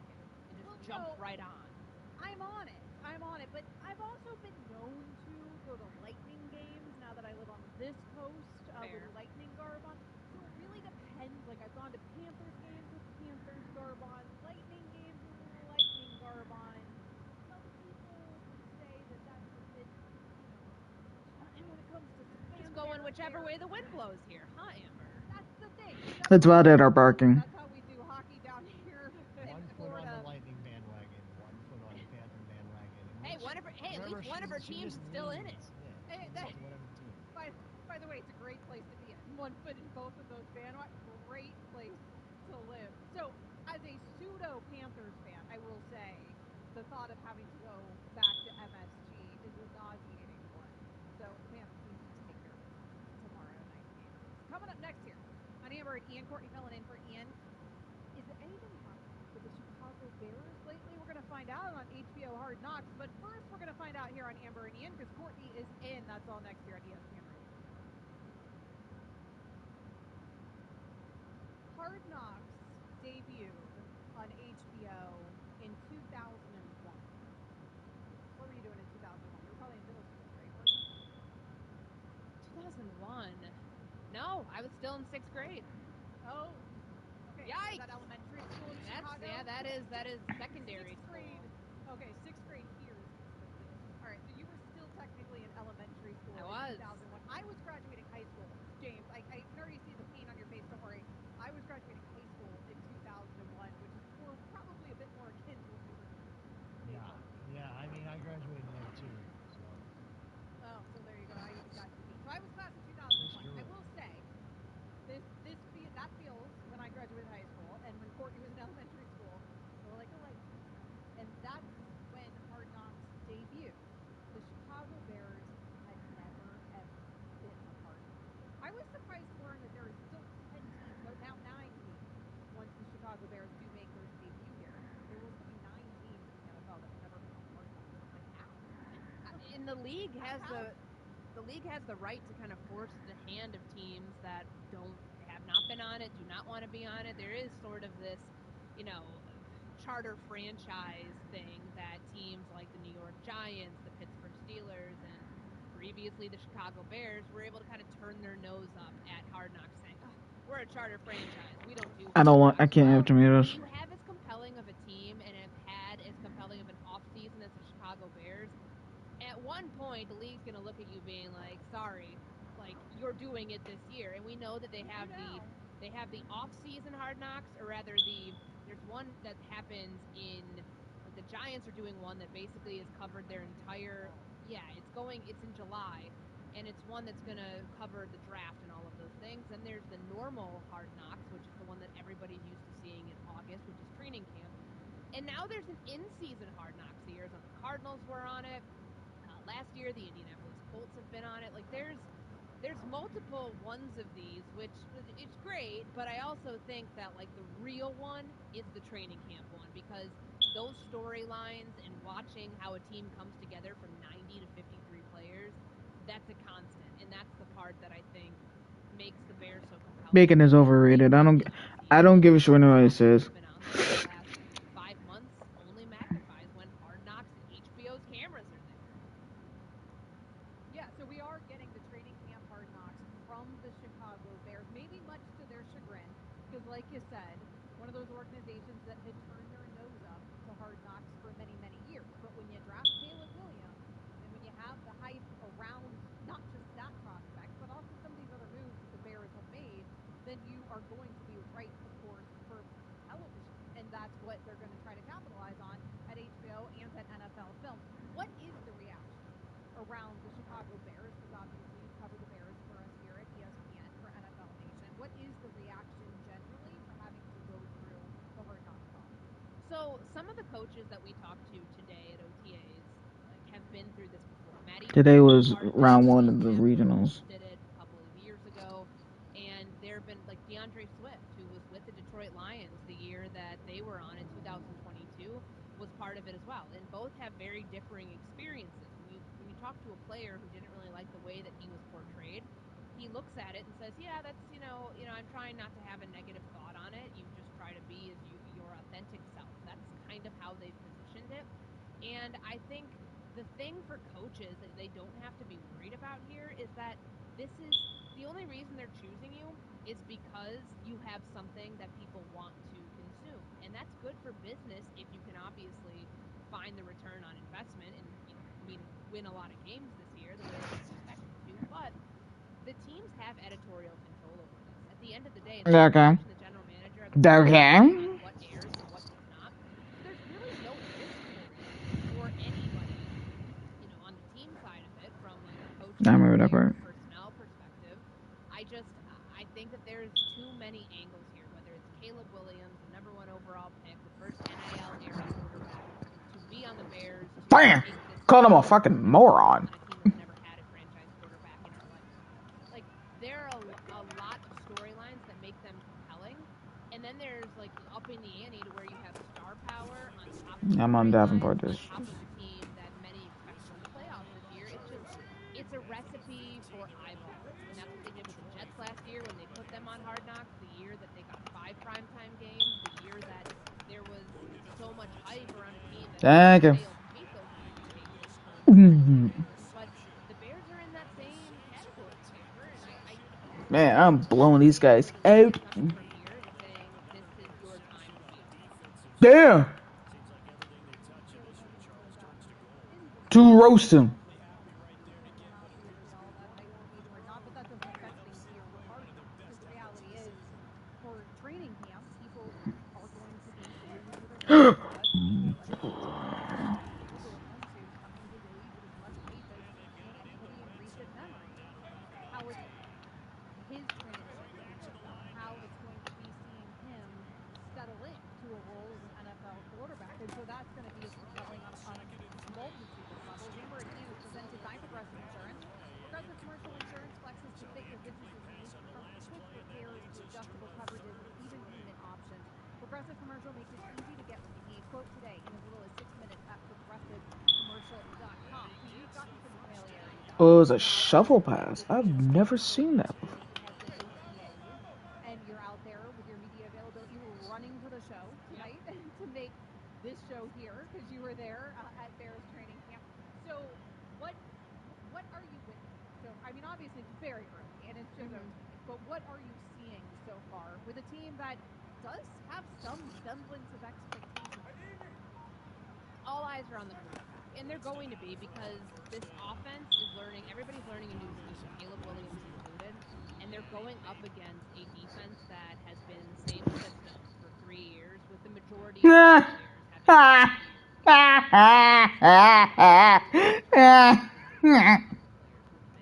in that defense since the onset. But that defense is experienced, and that defense, despite some of the bad days that Caleb Williams, or at least like one bad day that we saw last week with the red zone period that was just absolutely atrocious, like, that defense is what's going to get him ready. They're going to throw everything they possibly can at him over the next 4 months to make sure that he is ready for week 1 when they open up at home against the Tennessee Titans. So it's tracking the marginal progress that you see on a day-to-day basis between the offense and where Caleb Williams' comfort level is. That's what I do when I go in there. And we have mandatory mini camp next week, which you'll get a chance to see the full complement of the roster, which we have not seen. Montez Sweat, the highest paid player on the roster, not there for the voluntary portion of the offseason. Keenan Allen, who they just traded for, not there during the voluntary portion of the offseason. Most of the secondary wasn't there today. Like, there's pieces going in and out because guys have a lot of things going on at this time of the year. But when you get a chance to see what this roster looks like during minicamp, that's when I think you're really going to get a feel for, okay, when this team comes back for training camp, they're going to be here. Nearly got decapitated. Left off, because I can tell you, in previous years of covering this team, you didn't leave. Ooh, what a dot by Winston. By the end of mandatory minicamp, there were moments, but there were also like more red flags than there were green flags. The Bears hope that this year the tide has shifted there, to where their rookie quarterback Whoa. has immense expectations on him. Wow. A franchise QB that they draft and develop will be further along than others have been at this point in the season. I remember when I talked to you last year as they were heading into last season. There were some people that thought the Bears were going to take Ben Campbell. And yeah, those people are wrong. I was very, very against that. And it's because of what we saw at this time of the year, which is why you have eyes and ears on a team during Wow. It's going to be that loud? Sheesh. you don't want to overreact to something, but you get a feel for, are these fixable issues? Is it just a byproduct of something, learning a new system, a new offense, whatever it is? Or are these signs of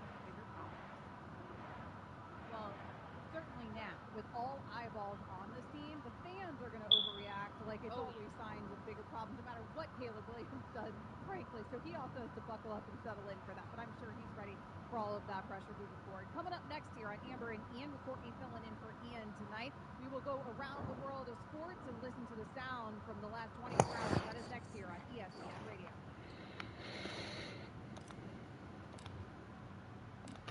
Rolling on here on Amber and Ian. Courtney Cronin is filling in for Ian tonight. You can find her at Courtney R. Cronin. You can find me as well at Amber W Sports. Let's sound on, sound off.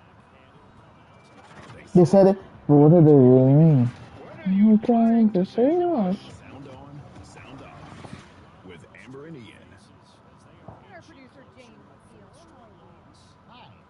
How's everyone doing? We're doing great. Glad to hear. So I don't know if you guys have heard, but the Chiefs won back-to-back. Nigga, did you really think that was gonna happen?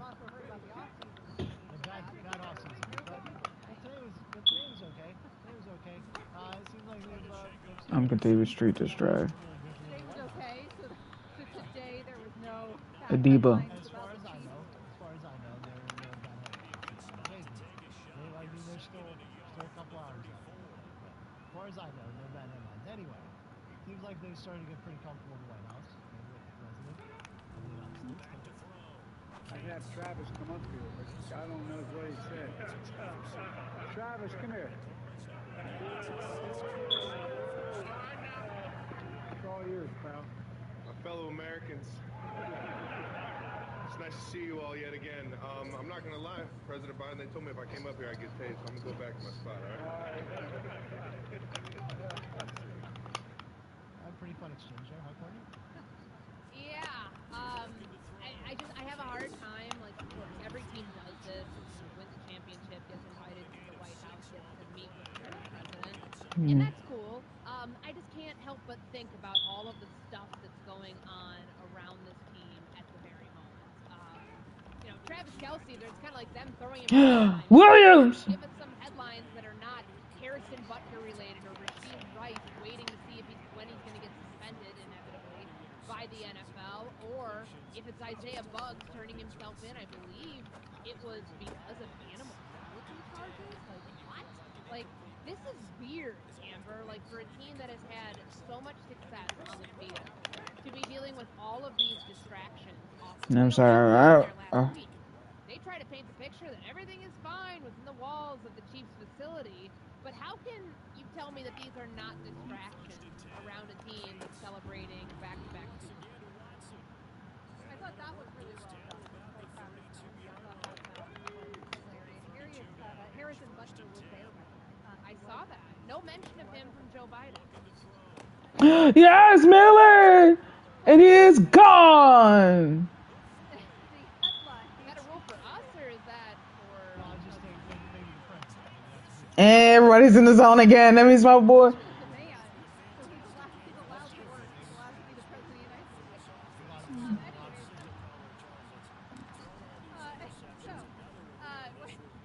digress. Yes, obviously there are a lot of negative headlines and publicity around the Kansas City Chiefs team. Does it actually affect anything on the field? We're about to find out. Like, yes, lesser organizations could be distracted by these things. I feel like this organization must be, so frankly, and also we are aided by the fact that this is happening in May and that we're still growing. It makes it just I think their PR team would appreciate it. I mean, there's been, for a team that won back-to-back Super Bowls, there aren't too many positive off-field headlines there. Adiba and Chris Barnes in the zone. Ah.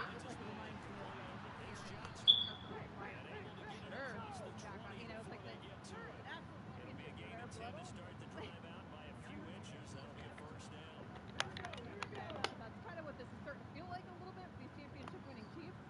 But again, allegedly. Yeah, thank you. Allegedly. Yeah, I just got to get the point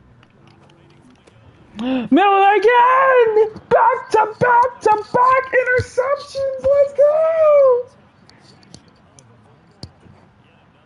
Alright, so Chris Farley. He's on a good day. Yeah, very presidential. They've been there so much that they have a running joke with the president.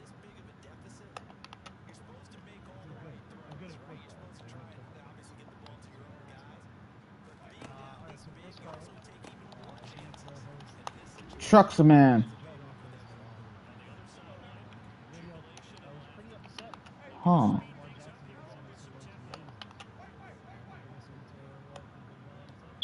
I'm upset with Lamar Jackson, Joe, because he now chooses to miss 4 out of 5 OTAs. Voluntary, I know. Is it a big deal under normal circumstances? Absolutely not. You were a big part of why that team OTAs. Unless there is a really good reason that has not been given, that is unacceptable in my book. Right now, he has got to do all the little things to show that this team is not going to let that happen again, that he personally is not going to let that happen again. I am so down on Lamar Jackson missing these 4 out of 5 OTAs. It's not right.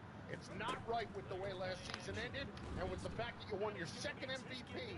But now when it comes to the playoffs, you have done jack squadoosh. I don't know. Jack Squadouche. I don't know. I like it. It sounds like the name of a guy. I think he didn't want to just go with Jack Squad. He wanted more emphasis. That's it. Oh my god.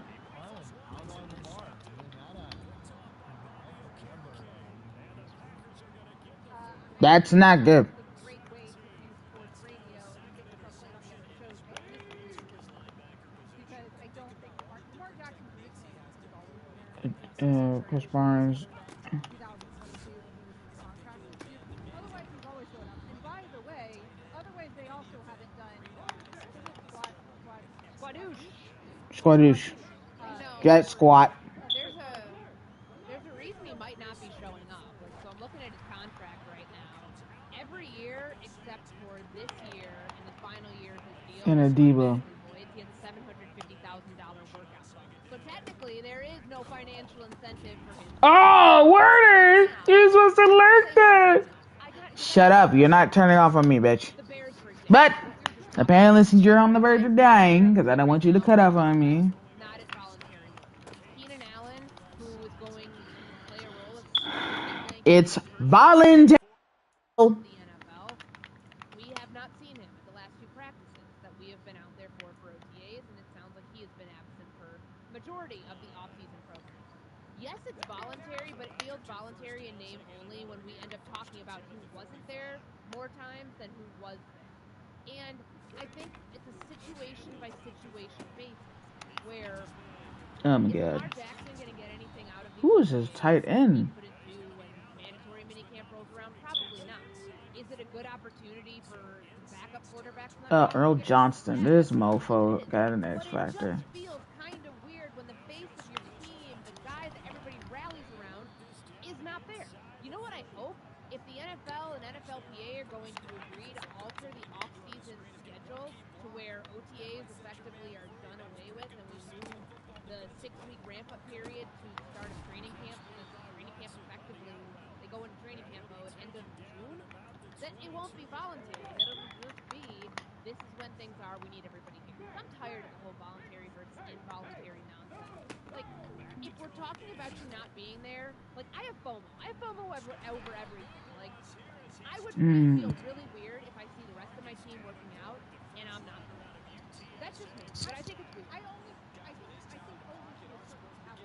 But I also subscribe to the theory that not everybody, I mean, the reality is the workplace is not as easy, right? Like, I mean, Stephen A. Smith can do a few things that maybe you and I can't do at ESPN right now, right? Like, you might have a little more PTO or something than Amber Wilson or Cronin. Like, yeah, these things aren't always created. It's Lamar Jackson, right? You don't really have to when he doesn't show up. But I agree with you that it should be all these things. If you're pushing it back and the NFLPA has proposed to get rid of all this nonsense here in May, you're pushing it back to the end of June, and we just started training camp, then just I don't see a point to continue it on the way that it is, because a lot of time, and I know players have used this as a leverage tool, but like, think about what's going to happen next week. You think Justin Jefferson is going to risk getting fined every single day that the Vikings have mandatory minicamp because he doesn't have a contract yet? No, he's going to show up. He'll probably just sit there. Savory donuts. I don't know. Okay, so they're not gonna score 30 points on us. Good. The way that it had been in the past.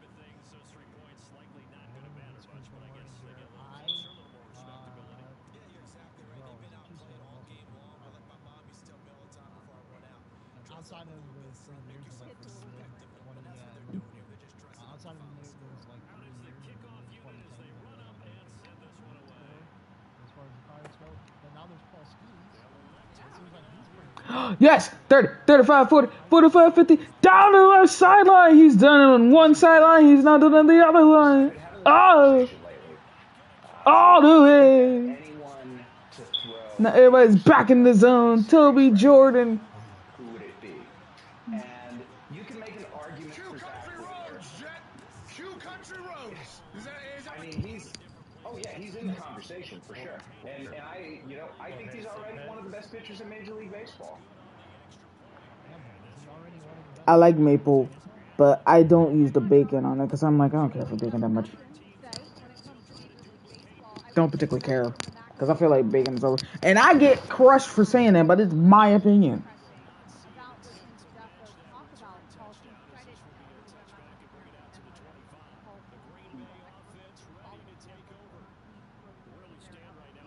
I didn't realize that he really started pitching later in life than most pitching. So he doesn't arguably have the miles on him. So what Jeff was saying was, although there's a lot of us out here that are saying, hey, we make the comment, don't get injured, don't let your elbow blow up, don't get hurt. You see Tommy John or Paul Skeens because he's the hardest thrower in the entire league. And so it stands to reason with all of these pitchers going down, Gordy, it stands to reason that this dude throwing harder than anybody, even though he's 22 years old or whatever it is, that he's going to end up getting hurt. But what Jeff Passan was arguing is that when you look at the history of Paul Skeens and the fact that he was not pitching when he was a kid, able to pitch, that he's got a lot less miles on him than a lot of these pitchers in the majors. And because of that, they have a lot more durability and durability. So that bodes very well. They've managed him really well. Like, he hasn't pitched more than 6 innings in a game. He's had 4 outings so far. So, like, everything that we've seen with the Braves losing their ace this year, all of the pitching injuries that have happened, you know damn well the Pittsburgh Pirates are going to be looking at this saying, we need to protect this guy at all costs. And with pitch counts being as prevalent as they are due to analytics, and also knowing that when you are throwing as fast as he is, which is upper 90s, you've got to protect these players and themselves. Like we had this conversation in Chicago the other day when Ben Brown, who's a rookie, went through, I believe it was his 4th start of the year, where they pulled him 7 innings into what would have been a perfect game. You just can't have that happen where you risk the injury. And I think the Pirates have been really cognizant of that with their ace and making sure that this is not Steven Strasburg or Mark Pryor all over again. First and 10. Cates. Got his tight end. That's complete. That's Johnston. And it looks like he'll be just a yard shy of the 5 here as he's out at the 6. Only to get disappointed.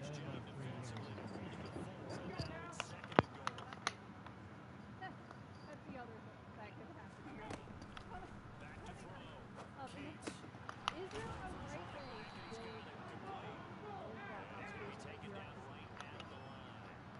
So back-to-back plays each give Any Dolphins hate Jalen Waddle. And what that means, Good job, defense.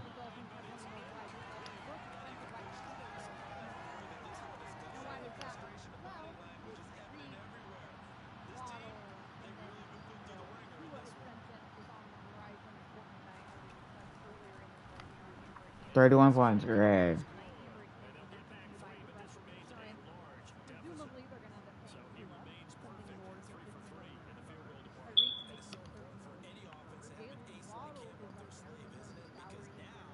Give him the damn ball. Got 2 touchdowns. I mean, this game is over, so I can sell it now.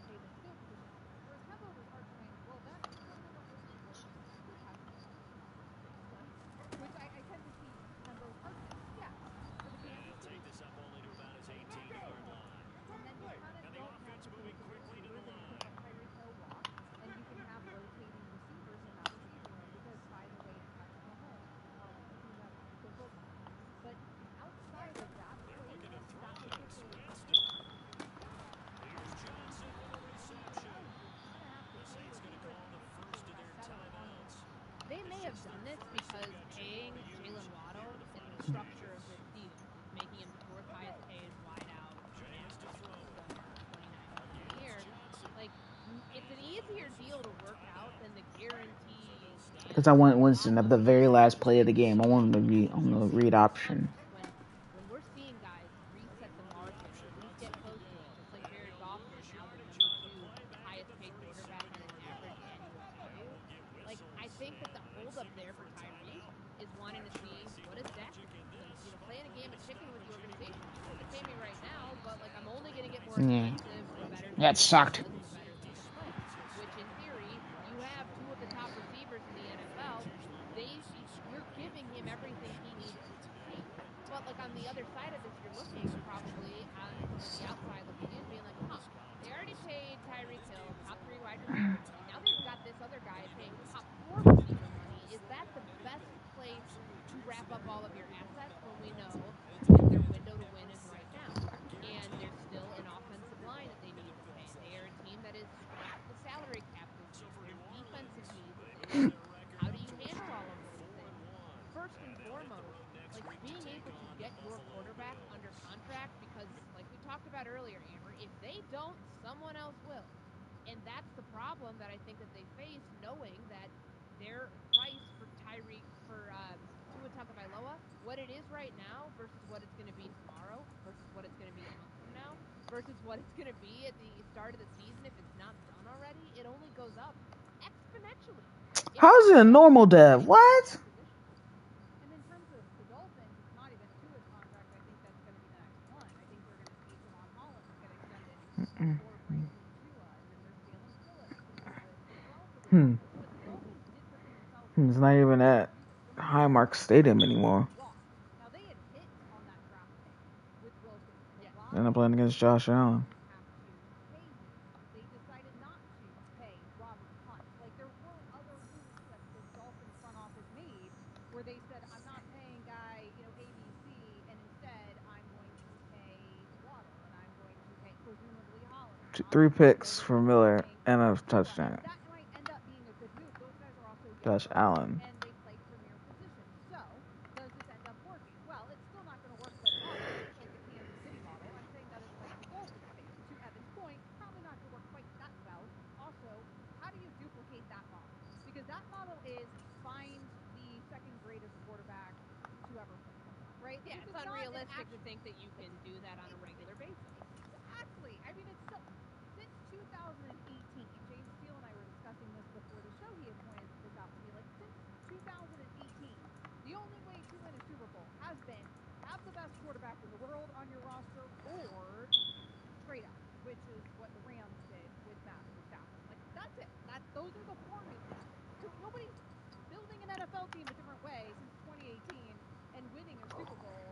And all of those scenarios seem pretty unrealistic. Maybe the Matthew Stafford one slightly less unrealistic, but all of it seems frankly unrealistic. Wow. Tom Brady, Patrick Mahomes, 2015, I remember that season. teams that we saw win Super Bowls here, wholly unreal for these other teams to expect to be able to capitalize on. Another reason they may have done this, like at least like just looking at the Jalen Waddle deal that they got done, I believe it was earlier. Break tackle, +5, wow. What's happened this offseason with the wide receiver market? It's exploded. We saw the night of the draft, the Philadelphia Eagles were like, here you go, A.J. Brown, $96 million, you get to be the highest paid receiver in the NFL. And then Amon-Ra St. Brown got a good deal. Devontae Smith has a good deal. This is a player that they want to keep long term. He's 25 years old, not Tyreek Hill. Tyreek Hill's 30 now, so that speed's going to decline. This guy's got at least 5 more years where you're expecting him to be a highly productive player. Why not pay him now and then worry about the quarterback position later? I know that some people are going to say that's kind of backwards, but you will eventually. Wow. They will get something done with Tua Tagovailoa. It's probably a little bit more than the Justin Herbert deal because everybody's got to reset the market from here on out. But these things take time. He's probably waiting to see what Dak gets. Well, also, in terms of the wide receiver market, you don't want Justin Jefferson to reset the whole market. Oh, he's about to. This offseason, he's about to. CeeDee Lamb, Brandon Ayuk, like there's a whole bunch of dudes out there who are pass catchers who also are going to get paid this offseason. Coming up next, what is the relationship really between Jason Tatum and Jaylen Brown? We'll talk about that right here on ESPN Radio. Austin Celtics will be playing the Dallas Mavericks in the NBA.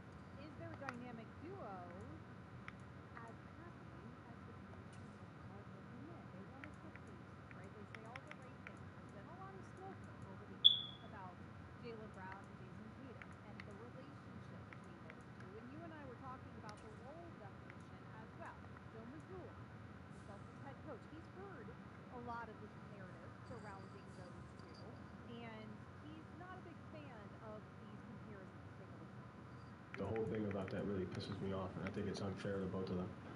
And I think it's stupid that people have to use those two guys' names and use information that they don't know to create clickbait so that they could stay relevant. And it's very unfair that those two get compared. They're two completely different people. They're two completely different players. They're great teammates.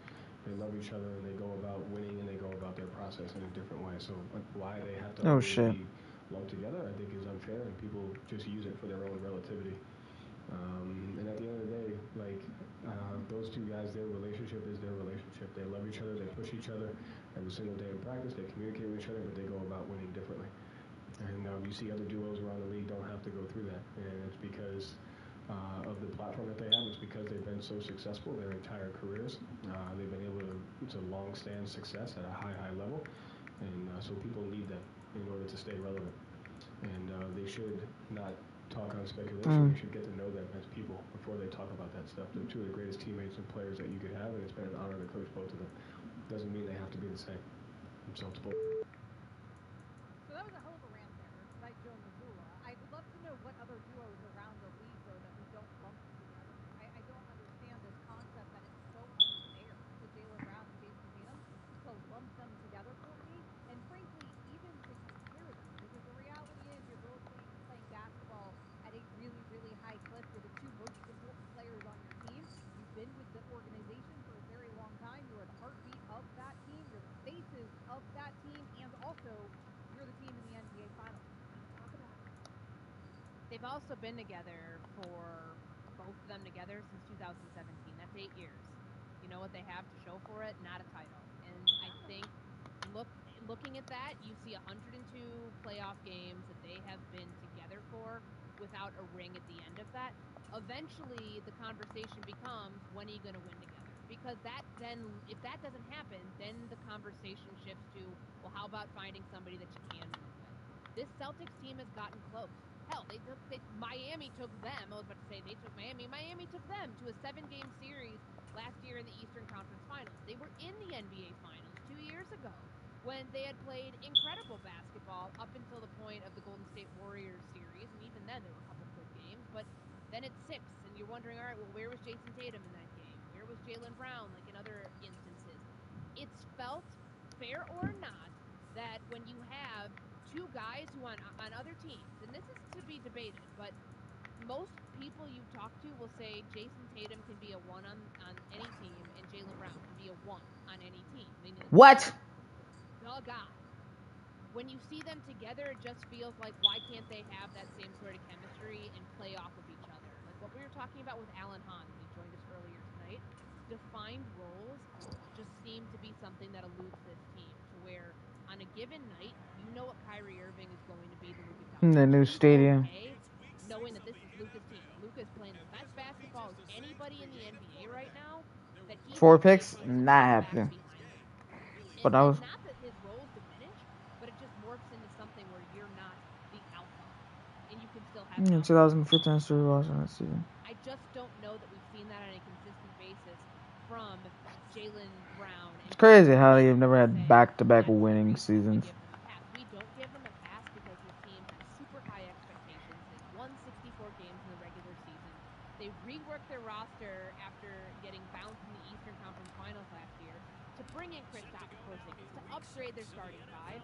So if you don't win it, when the hell are you going to win? What the hell? With these two star players who what the fuck? Throughout the regular season, let's see it translate to an NBA Finals and an NBA title at the end of it, to know that the investment that they made all those years ago paid off. Oh, it moves erratically. Oh, God.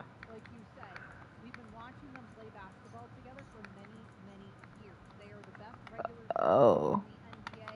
They're the team with the most expectations. Okay. They're the team that we saw a couple years ago in an NBA Finals. They're a team that we've seen numerous times in an Eastern Conference Finals. Why would they get a pass? They're also, by the way, two players that we discussed as not just one of the better duos in the NBA, but Jason Tatum gets thrown into the conversation as a top 5 player in the league. I'm not throwing him into that conversation, but I've heard that time and time again. If you're a top 5 player in the league, there ain't no passing. Nobody gets a pass. This team has the expectation of championship. And if you have the expectation of a championship, there's no such thing as a pass. And it's not too soon. It's not unfair. It's not something that we're applying to them that they haven't earned. I mean, they have gotten here with how good that they have been year in and year out. And your reward now is win it. I mean, that's the reality of what we're doing in the NBA. And Wow. I don't know if it feels unfair to them or if it just feels unfair to Stone Magula, who's out here looking for in defense of his guys.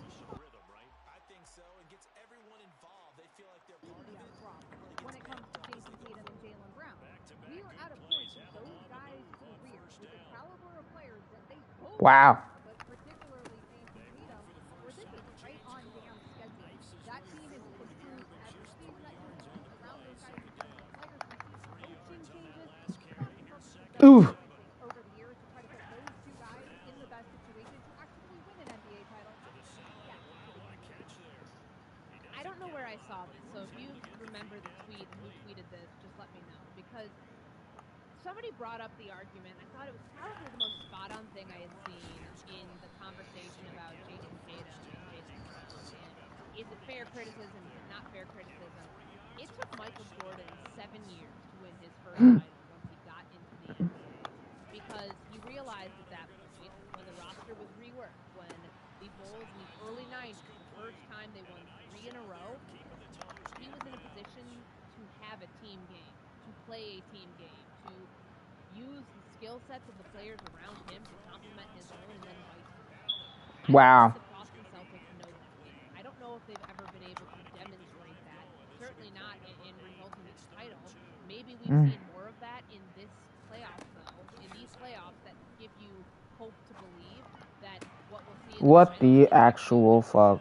I know some of their wins have not been very inspiring. They've played who's in front of them. I don't know if you can fault them for that, but hey, they've swept every way like imaginable in the Indiana Pacers series. There really weren't any games. I know that there were some close ones, but at the end you knew who was going to win. You knew who was going to win in crunch time because they're 4-0 when they've been in crunch time clutch time this season, and that just shows you it's the best record in the NBA. Like, I don't know that those two, the first couple times that they've made a run at an NBA Finals, I don't know if it felt like it was a team game. It felt like I'm the superstar, I'm Jason Tatum, I have to be the one to carry my team over the finish line, without realizing you've got a group now of superstars around you. It's not just you, so it doesn't have to fall on you completely, which I think is a good position for him to be in. And I would really like to believe that the rest of the Celtics feel that too. How does? It's just the outside scrutiny of if Jason Tatum How did they get a momentum bar?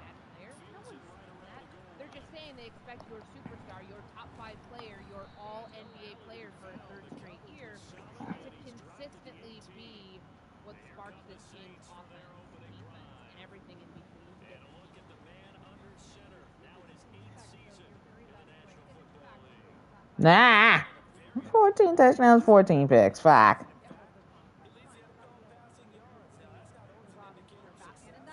I honestly thought it was great though when they handed him the trophy the other night. I kept thinking to myself, I know this is going to rub some people the wrong way, and this is going to put like the spotlight even more intensely on Jason Tatum. He didn't deserve it in the Eastern Conference Finals, not at all. Jaylen Brown carried them in Game 2, and to think, yes, he did bounce back in Game 3. I think he had 30 That was his first game ever in San Francisco. Wow. both teams, and he had a good performance in Game 4. But what Jaylen Brown meant to his team, I think he was rightfully rewarded for that with an Eastern Conference Finals.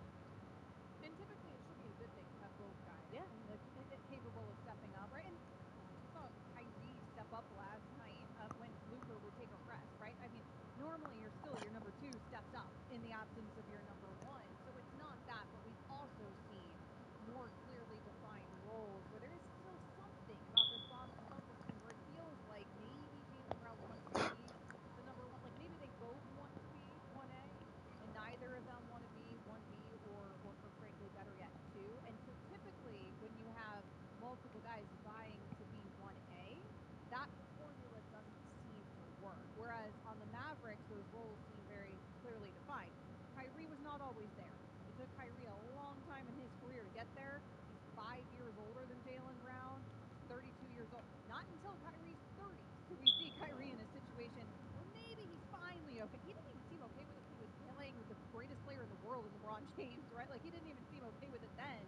So to see him now okay with it alongside Luka, it's been a long journey to get there and a lot of maturing. And Jaylen Brown and Jason Tatum, we'll see if they win a ring though. This whole conversation frankly goes by the wayside. By the way, you mentioned how many games they've played, 108. I think you said in the postseason. 102. Yep.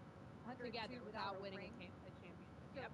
so on the list of all-time games played in the postseason without winning a championship, Karl Malone is of course at the top of the list. Al Horford is first on that list. He's been in the league 17 years. Somebody win this man a title, please. So he can finally covered retire. him in Florida. I know, like, dude, we're practically the same age. Al Horford has played in 100 postseason games without a ring. So maybe we should be talking about the freshman Al Horford.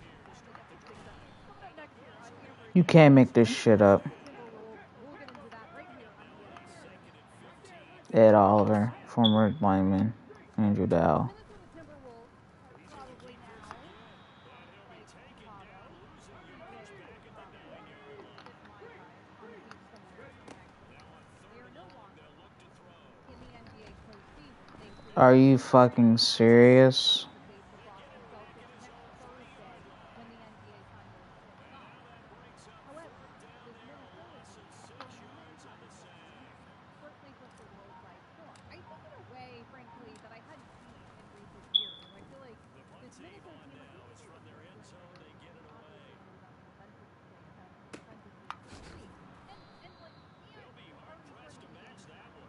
That a 65-yard punt. And the Bills will take over the football with a first and 10. And all the snippets of the press conferences that got clipped and all the sound bites of Ant and Pat, I mean, it was kind of, there was a fanfare around Minnesota, right? A small market team. The fanfare around that team Boy, you're stupid as a box of rocks, Herschel. came out of the blue a little bit and kind of took the world by fire. I'm not sure that's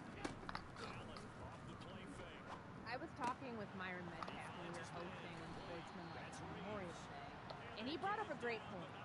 Everything was going fine for the Timberwolves until that Michael Jordan comparison got thrown into the mix for Anthony Edwards. And I'm not at all saying that Anthony Edwards took that to heart and like made it, got him a big head or anything, but it's interesting how all of a sudden things went off the rails for the Timberwolves team when those sorts of comparisons were being made. And I think you and I are both in the same line here that Thank you. there's nothing to be super upset about. Like, of course, they feel like they blew an opportunity against the Dallas Mavericks because they lost in 5. They were not in any of those games, game 1, 2, 3, and 5. But they exceeded expectations. They won 56 games in the regular season. They had the #1 defense in the NBA. Anthony Edwards is a superstar. Hell, he's the next face of the league. He's 22 years old. Think about how long his career trajectory is on a team that honestly feels like it's just getting started. Yes, I know that they have been in the playoffs the last couple of years, but they're never really there. They were like play-in tournament and then like, you know, winning the round against the Memphis Grizzlies. Ah. Bowing out after that. It was supposed to be something cool. There's not been this sort of momentum on this team, and now you're going into an off season hungry to see where Yeah, you of course. And I don't know if that means Karl Anthony Towns is part of the team or not. I tend to believe that they're not a better team without him because I can't really figure out who plays that role for him if he's gone. Yeah, of There's course. a lot to like here, despite how things ended on a very sour note. Yeah, today, within 24 hours of that loss. Great. It was nasty. It was an embarrassing loss there for Minnesota. Within 24 hours, I heard that they need to get rid of Cat, that they can't get it done with Cat. I heard that Rudy Gobert needs to learn how to play better in the post. Like all sorts of analysis about changes and moves that the Timberwolves need to make. And the reality is, I think that the Dallas Mavericks are set. Yeah. Right? They just had they had a lower seed, and a lot of people are going to look at that and be like, they weren't one of the best teams in the West during the regular season. Not necessarily the case. At all. Certainly not necessarily the case, but also the way that Luka and Kyrie have kind of taken it up a notch here. And like, they're not going to Thank you.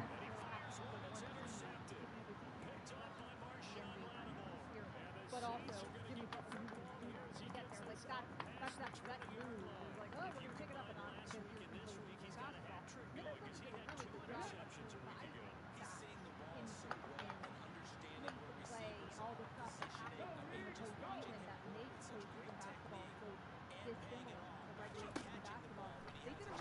up a very young team, inexperienced team in terms of postseason. They did a really good job tonight. I think they're knocking out the Denver Nuggets, and I don't think that should ever be taken away from them what they did in that game 7. It was huge stage, and to me, that had the makings of, like you just said, Anthony Edwards being the next face of the NBA. I don't know if I'll go there yet with the face front. Maybe all of that was a little premature, but I have a team in my mind 11. direction they're headed. I'm not saying Ant's going to be the best player in the NBA because I think that that's going to be Wemby in the opportunity. Yes, and there's certainly some other contenders out there for best player. Maybe Ant's never going to be as good as Wemby because Ant is going to be more popular from the fans potentially. He's got that star thing about him where it's 80, 45. that I think he deserves to pinpoint. And what he did in Game 7, what we saw them do in Denver, the fact that he's 22 years old, the fact that you will most likely be in your 50s, I will be in my 60s, me and James, by the time we do this. I think he follows the LeBron James plan that we're seeing go into place. I mean, that's how much basketball we potentially have to see Anthony Edwards playing well. We can gear up for the next 20 years of this experience, and none of that has changed at all based on last night to see what is to come down the road, even being there tonight. They're a championship caliber roster because they knocked off last year's champion. The only hard part here is that the team that beat them is also a championship caliber roster, a team that's going to be playing for a title in the Dallas Mavericks. And there's no shame in that. I do think, I mean, of course, there's going to be moments that they look back at Game 2. Did they really need to switch Rudy Gobert onto Luka Doncic on the perimeter? Did Anthony Edwards really need to turn that ball over? He's probably kicking himself for that. Like, all of those things in succession led to why this team struggled. Cat really need to shoot like a bajillion threes in games 1, 2, and 3 and not hit any of them? No, probably not. Maybe that's what put them behind the eight ball. Oh my god, I am losing to the fucking Bills. A young team, by and large. I mean, they've got 10 players currently signed to the roster going into the offseason. They have work to be done, but they have a very expensive roster. So this is going to be a year for Tim Connolly, the president of basketball operations in Minnesota, to start like really doing that job to the best of his ability. Like really, this is where you're going to earn your money, more or less, because the roster, given the CBA and the second apron and all of these like tax liabilities, more or less, that come penalties that come with having an expensive roster, this is going to take some very careful GMing, navigating to make sure that this thing sells. Well, what we have, I mean, heck, we're seeing it from the Boston Celtics. We're seeing it from the Dallas Mavericks. Like, that's what it takes. They have Luka in Dallas for 20 years. Thank you. And now they're in an NBA Finals, by the way, with those tweaks. And even in this season, with the tweaks that they made up against the trade deadline, has everything to do with why Dallas is here in this situation. We saw it with Boston in this offseason, this past offseason, with the moves that they made in the offseason to improve the core around Tatum and Brown. There are tweaks that are made next year around the team. And Minnesota has those. And the answer is yes, you're right. Now it's going to be on the front office to get down to business and make moves. Oh my god, are you fucking serious? Not a big deal for a few years now. Cronin is hanging out tonight. She's kind enough to fill in for Ian Fitzsimmons here on Amber and Ian. Amber and Ian is presented to you by Progressive Insurance. You can find her at Progressive Insurance. You can find me as well at Amber W4. Let's find out what is a big deal and what's not. Here comes a return from just It's making headlines. extra, extra, read all about it. But is it a big deal or not a big deal with Amber and Ian? And our producer, James. As the offense returns to the field. And we check the rushing numbers so far here in week 6, and the returns have been really good. Now, you're starting to hit that stride middle of the season toward the end. They're certainly hoping they can keep up this pressure. They are because the adage is in the NFL, if a defense struggles, defensive players, even in bad weather, right? You know what else does? Again, people want that, especially as you're heading down the stretch. You may play outdoors in some nasty stuff. You're trying to get to the playoffs.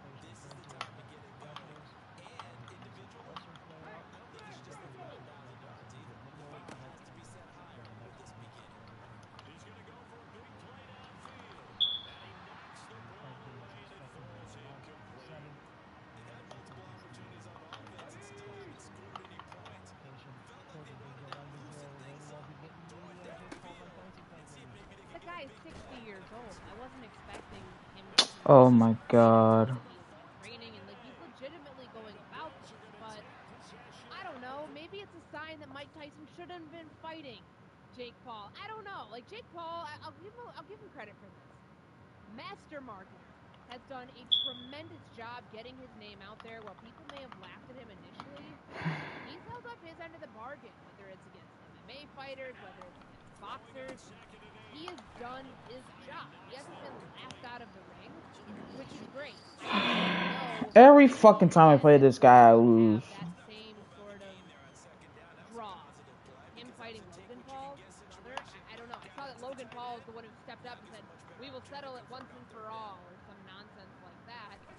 Yeah, I don't know. Like I was gonna watch it just because I'm intrigued by it, but I think for the best thing for Mike Tyson's health, don't put him in the ring when he's clearly dealing with something else that should be priority of getting him fixed. Yeah, I would say this is a real for the reason that you started off with as well, because the fact that it's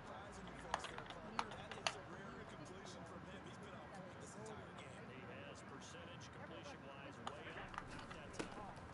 Mike Tyson He's going to go backwards. He'll lose yardage back to the 5. It'll go down as a 2-yard loss, and it brings up a 3rd down.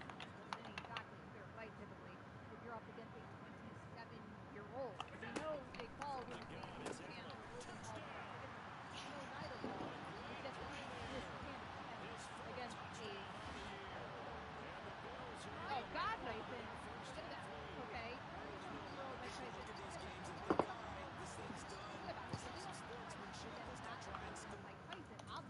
I don't understand why every time I play this guy, I always lose. Get here. Yes, Logan Paul has done well in using his height, washed up athletes and that sort of stuff that he's using. And yeah, remember, he's his height. Here comes a return. Tackled at the 21-yard line, so a net negative there It of is. 4 It's all yards. to go. It's all Now kind the of Saints, they trot their offense out here. Well, CD, you kind of feel like they're in a bit of a danger zone right here because now you're down 3 scores. And I know we're in the first half, but the way this offense hasn't been able to generate anything, you feel like they probably need to get something going on this drive, right? Yeah, sometimes he's going to the NFL and sign with the Buffalo Bills. I think this has to be a possession where they'll come up with an answer. He's been signing in the standard booking field where you're now selling to him $5 million that potential Super Bowl ring. The Bills also announced his signing.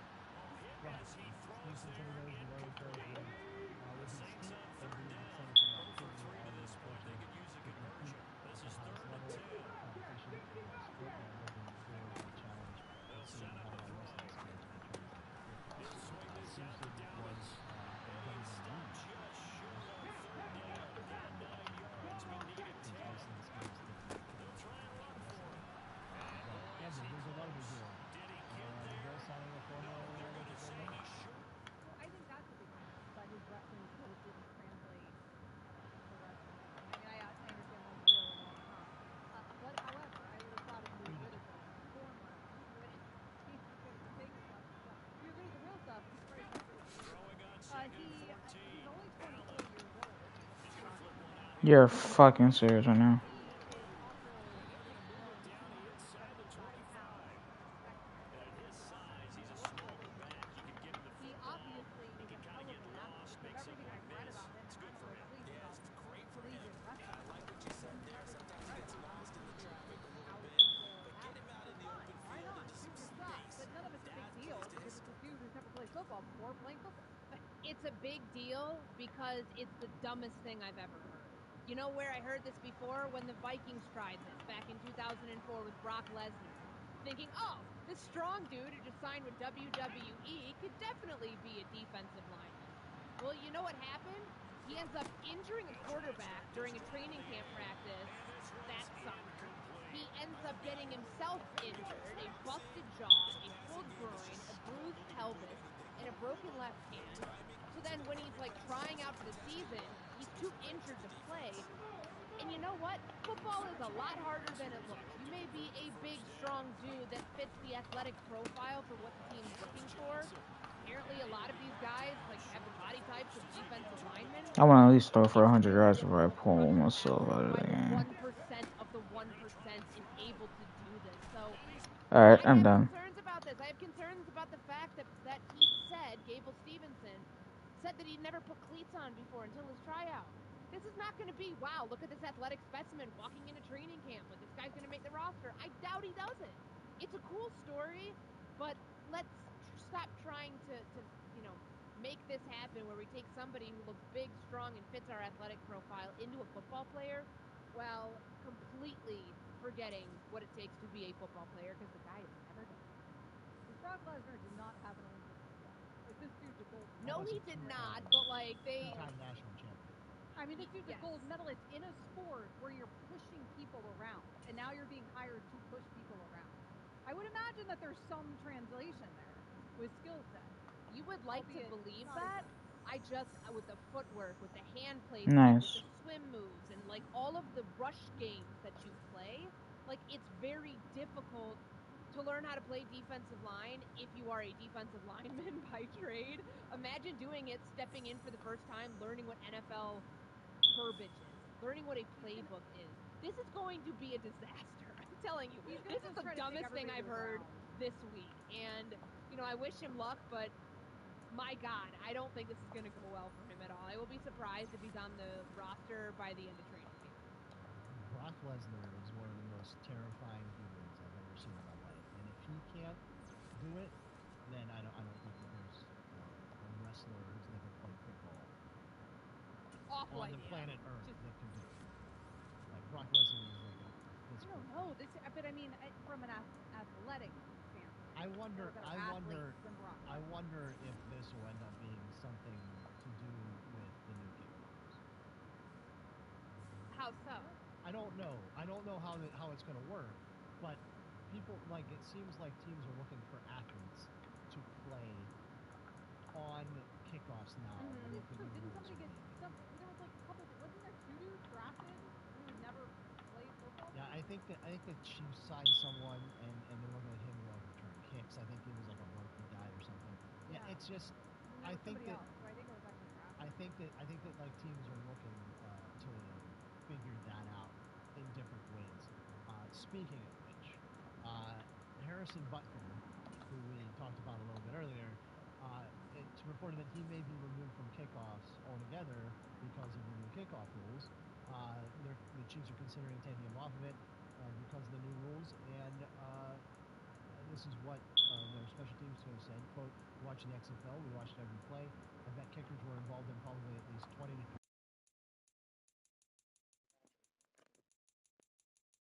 making the tackle itself or just missing the tackle. The Chiefs also have Justin Reed, who filled in for Butker for a couple of games whenever he was hurt, kicked extra points, did kickoffs. So, big deal, not a big deal that our good friend Harrison Butker is going to be taken off of probably going to be taken off kickoffs. You're a good friend. You're Courtney? It's not a big deal from the sense that if you're looking at this, like, irrespective of the comments that he made that have nothing to do with this, like, it's not a big deal based on the fact that his special teams coordinator, Dave Taub, doesn't want him to get tackled, because that's what you're susceptible to as a kicker now because of the new kickoff rule. So if you want him to be sharp to go kick a field goal to get your team to the AFC Championship or into the Super Bowl the way that he has done before, I understand it from that logic. However, the decision here, based on what he said publicly at a graduation speech, just really bad timing for them to consider putting this together to where he might have a job taken away. I'm tired of losing to the fucking Bills, man. I'm tired of every time I play Josh Allen, I always lose to that guy. I don't get why do I lose to that guy every time. Nothing at all, zero, like you said, to do with him making any controversial comments whatsoever. But also, KC gets to be like, see, we did something. What? You didn't do it. But no, you know what? We did something, ladies. We did something. But they didn't do anything. Nevertheless, they complained. It's objectively funny. It is objectively funny. So I wanted to work it in. Maybe he can stay healthy. Yeah, I mean, you might want to click up I one of the don't games to think that competition is great for your particularly when you have the game. And that's what you want to do. I've heard. Yeah, that's what I've heard too. So real quick before we go to break, we have Amber and Ian. Stanley Cup playoff update.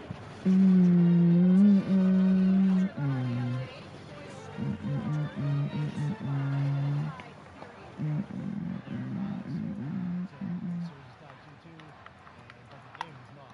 The Oilers are just running away with this right now. It's 3-0.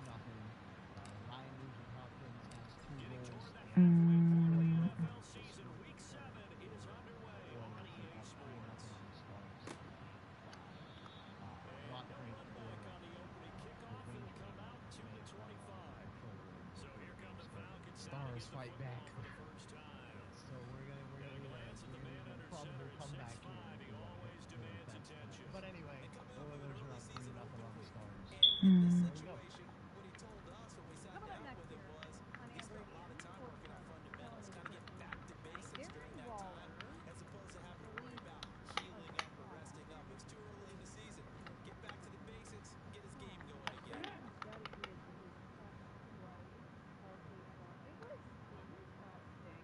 What are the words of the songs ever be released? Oh yeah, you can see Chris Barnes.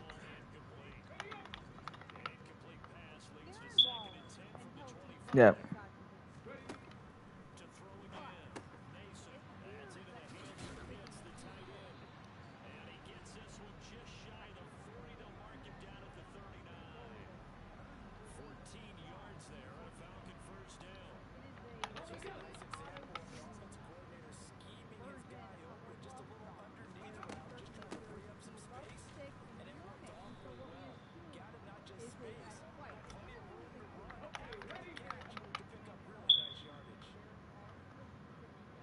And they have a woman in the video with them. Now he'll look to throw here on 2nd and 10.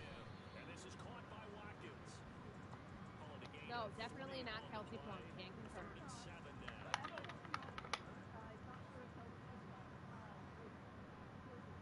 But nevertheless, it's very obvious.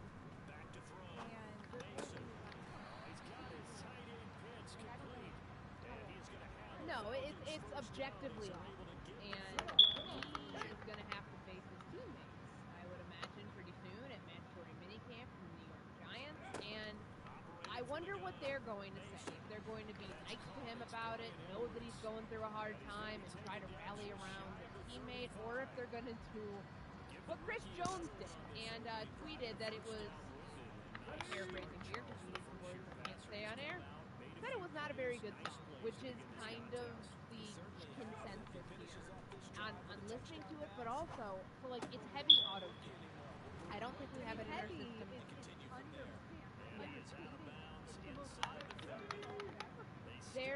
There's like there's a vision here of a trailer, there's him on his feet, with his hands in his pocket. Now he's back in the field again, sitting at a picnic table, talking to this Kelsey Plum lookalike. She's driving away in her yellow Jeep Wrangler. Like, there's a lot here. I don't understand. I'm like, how did you get from one place to the next? Now he's hugging her and reconciling.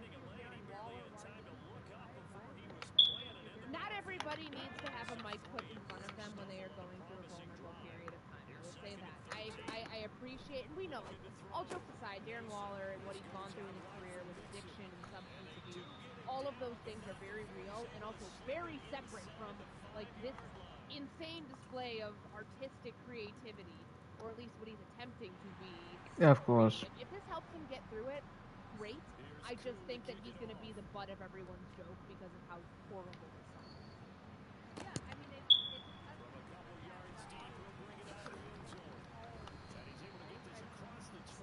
not have a particularly good voice regardless of the fact that come the Saints for their opening drive. And trotting out there, their tall quarterback standing at 6'5". to be able to help you out. But this is an impressive story about it. They support him as a tough man to slow down. Of all time, because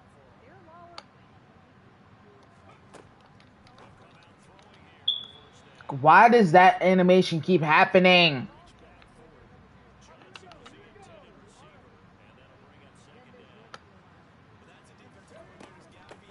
Still not giving me my X Factor. Great.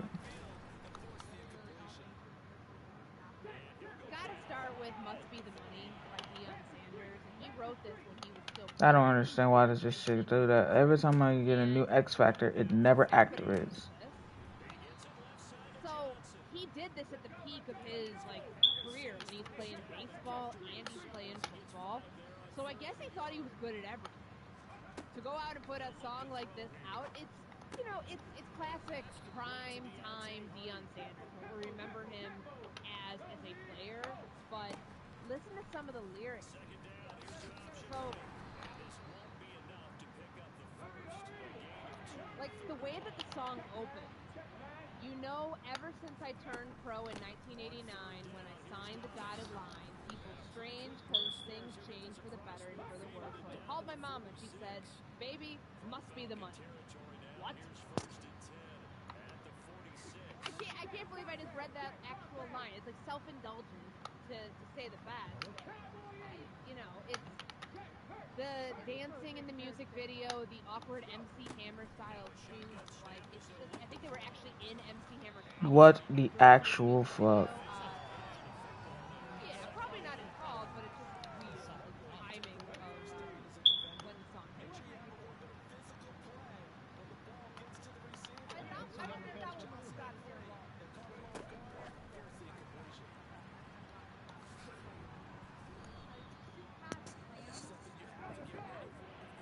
Do we have that one? I'll say one thing about Shaq as a rapper, he has legitimate bars. Like, he could keep up as a rapper. This is not his only song that he's dropped. I mean, Deion Sanders had that one song. Darren Waller, God willing, will only have that one song. Shaq has had, like, remember Kazam? Like, he wrote the soundtrack for that, more or less. Like, and he had a diss track against Kobe Bryant. Kobe, how's my behind case? That was a famous line from that.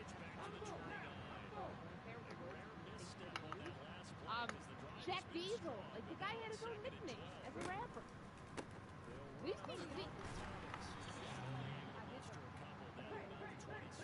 Yes. I don't know if that was about himself or was that one about I don't think he ever took shots at Shaq as a rapper. I think he was more like rapping about himself and his own accomplishments and how many girls he had, I guess, at that point in his life. That's what Kobe said. I live for basketball. Hey, okay, those are what an alliteration. Basketball. Kind of terrible.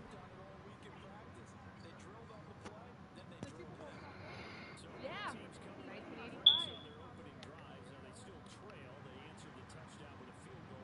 It's iconic though. Like nobody hates the Super Bowl shuffle. Courtney can't say that's bad. Like contractually, I don't think. No, I mean like objectively, it's not awful compared to Darren Waller. Great.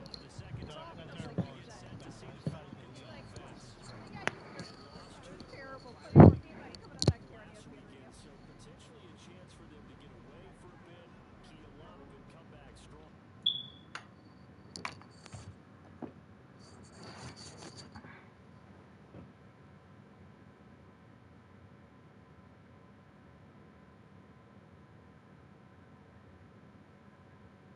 You said, man.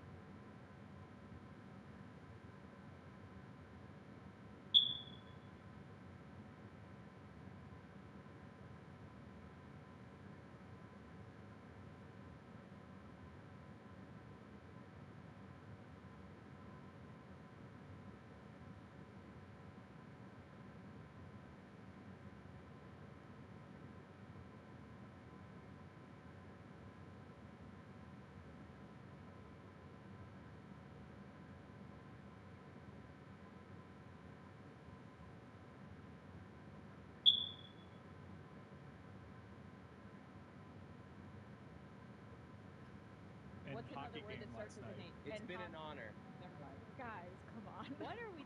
What is that? You're listening to DraftKings Network.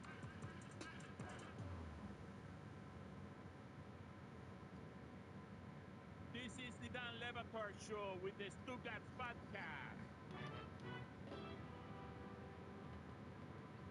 Today's episode is sponsored by DraftKings. Stay tuned because you'll hear more about DraftKings and all it has to offer throughout the show.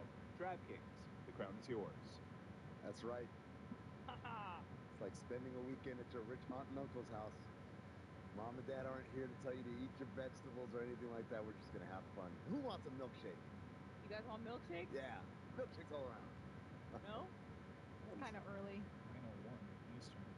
I'm lactose intolerant. Oh, I'm sorry. Sorry, we're trying to have fun over here. Yeah. Oh, sorry, we're offering milkshake. Mike, do you want a green juice? We have that too. We have a fully stocked fridge So and much a fridge green in the juice. garage. So much green juice. Nah, man, we got so much to talk about. Obviously, the Ice Cats being a game away from the Stanley Cup return. And maybe this time, vengeance is thine, right? We also got the Mavericks. They are going to the NBA Finals. Yep. Kyrie Irving, the reunion with Boston. Let's stage that up. Got a No, I mean, no, for real. I know everyone thinks Dan's not here, so we're going to skip the topics, the serious topics, right? We're just going to have fun here. But there is nutrition to that. Look at something huge happened yesterday. Everyone's talking about it. And if I might be so bold, someone took a major L. Yeah. And we're going to get Yesterday, I would say it was historic. I think it was historic. I don't know that we've ever seen something like this happen. Was it a historic day or an historic? I always have a problem with that. And it's a historic day because Sebastian Bianco. This is, well, there you go. I always say a historic day because the H is not silent unless there's some core blinding. What H? What H is there, an A or day? Historic. Oh, historic. Got it. The H is silent? For them over there across the pond, an historic day, ain't it? Yeah, ain't it? That's why they say an historic, but it's an A historic because the H isn't silent. Why? It depends what kind of British accent. I'm talking in it. Oh, it's like me. Yeah. I like Chris Cody's rules of grammar. Chris, can you just tell us what? Well, I don't understand. And history is an H. The way I've grown and lived is a vowel gets the N. Exactly. But over there, because they don't pronounce the H in history, they historic, ain't it? So we can just use N whenever we want. No. I think here H. I think anything with an H is and. Like, what's the word that starts with an H? It's been an honor. What is that? An awful thing. Also, across the pond, they call it H. That's true. And Z. Texas Department of Educators Credit Union. That's the name of it. It's Texas Department of Educators Credit Union. Semicolon's more than a colon. Semi implies it'd be less than. I gotta wrangle this. But it's larger than a colon. A colon That would've been a good field goal. Semicolon's a dot and a little comma, which is larger. But semi implies to me smaller. We've got to get to this. Sorry. Filibuster's long enough. I'm of course talking about the Darren Waller video. I haven't seen someone take an L like that in a long time, folks. Holy shit. Did you guys see this? The Darren Waller video? To set it up, Darren Waller is a football player. He used to be married to Kelsey Plum, the WNBA player. They had a divorce about a month ago. Oh my God. And Kelsey posted this when the divorce, she announced it. She said, "I'm devastated. I walked through fire for that man, but now I see it's time to go. God has given me an incredible life, and I'm so grateful for the profound love from my family and friends. One day I'll share my story. Today is not that day. Thank you for the grace to process my pain, to forgive and move forward today and every day. Will continue to choose joy." And Darren released a statement of his own in the form of a music video. Can we play some of that? 50, 45, 30, 25, 20, 15, 10.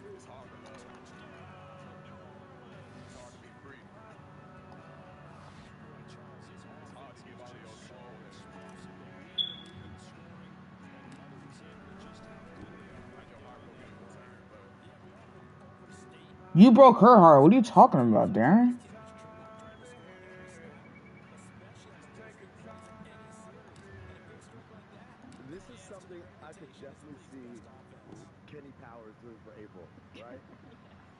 a whole music video. I love the fake Kelsey Plum also. The fake Kelsey Plum is the most egregious part, I would argue. Is it? The singing is pretty egregious. I haven't heard someone rely on auto-tune like that. Are you sure he's using it? Good point. Mason's just an amazing, has amazing vocal control. Did they live in a trailer in the middle of the field? It was big. On a beach also? Finish the sentence, Char. You haven't heard auto-tune like that since the big game. Wow, Miller. We're finishing the sentence. No, I mean, also, like, it's one thing for T-Pain to do it, because he's actually an unbelievable musician. Another thing for Darren Waller. I'm trying to think. The Vaqueros. The thought process, right? Like, break up with a second and 8 coming up. What is it? Yeah, she's driving down the road in a yellow Jeep, and he's singing to It's her. gonna sound like Post. Post for like post-Trump match. Well done. The thing that I just don't understand is how many people had to be involved in the creation of this that at no point told him, but you gotta stop. You can't do it. He doesn't look sad though. He got heartbroken. Kind of like he's smirking the whole time. He was happy. Can we play the end, though? Yeah, the ending. The end is what we really need to Most talk people about. didn't see the ending because they usually. I almost exit didn't it. watch it all the way through, and I was like, let me see what this is about, and I'm glad I did, because they're on a beach. He puts his arm around her. They're both wearing white. Like Yeah, which is a big tell. Like if you're a wrestling fan, if there's an in-ring promo or both. Yes, sir. Ada Ellis. Oh yeah, huge tell. She stabs him in the back, folks. With what looks What do you think like he's a going for fishing there? knife, like a cheese knife. What's the symbolism? No, you would think it's ass on here because he's dead lying on the shore. But then a pesky wave comes and interferes with his face, and he's supposed to lie still, but he just reacts to it. He blinks and like spits water out. So on Cinephobe, we did this movie called Fallen with Denzel Washington. Good to know. And in the scene, Denzel's brother died. But Zach swears that the corpse is breathing. And he says, so pretty much the only thing you have to nail when you're playing dead is you can't be breathing. No, that's sort of the hallmark of being dead is you're not breathing. You're not breathing. This feels like big wide receiver action for me, but Darren Waller's a tight end. What do we think, folks? This is wow. Those worlds have merged. Similar? Have we reached that point where wide receivers? We used to live in a country where wide receiver meant something. Check fantasy drafts. They're merged. Check the salaries, though. Getting stabbed in the back. It really changes the narrative because he's implying that he was stabbed in the back. And that was not the narrative going into this. He was definitely the big winner yesterday of the Trump verdict because the Trump verdict came in? I just completely forgot about this. I think I saw it after, so this is what imprinted on me. By the way, this was a reaction to the Trump verdict. This was Waller's actual Instagram caption announcing that this video was coming. On February 3rd, I felt a strong conviction to do something different. I've never written a song from the perspective of someone else until this. There's something extremely valuable and quite humbling, LOL, about putting yourself in the shoes of those you have been intimate with and taking an honest look at yourself. The only result possible is growth. Wait. So is he saying that he in this situation is Kelsey Plum? Yes. So he stabbed her in the back. So that's what he's saying. Why would you No. That was from February. This is the byproduct of several months of work. What music industry? The song, he wrote the song came out a while ago. The video just came out. So the video was several months ago. We wrote that musical in 7 days. Did you have a video? Did you shoot something on the beach though? I feel like weather played a part. But that took a few months. The name of the song is Who Knew? Her perspective. Oh, well, I guess the opposite of him stabbing the fake Kelsey Plum in the back of the beach would not have been great. Chestnut checking. Whoa. So now the metaphor is very muddy. Yeah. I'm confused. Lucy, you're shaking your head. Men should just not speak for women ever. This is just so bad. I would do anything to have been in the room with Kelsey Plum yesterday when her phone started blowing up. They're like, "You got to see this."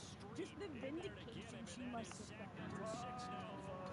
This shit sounds this whatever the fuck he was trying to do sounds fucking horrible. Sorry, you kept talking though. Listen. Now this is fielded in the end zone. 21 yards. Well done on the return. You know, because one of the things that she saw it and laughed and was like, "Oh, I really came out the winner in this thing," but she still had to be like, "Yes, we were married. That is my ex-husband." She also had that like You British gotta be popcorn shitting me. like meme that was going around, and I'm wondering if this is now blowing that, like how we've forgotten about that. Because like I was just imagining her watching it like as that popcorn, which was like not the best. Maybe she was though. Ice Cats. Yeah. So we're all right. No Trump. Yeah. I'll wait. Oh wait. I'll wait on the Trump stuff. Yeah. Hockey. And hockey game happened last night. Very exciting hockey game, especially if you're a Panthers fan. The Panthers are a win away from reaching back-to-back Stanley Cup Finals. Yeah. Back-to-back, Jack. And I thought New York played really well. Their top six. They came out firing. That's the best that their top six has looked. Marin, I thought, was especially crisp in the first period. But the story of the entire series is I gotta try Florida's much something better. to make 5 some on of 5. my. And they grew into the game. Shesterkin was once again incredible. I think Florida kind of got a little lucky in this game. Even though I'm admitting they were the better team, there's been a lot of luck, I think, on the New York side. Even though they don't want to see that, they've scored some absolute worldies. They've actually played a pretty good series from the point of view of if you're going into that series thinking that you're not as good as Florida was. And I don't think that this is their mindset, but let's just say they realized that quickly in game one. Okay, our identity is our goalie's going to save our ass by being a world beater. We're going to get shorthanded goals because we have this impenetrable blue line on penalty kill. Really great weapon for them. And we're going to score worldies. They've been that the entire series. And that is how you steal a series away from a better team. Yet Florida just appears to be that much better so far. Shesterkin, though, it's just it's crazy how great he's been, and we're still up in this series. Usually, the way he's played in the series, even with how well the Panthers have played, usually the Rangers are up in the series in hockey. Yeah. I feel great being able to be up 3-2 right now because Shesterkin has been amazing. It's not often that you get this far with the other. Florida hasn't had a goalie advantage in my mind in any of these series. And I think All right, good. had really good moments yesterday. There were a lot of big, juicy rebounds again. And I know the ice quality, both teams play on the ice, so I always kind of find that a weird explanation. But there were some very fortunate moments there for Florida where a big, juicy rebound would be there for a New York Rangers player, and it'd hop over their stick. And also, The Marlins did it with John Carlson. the Panthers got a gift from the strikes. That should have been 5-on-3. That was a very weak rubbing call. Against my better judgment, what is a worldie? An all-world goal.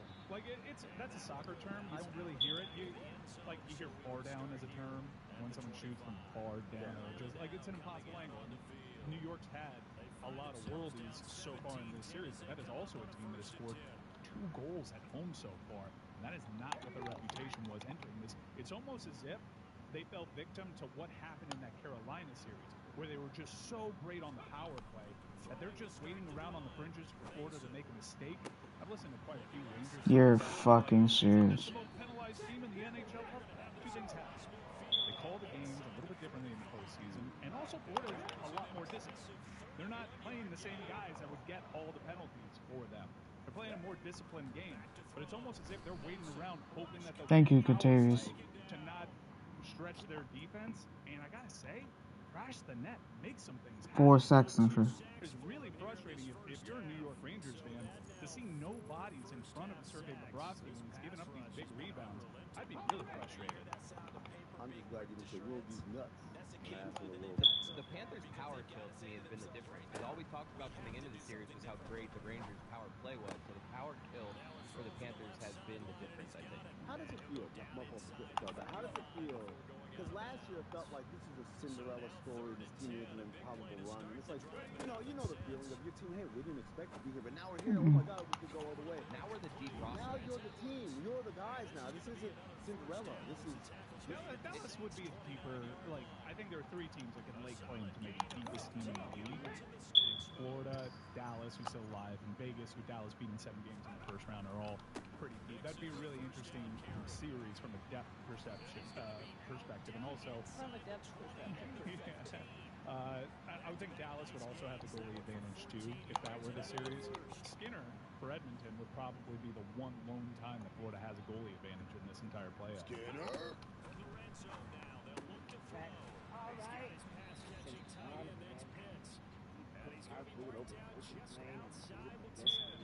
One thing not up for debate, grilling, beer always go together. Not just any beer with it, whether you barbecue, Texas style, or just celebrate Wednesday. Undebate everything you don't know, grilling doesn't get to your door. Find it pretty much anywhere that's in Milwaukee, Wisconsin. 96 calories per 12 ounces. I hate beer. It's so watery. Enjoy a long, fruitful run, Dan. What was that voice? That was a Celtics fan. Well, it was me. Stugatz. It's amazing to see the You're serious. so clearly.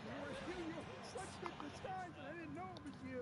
But then It's me, a Celtics fan. This is the Dan Le Batard Show with the Stuttgart. Man, I was looking up because I do want to go to a final game if we make it. I don't want to get ahead of myself, but I was looking at flights. Edmonton's far, huh? Don't know where it is. Damn. I'm seeing a lot of 8+ hours. I know it's in Canada. You want to guess the province? Can we do the map bit with Charlotte that we tried to do with Dan when we wanted him to name the states in the Midwest? Can we do it with states in the Midwest too? Yeah, we can. Exactly. Embarrassing because this is a bit that Jeff and I have had going back years, like multiple, like at least 5 years. And in that time, knowing that I don't know what states are, I have not thought to maybe study, or like maybe I should learn them. Maybe we do this again. Partly because I think the bit is so fun. What the fuck, bro? Video team get a completely empty map of North America. How about that? And put it on the LED plan. do we get to see the borders at least? Yes. Okay. Oh, then this Yeah. Well, for you. That would be a weird map without it. No. Matt, hear me out. You could have like the map of Oh, the US. God. No borders. Let's just do blank North America. I can't do that. Then you just point to an area. One border at least. One wall. No, I feel like maps for me are a lot like math. Wow. Does that make sense to anybody else? Go on. No, because It's they're... in Alberta. That doesn't help me. Wait, are we doing Canada? Well, Edmonton is in Canada. No, I know, but... I know that Edmonton is in Canada. Are we doing the Canada map thing and the Midwest map thing? Whatever you want to do. Do you know Canada? Do you know the provinces of Canada? We should have you both point where you think Edmonton is. I think got. that would. Oh, that's a good one. Yeah. Amin knows where they're I know where Edmonton is because I am, as everyone knows, a man of culture and the world. And particularly Canada. I love Canada. Listen, I love Canada. Why? Because they're awesome. They're so nice. They're so clean. And sometimes they do blackface on their prime minister. But that's a completely different story for another time. Is Drake their prime minister? One last thing on hockey, because I don't want to hog this, and I appreciate the run with Cast of Oddball here, but I'm pretty excited about the NBA Finals. But it does feel like Gustav Forsling is finally getting national attention for his play, and this is with him making an uncharacteristically bad play that Florida ended up surviving. But you're seeing what he can do on offense. Jobo and then Mark Messier on the national broadcast has compared this guy to Nick Lidstrom. He is an incredible player. He is locked in at an absurd $5 million annually. They've You think locked he was him up. regretting that yet? Dude, he's having a great playoff. Oh, Britton Covey was on this team. When Nurse is pulling down $12 million next season, Forsling right now, for my money, is probably the leader for Conn Smythe, which is the most outstanding player of the playoffs. He does a lot of things that don't show up in the stat sheet. There was one penalty kill in particular where he just did so well to close off passing lanes by contorting his body and stretching out his stick. This is a New York Rangers team that has to start putting pucks on Bob because of a big part of Bob's weakness are those rebounds. Crash the net and put some pucks on, for the love of God. Pucks on Bob sounds like, you know that children's book, Hop on Pop? No, I don't. Well, I do, yeah. Why did you think the Rangers were coming? Yeah, bro. I kind of got frustrated listening to New York Rangers podcast because they were just complaining about officiating. I'm like, I get that with the last series, and that was like the whole thing. I don't really see that here. But teams that are so dependent on the power play, and we saw this with Tampa Bay, they just want more. They want more advantages. It's not really a story. To me, like, you had odd man rushes. There was a 3-on-2 where the centerman pulled to where the puck handling winger was against the boards. Go to the net, New York. Maybe they don't want to because they don't trust their defense. But this was Philly's special. They have a pretty big injury with Adam Fox. We'll probably find out after the playoffs. He's got like a broken major damage to his knee. Yeah, where it's just parenthetically lower body. Yeah, but he is truly hurt. He does not look like that. He's only had 70 points this postseason. I do think that one matters, but overall, Florida's a better team. The enthusiasm with which Mike talks about the Stanley Cup playoffs. Yeah, it's because it's the whole thing, the Stanley Cup Finals, or just the finals. The finals is the Stanley Cup final. But what do they call the Stanley Cup final, NBA Finals, NHL Finals, Stanley Cup Finals. But what do they call the entire playoffs? They don't just call it NHL playoffs? Stanley Cup playoffs? It's the Stanley Cup playoffs. They call it that for the entire thing, not just the final, right? But the enthusiasm with like that with the World Cup too. We're like, what most people think is the beginning of the tournament is actually the finals. Like the group stage is considered the World Cup finals because it's a 2-year process. Yes, but the final is the one where that's just to make the crappy teams feel better.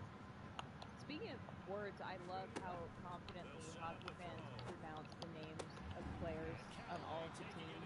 Because you know there's a moment when these guys come into the league where everyone's like, how do we say that? And then the way Polavi, Shesterkin, Nemestikov, Vasilevsky. It's not like I figured it out on my own. It's because I was pronouncing it like Cheidel for a long time before. Filipino. Yeah, I just think it's nice. We have a little update here. We have a map. Okay. We're going to put it up first. Charlotte will go first. Okay. You don't have to be. It's like geography. My God, people, catch the fucking ball. I hate negative plays, man. I want people to take a look at what we're working with.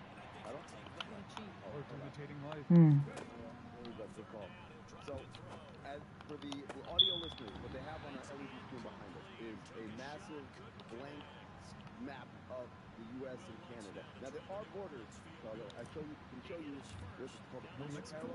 Yeah, I know there's the. The kick by Lutz is good. And with that, they take the lead here 20-17. So they get 3, certainly hoping for 6 after a 13-play drive. So you console yourself on defense by saying you did your job, right? The hell? But not Mexico. I think I see the dinosaur from Rugrats up top there somewhere. How am I supposed to do this without any lines telling me where stuff is? Well, there's a line telling you where USA ends and Canada begins. You see Greenland? I think, Charlotte, we'll be fairly generous if you're in the ballpark because I don't think we know exactly. Okay, great. Okay, so this is actually to my advantage. The Ballpark. Are the The ignorance of everybody in this room. Are the Great Lakes international water? Do they belong to the U.S. or Canada? Yeah, That's the dumbest thing I've ever heard somebody say. Of course it belongs to the United States. It's in the United States of America's. Oh wow. Where's the fumble? Let's go. Charlotte, can you find the beach that Darren Waller reported that news? Yes, that I can do. I don't know where Edmonton is, but I do. But I'm like, that was the dumbest thing I've ever heard somebody say. Like, bro, you're out of your mind if you actually think that. Just reminds me to tell you all that Greenland applied for CONCACAF. They're not even a country. They applied for CONCACAF. They belong to Denmark. Really? Yeah.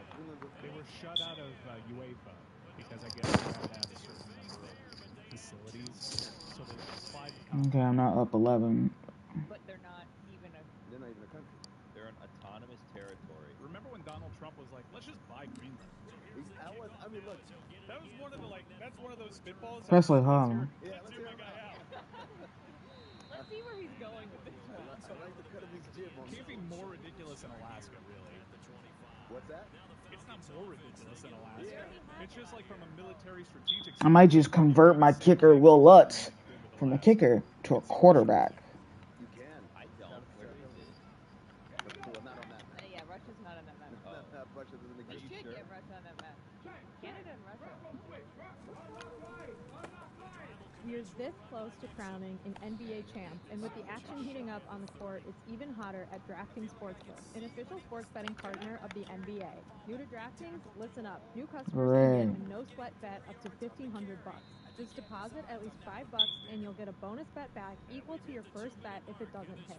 Download the DraftKings Sportsbook app now and use code DAN. That's code DAN for new customers to get a no-sweat bet up to $1,500 if your first bet doesn't hit. Only on DraftKings. The crown is yours.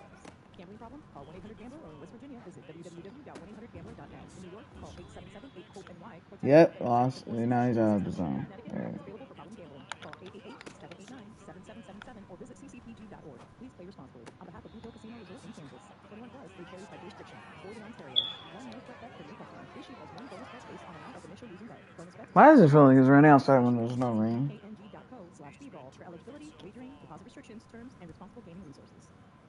Don Levitard. He seems like a not nice guy, and he's always been a not nice guy. I don't care for him, and I hope he has the day he deserves. No, that's the most savage, nice way to saying that to somebody. I hope you have the day you deserve.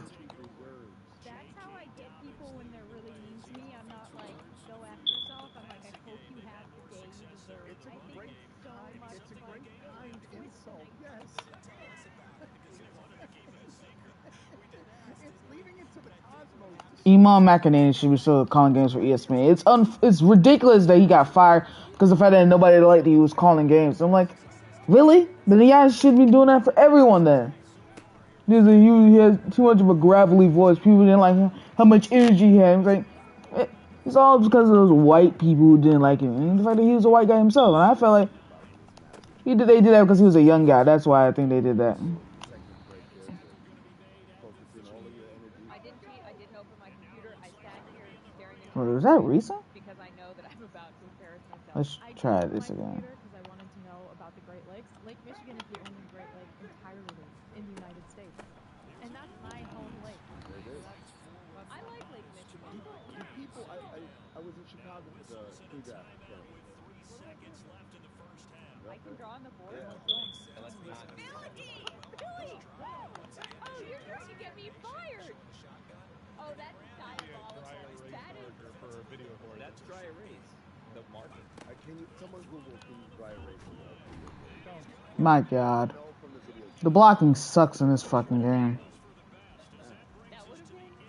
If you guys had told me that, that would have been an unbelievable content moment. That would have been an expensive moment of content. Man, how stupid that's all. My hotel was overlooking the lake, and I saw that there's a little kind of like beach. Toby good.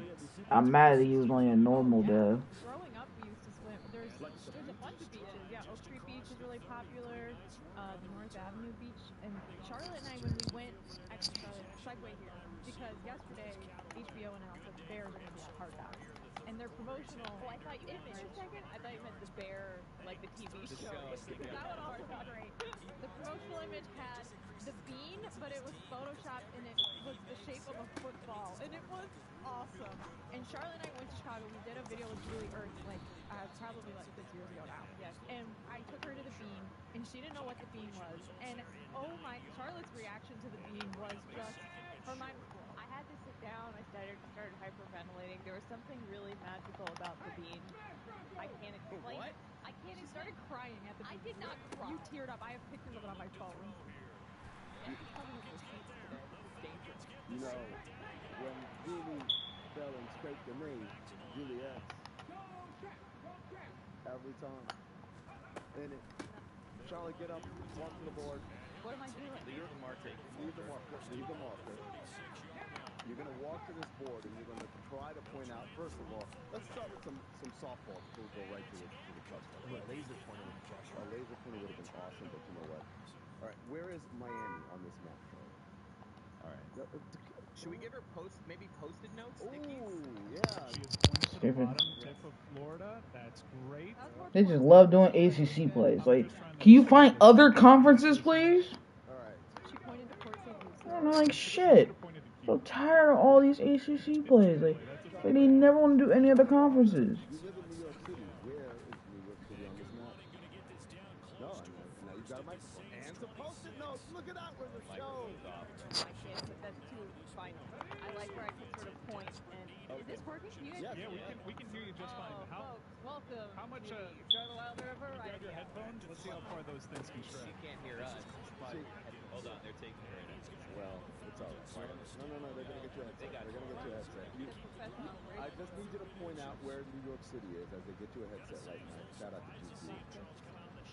There it is. So Charlotte's putting on her headset. She's got her wireless mic. I feel like I'm an auctioneer. I'm like, and Do they wear headsets? I don't know, Chris. If you were an auctioneer, how much do you think Greenland would go? Where? At least 50. Yeah. Puerto Rico's in make this, and they're actually a part of the U.S. I can get it for 25. Well, they're off the map. Well, I mean, but Cuba is there, and Hawaii isn't. Quick little thing here. This map, I'm going to say it might not have been the best Okay. choice for this because we've got a situation here. I know this is Maine. Maine usually isn't tilted this way. It's Wow. So this, A little more erect than usual. I think this is Cape Cod, and I think that this is Long Island, but that is not really how close together those things are. Charlotte, so far, so good. You have that. Oh. Okay, that's Don't why. move me inland. That's why these are softballs. All right, let's one last East Coast one. Where is Washington D.C., our nation's capital? She's pointing. Like here. That's a little north. How is everybody seeing what this map is? Oh, let's see where Long Island is. Okay, so if Long Island's here, what is that? That's Baltimore. This is objectively a bad map. It's a terrible map. This is this is good for me. All right. DC is like. So the Dallas Mavericks are going to the NBA. Dang it. Boston Celtics. Where is Dallas? And I'm like, ooh. Like, what the fuck were you doing, my dude? You literally just threw it right to me. No, actually, Texas.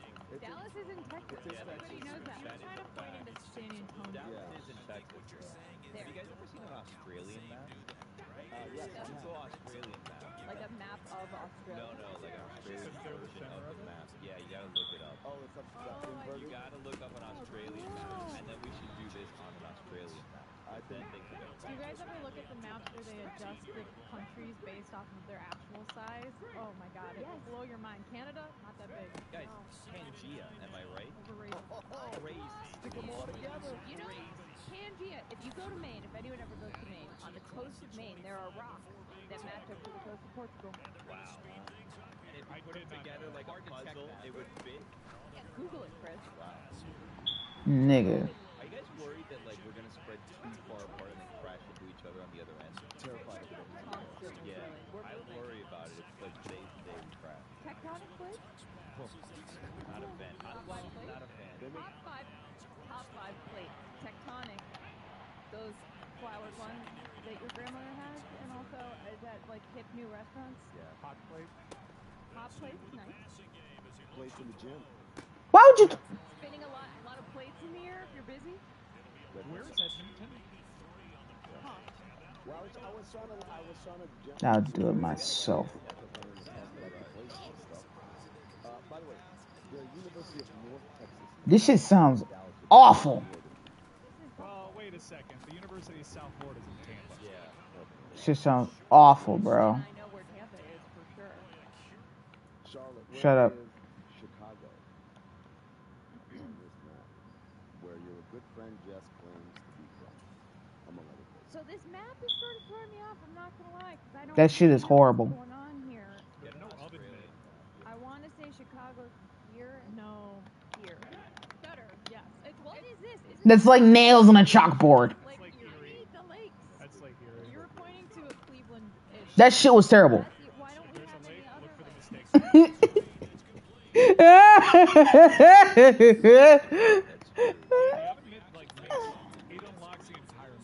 That shit was god awful. And I know how I have trouble with singing myself, but damn, I know my fucking limits. I mean, fuck. I think that someone's playing a joke on us. don't even know what this country is. And it was a country that was like yes. Oh, is that a real place? Did you know East Carolina University is in North Carolina? Yeah, it's not in East Carolina. It should be in East Carolina. Wow. It's not even that east. I mistimed the animation. It's in Greenville. I've been to Greenville. Where is it on the map? Show us where you went. Charlotte, let's move north of the border. No, not bad. Your middle finger is not that far from it. If I put my hand sort of wide enough on the map. Charlotte, let's move north of the border. You know where Vancouver is? Yes. Where's Vancouver? That's how you play. She literally just held her hand across the entire of Canada. It's on the western side. Yeah. The western Vancouver might be the actual easiest city to point out on this map. Yes, absolutely. Their logo has orcas on it, which would imply they're on the water.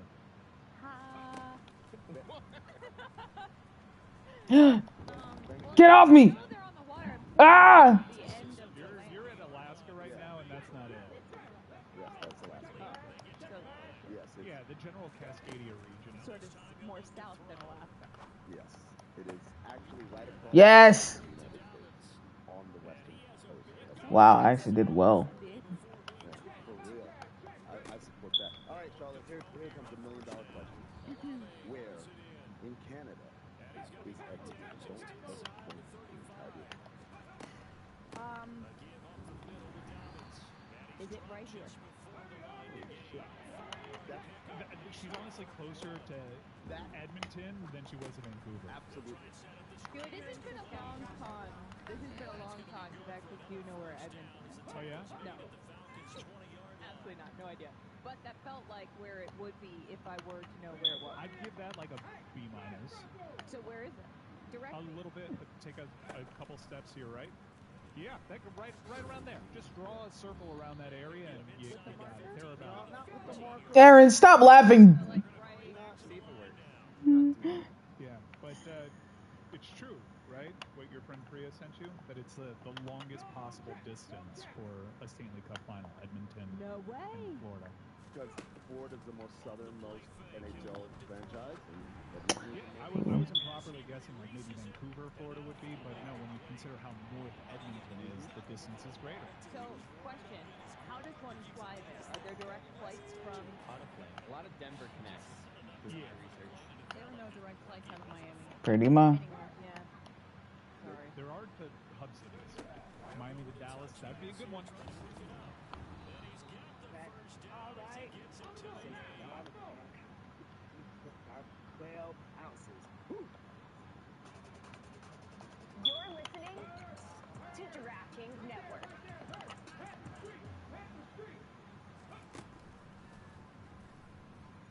Whoa! Welcome to the Big Swing, presented by DraftKings. Why are you listening to this show? The podcast that seems very similar to the other Dan Levitrod podcast. I'm sorry, I'm not going to apologize for that. Only difference seems to be imaging. I have been tempted in restaurants to walk past tables to grab somebody's fries if they're just there. That hasn't happened to you guys? I've done it. And now, here's marching man to nowhere, that face and the Picture Liars. You know what else would be a good one? Dallas to Boston. Ooh. And that's going to be Ooh, happening. speak to it. So I feel really proud. Yes, sir. This is like when you do plays for your parents Okay. with a real mic and actual people listening. This is actually a And the crazy thing is, I never messed up when I had my relationship with my late girlfriend, my Kia. Is the fact that I just wasn't mentally at the time ready for it. And now that she's dead, I won't be able to see her again. I mean, keep in mind, Miami also got messy, and we made the Leagues Cup actually matter. Just because we were so starved for a big. What a good The greatest thing that the Dallas Mavericks did for me was to not only wrap up that series, but to blow them out so that they didn't have to do it for 2 minutes. I was on TikTok for the entirety of the fourth quarter until the last 2 minutes when I listened to see what nice things people were saying. Flip over to ESPN and watch David Sampson celebrate the game-winning goal. No. Why was he on ESPN? What? Well, he was captured, and our social media has it. I was watching live, and I did like the Leo point because after we scored what essentially was the game winner, the Sam Bennett empty netter, right? They cut to the crowd. I think it might have been the Oh, Lattimore. David Sampson was in the crowd. Do we have this video? It's great. It's going to be more B-roll that we can talk over. So this one was this a Lundell? Oh my god. Oh, right. It was the Bennett goal. It was up 3-1. Where it was like, all right, that feels like game's over. Even though New York actually scored after this. Fans left with like 2 minutes left. Shut up, Trump. Fuck you. Just fuck you. You're a racist. You're a xenophobe. You're a misogynist. You're an anti-disabled person, an anti-military person, an anti-American. Just shut the fuck up, dude. And I do not care how people feel about my opinions. I really do not give a shit. Perfect timing. Chris Barnes was say. From the other night of the game, doing his little soccer dance. It's a question, guys. Yeah. Like, you guys are just not Ah. No, I mean, I think that Whitty, I'm okay with it. I'd rather have Sampson do what he's doing. Yeah, Whitty. Feel good about the trade? Like the Panthers traded Whitty and got Sampson. Well, when you put it that way, let's Film study. 7 repeated calls each quarter. that's like the greatest trade in NHL history. Yeah. Yes, I'm only allowed. It's like an historic and ahistoric, like both. And it's not like. Well, does an historic work? I always thought it was ahistoric, but then Andrew Siciliano said an historic one time on the Sunday Ticket, and I was like, Ahistoric feels like something without history. Maybe that's war. We do it in historic.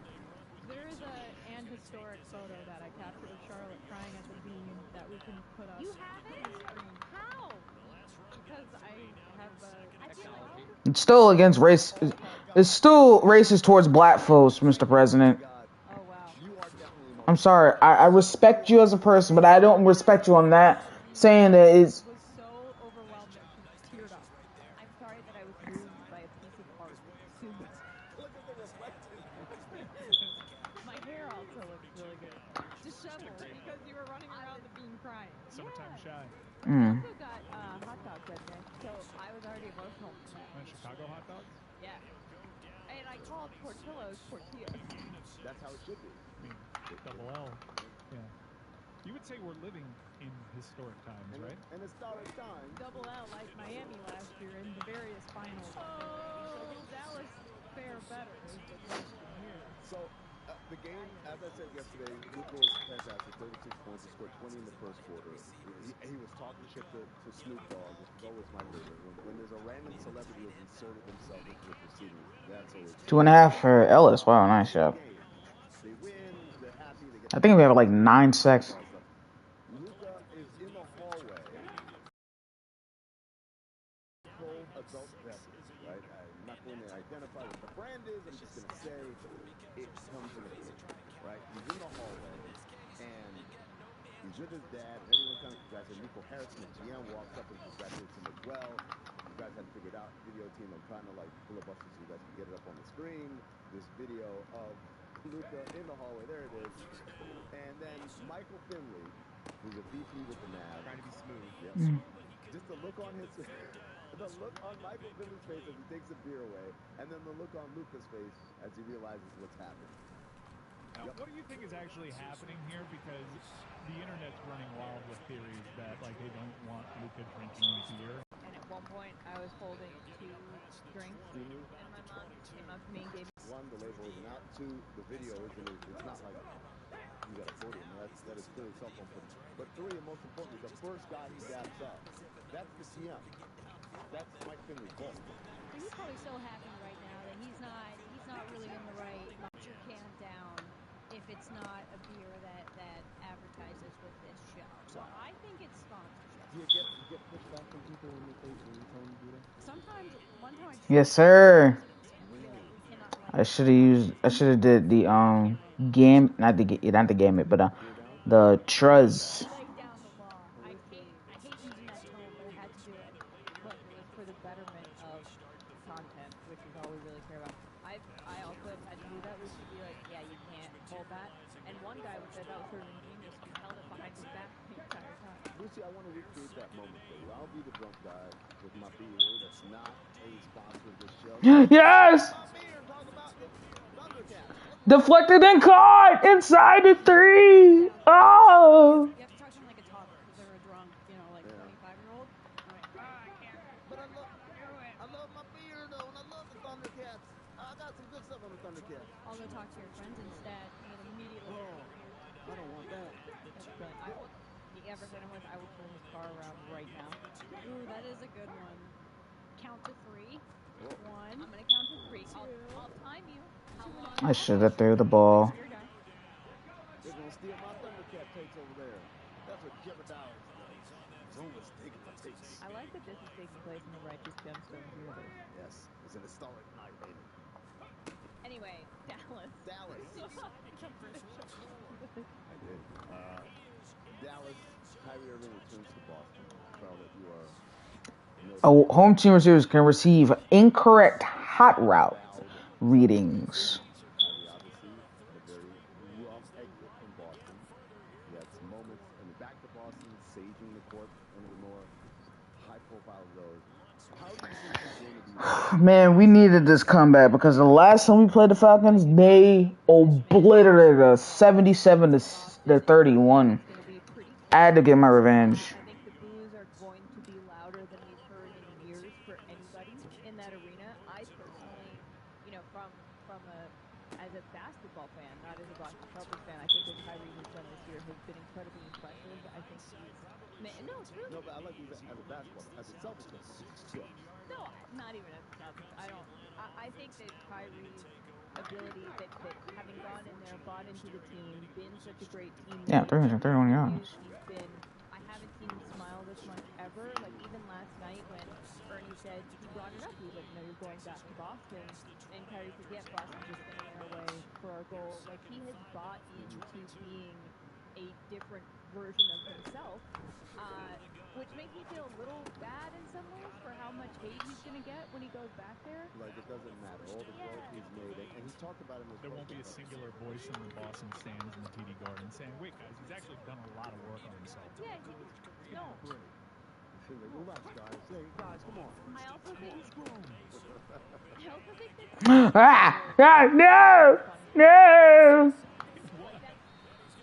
Oh, whoa. I'm winning by 19. Why am I losing momentum bar? Upset at, and it's actually a pretty cool sports photo in terms of foreshadowing. If you look at the background, they were advertising like a doubleheader on ABC or whatever that is. Davenport! 40, 45, 50, 45, 40, 35. Yeah, find that image. Charlotte, well, I was trying to think, like, who in the league the most negative attention from the Boston crowd? The longer the pick, the faster you get the momentum bar back. And I'm not going to lose this one, baby. Because people were, I think, skeptical when he... And that will do it. There is your dagger. I think that, and maybe come to think of it, I mean, part of his... I'm happy that I've only done one pick. It's like, oh, you couldn't have done this when you were in Boston? Right. And the reality is he couldn't because his approach and his mindset was different. And like Mike said, Before I drink my bubbly. I'm sure people in Dallas not quite the same volume of hate, but they look at Porzingis and they say, oh, you couldn't do this here? You can just spot up and play great defense and that's it?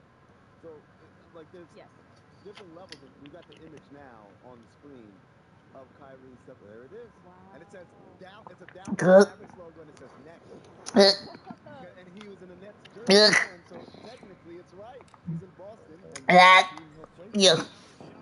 That's some basketball guys stuff. I feel like Kyrie in Boston is sort of what, if the Knicks had played the Celtics, what Porzingis would have been. Oh. But up like 10 notches because Boston just hates Kyrie. Sports radio right now, Boston is... I want to be Barnes for this drive. Kyrie Irving in Boston. Yes, and that means I can just see the play calls now. Road venue that reaches that level of volume. Now, I'm not talking about LeBron in sports because like we've had some of the elements on both sides. Sure, whatever. Primary receiver routes as well. Like not like one of those things where the ultras just hate everybody who doesn't play for their team. No, but there have been guys that go to like a bitter rival, and especially like a decade ago or 15 years ago. But I don't want to go too far. I want when like Figo went to Real Madrid. Jose Ureña's pitching against the Marlins today. Is he gonna get a cold reception? Like, do you remember? I remember when John Rocker like said that stuff about New York. Yeah. And then he made an appearance in New York. Yeah. He had to play pitch at Yankee Stadium, right? But again, that's old. You can say LeBron going back to Cleveland. No, because he said it about the Mets, but then he was with the Braves and they played against the Yankees in the World Series. It's funny because all the examples you think of seem to be really old ones. LeBron going back to Cleveland and John Rocker going to, It's crazy that LeBron going back to Cleveland was an old one. I know. Super old one now. Wanna feel old? Ellis! 35-30 to 25-20. That freaking Anthony Edwards was like 9 years old. Like, think about it. And that is the icing on the cake. Didn't even know what was going to happen with his life. And now he's incredible. Even when you think like 2014 was 10 years ago, no, it wasn't. Yeah. What about Tom Brady? It's weird because like it's 2016 all over again. In Boston? No, he got like a hero's walk. Yeah, everyone was like booing their own team and like kissing Tom's feet, which was weird. Caitlin covered Chicago. The Smetty Lucy Bowl on Saturday. The Sky and the Fever. I can't wait. ESPN. I have been having a bad time watching our Fever games. Just terrible time all around. It's not fun. So I'm on the Kate Martin train. Let's go Aces.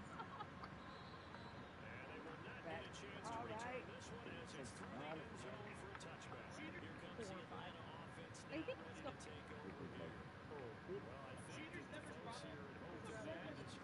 Stugatz. My buddy was saying, not letting you in. So when I got up there, I had to say something. Cheaters never prosper. Stugatz. My buddy was saying, not today. Not today. I think that was what he was adding.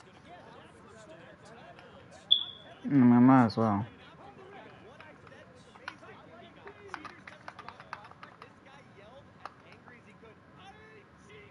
This is the Don Levitt Show with the Stugatz. MillerLite.com/Dan. Or you can find it pretty much anywhere that sells beer. Celebrate responsibly. Miller Brewing Company, Milwaukee, Wisconsin. 96 calories per 12 ounces. Whew.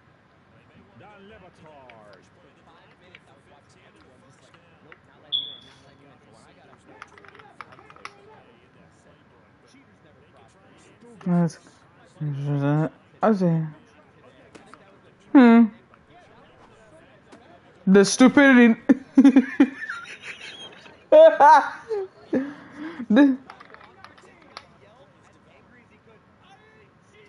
I ain't cheating.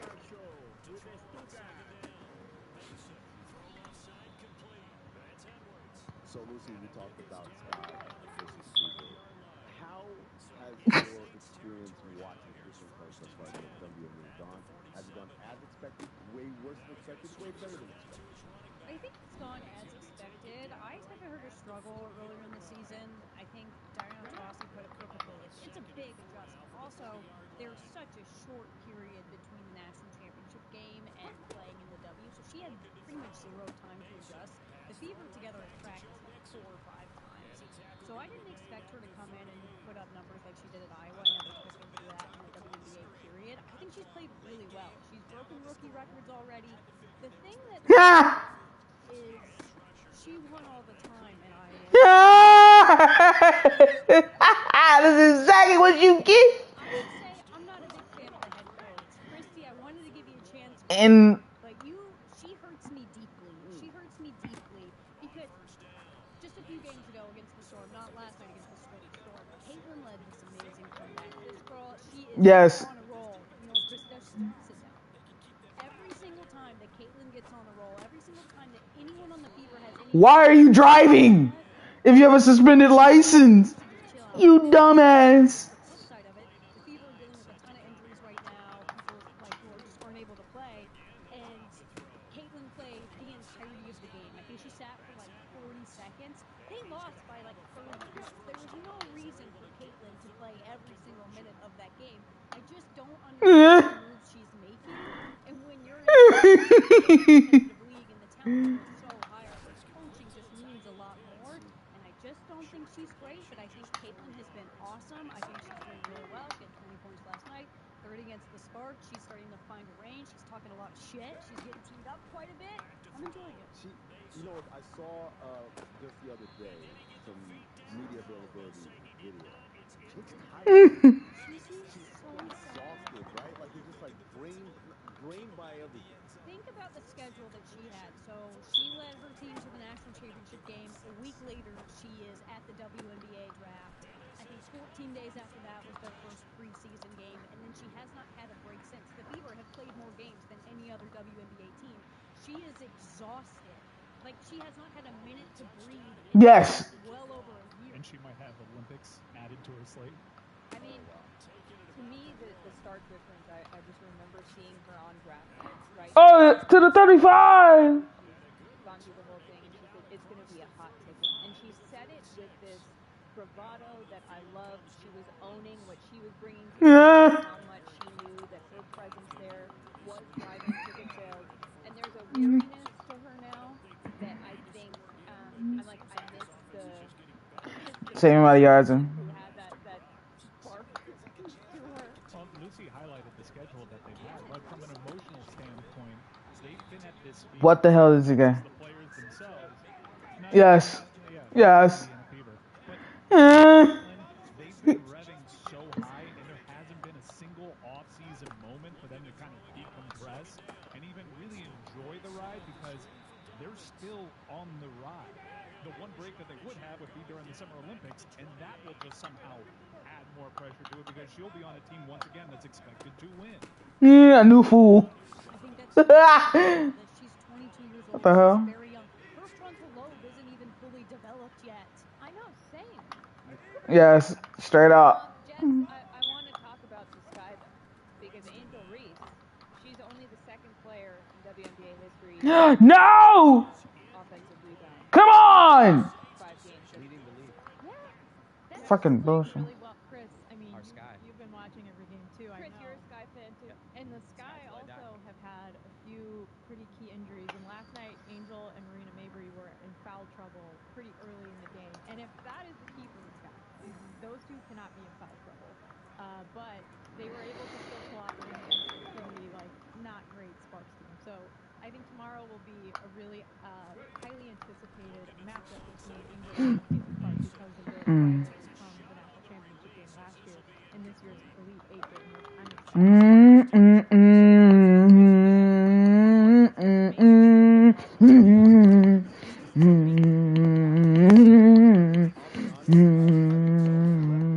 Come on, guys. You're gonna let this guy break your ankles?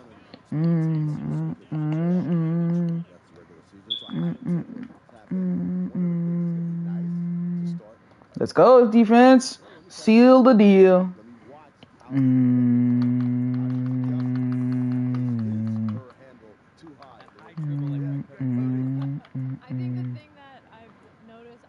I just want to do this one more time so I can get at least 30 yards with 2 quarterbacks. This year they've played 9 games, which I think is the most of any other team, which Lucy already said. But the Fever's offense, now that Temi Bentley is out, has had to go small. And even when she was healthy, she really stood out as someone that helped their offense in transition get down the court. And now that she's out, I mean, they're going to have to make a lot of adjustments. It seems like they don't really have any offensive rhythm or any offensive identity, and they're just kind of, every single possession is a new adventure. And I'm just very curious to see the adjustments that they make, because she's going to be out for a few weeks. And it's just bad timing with the condensed schedule to have an injury to a key player like that. I mean, it's already bad for the Fever, and I feel like it just got worse. And their defense is just straight up bad. It's just straight up bad. Every Fever, every offensive possession, I'm just sort of like, you're like, oh, let's see what happens. And wonder, Lucy, if being used to Caitlin winning at Iowa, I wonder if this season, we'll see if maybe they have an unbelievable run all of a sudden, but I wonder if this will make it that much sweeter when she does get into that rhythm and trust. Yeah, and there's that stat that's every WNBA team that's had the #1 draft pick consecutive years has gone on to win the title 4 years later. So there's still an adjustment period. You have to think about how young this team is because it's centered around Caitlin, who's 22, and Aaliyah Boston, who is 23. They're a young team. It's going to take time to adjust. Also, Caitlin kind of plays at a pace that's very different than everyone else. That was something I was sort of surprised about because at Iowa she was always Check the better than scores everyone else at on the floor. She was the bye week. significantly better than everyone else on the floor. Be able to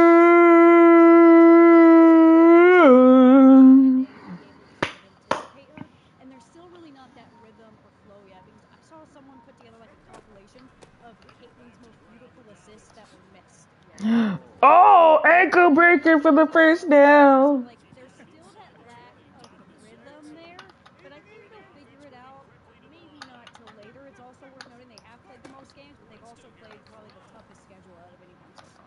Aaliyah Boston, actually, the same age as Caitlin Clark. She went pro younger, so there is a very young, two-headed monster of stars on that team. But Kate Martin, we do need to mention, getting some big minutes for the Aces, the defending back-to-back champions. And I remember, Lucy, Iowa fans saying how Caitlin Clark, what she was able to achieve at Iowa without any other WNBA talent on her team, made it more impressive. How has that narrative changed now that Kate Martin has had such a huge start to her WNBA career? I never said that.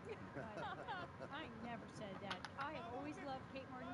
Something that's doesn't answer your question even a little bit, but Kate Martin has been my favorite story in the WNBA this year because her entire career has completely changed. So her freshman season at Iowa, she tore her ACL 2 days before the season was supposed to start. She was kind of like a role player. She wasn't super active. Caitlin came and made Kate so much better. Caitlin asked Kate to stay for a 6th year. If Kate had not stayed, she would not have ever made the W. She was headed to a coaching track. So she wasn't supposed to be a top 15 draft pick, so she wasn't invited to the draft. But Caitlin invited her to the draft as her guest, so she was there to support Caitlin. Ends up getting drafted to the best team in the league. She goes to the Aces. No one thinks she's going to make the roster. Not only does she make the roster, her jersey is sold out. Everybody loves her so much, and she's playing amazing. She's making the most of all her minutes, and I just love her. I'm so happy for her. By the way, that's Oh my God, you sound like a child. to make the roster because WNBA cuts are notoriously tough. Probably NFL is the closest comp, and even then, you don't see first-round picks or second-round picks getting cut in the NFL before the season is over. Yeah, and Daisha Fair was the player they drafted ahead of Kate, and she just got cut. And so, and you're on the most talented roster in the entire W, and she made it. And she's playing really well. Against the Fever a few games ago, she had 12 points. She was the best Iowa player on the court. This is also so, as you said, Lucy, she's on a coaching track. They were Wait, just talking about they that, didn't even do Hail Mary. Kate Martin, great Okay. amazing coach someday. And then she 400 goes into yards. the draft, as you said, and she ends up getting drafted. I also love, we need to give a shout out to our girl Jan Jensen, the new Iowa head coach who is married to Kate Martin's aunt. And we finally got the courtside picture of Kate hugging her aunt, and Jan was there, and made me very happy. So cute. The whole game, Jan was just in the front row filming like this, like a proud parent. I love her. We are this close to crowning an NBA champ, and with the action heating up on the court, it's even hotter at DraftKings Sportsbook, an official sports betting partner of the NBA. New to DraftKings? Listen up. New customers can get a no-sweat bet up to $1,500. Just deposit at least $5 and you'll get a bonus bet back equal to your first bet if it doesn't hit. Download the DraftKings Sportsbook app now and use code DAN. That's code DAN for new customers to get a no-sweat bet up to $1,500 if your first bet doesn't hit. Only on DraftKings. The crown is yours. Gambling problem? Call 1-800-GAMBLER, or in West Virginia, visit www.1800gambler.net. In New York, call 877-8-HOPE-NY or text HOPE-NY to 467-369. In Connecticut, help is available for problem gambling. Call 888-789-7777 or visit ccpg.org. Please play responsibly. On behalf of Blue Hill Casino Resort in Kansas, 21 plus, age varies by jurisdiction. Void in Ontario. One no sweat bet for new customer. Issued as one bonus bet based on amount of initial losing bet. Bonus bets expire 168 hours after issuance. KNG.co/bball. Ryan Nugent Hopkins scores. It's a power play game. I want to talk to Hannah, the astrophysicist. I want to make bets. She's so smart. No, but I want to know. No, See, this is what I want to do with our show. No, don't let Billy's team of dumb demons spew all over the bottom of this company and piss all over the show. No. Ian broke down everyone that was drafted on the offensive line except centers because the Jets didn't need one. Let's have Ian go against the astrophysicist head to head, and let's see. Let's put some money on it. You're informed idiot, or Lucy's actually smart person who doesn't know anything. But at least we're going to choose an astrophysicist and not Taylor's roommate who's not named Ian. This is the Lebatard Show with the Stuttgart.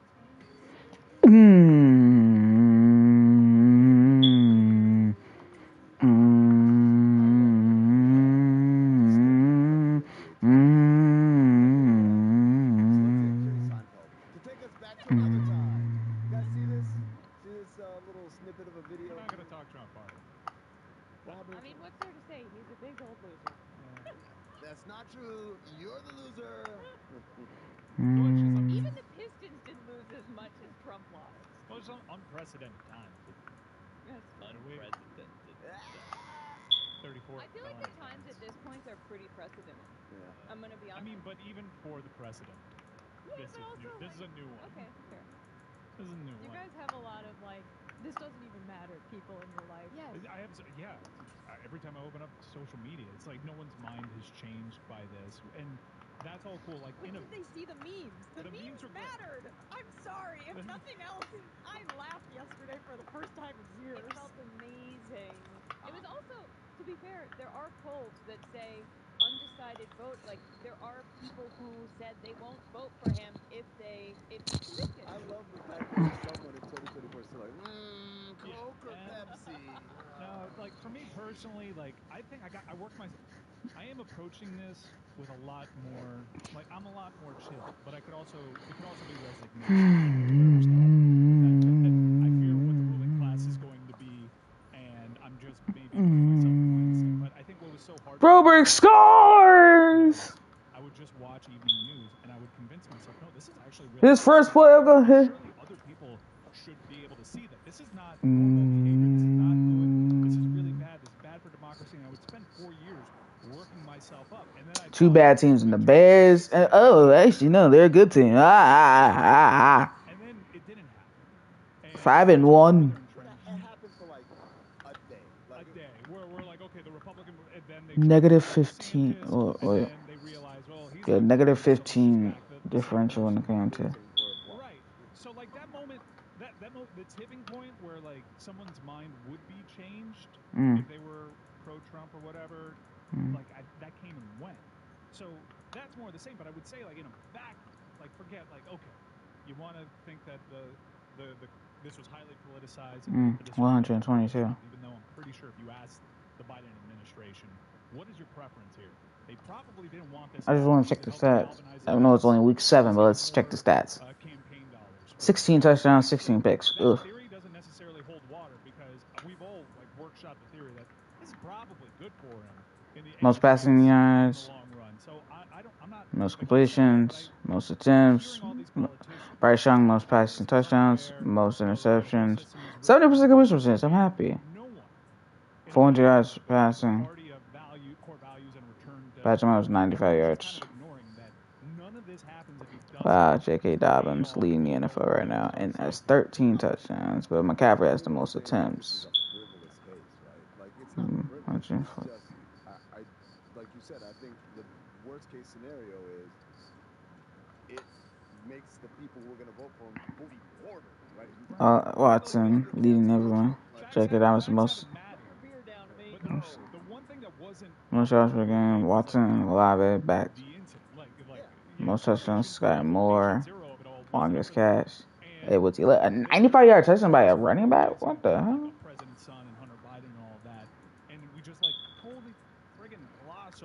Most solo tackles. Tyndale Murray Jr. and Devin Bush. Most assists, Chris Barnes. Most tackles, Chris Barnes. Werner, Evans, Miller. Top 4. And then Quay Walker, top 5. Chris Barnes, Ellis, Guy, Brown, and Garrett, top 5. 10. Reese. Swiss Johnson, Zach Barnes, now the Panthers, Andrew Dow, former Saint, That's insane. That's a hell of a detail. Dean Ellis 5 sacks leading the team. New York Times. My mom told me, she was like, So- you know, the Secret Service is going to go to prison with him. And I was like, More Latimer Wilkins. and Evans. How's it going, sir? Got a big job for you. Oh, I've been working so hard. I'm so excited. Finally, you guys trust me. Most yards, 47 yards for longest pick six in NFL history, 105 yards. Most catches allowed. Damn, Demetrius Joyner. Most forced fumbles, Werner, Alexander, Simmons, Bond, and Miller. Most fun, Miller, Evans, Jair, Simmons, and Reed. Ellis, Simmons, Reed, and Easy. Top 5. Could have paid one field goal block, 2 safeties in the NFL, 2 touchdowns for Evans, and Jordan Miller and Caden Ellis. I feel like I have very little to say because, you know, I mean, MSNBC is like, oh, Have we kicked the field goal at all this season? yeah, okay, not for everybody all the time, but there's also, you know, I guess the Four fields. they had people who like get their news from Truth Social and they decided who was guilty. I was drinking the jury is so important Kool-Aid because I had 58 yards the last longest. week, and I sat there in the freezing cold jury pool room in 29 the for extra points. courthouse, and they were like, we know you don't want to be here, but you are so important. And I was like, me? This is your civic duty. And then they played my Big Fat Greek Wedding 2 on a monitor for us. Is that like to weep? Only 10 field punts. Wow. No, that was just to entertain us. How was it? It was not a good movie. I'm not gonna lie. I mean, no sound captions on? no, there was sound. It was wow. Oh wow, Toby Jordan and Devon Achane. And they also they leaned all the way into the dad being 3 touchdowns solo. 98 yarder by Kevin Carroll, 2 by Toby Jordan. The daughter not wanting her Dante Hardy. to go away for school and becoming like her parents and wanting her to stay close to home. So that was how jury duty was. Hi, honey. How was work? I gotta go away on a trip. Another trip? Where are they sending you now? Christian McCaffrey, 90-yard punt return. That's wow. It'd be real funny if he cheated on a business trip. That's Secret Service guy. How does he Prison bumps sex. work out? I don't. Well, he's got to have like a suite. Have you ever seen Most passing. talk about this is what prison looks like in Norway? Most points, Saints and the Colts. Top 2 teams in points. Ooh, this is gonna be a good matchup. Yeah, well, I saw Narcos too. Like they had an open gym. Most rushing touchdowns, most passing touchdowns. The Seahawks. Third most passing touchdowns, most first downs. Worst defense. The Saints. Too many passing yards allowed. Not that many points. Fewest points allowed. 200 points allowed, not fan. 34 sacks, 14 fumbles, 25 interceptions. Because they all thought you were in high school. So the high school kids thought you were just a peer. Shut up. And the Third worst third down percentage. Oof. I have a jail story. I went on a field trip one day, and it wasn't like 11th worst and 14th worst when it comes to fourth down percentage. it's not functional. But I went there, and in the middle of the field, Have I even attempted a two-point conversion? One. commotion, and it turned out that Dennis Rodman and Carmen Electra were getting booked that day. Wow. Yeah, I was at that. Same. Most red zone, most touchdowns, no field goals. Not the best. Second worst. Most attempts allowed, trips allowed, just like Jets. Most touchdowns. Saints are 11th. Actually, 14th. Most field goals allowed. Best defensive red zone percentage. Too many penalties. Plus 15. Wow. That's a surprise. That's a great time.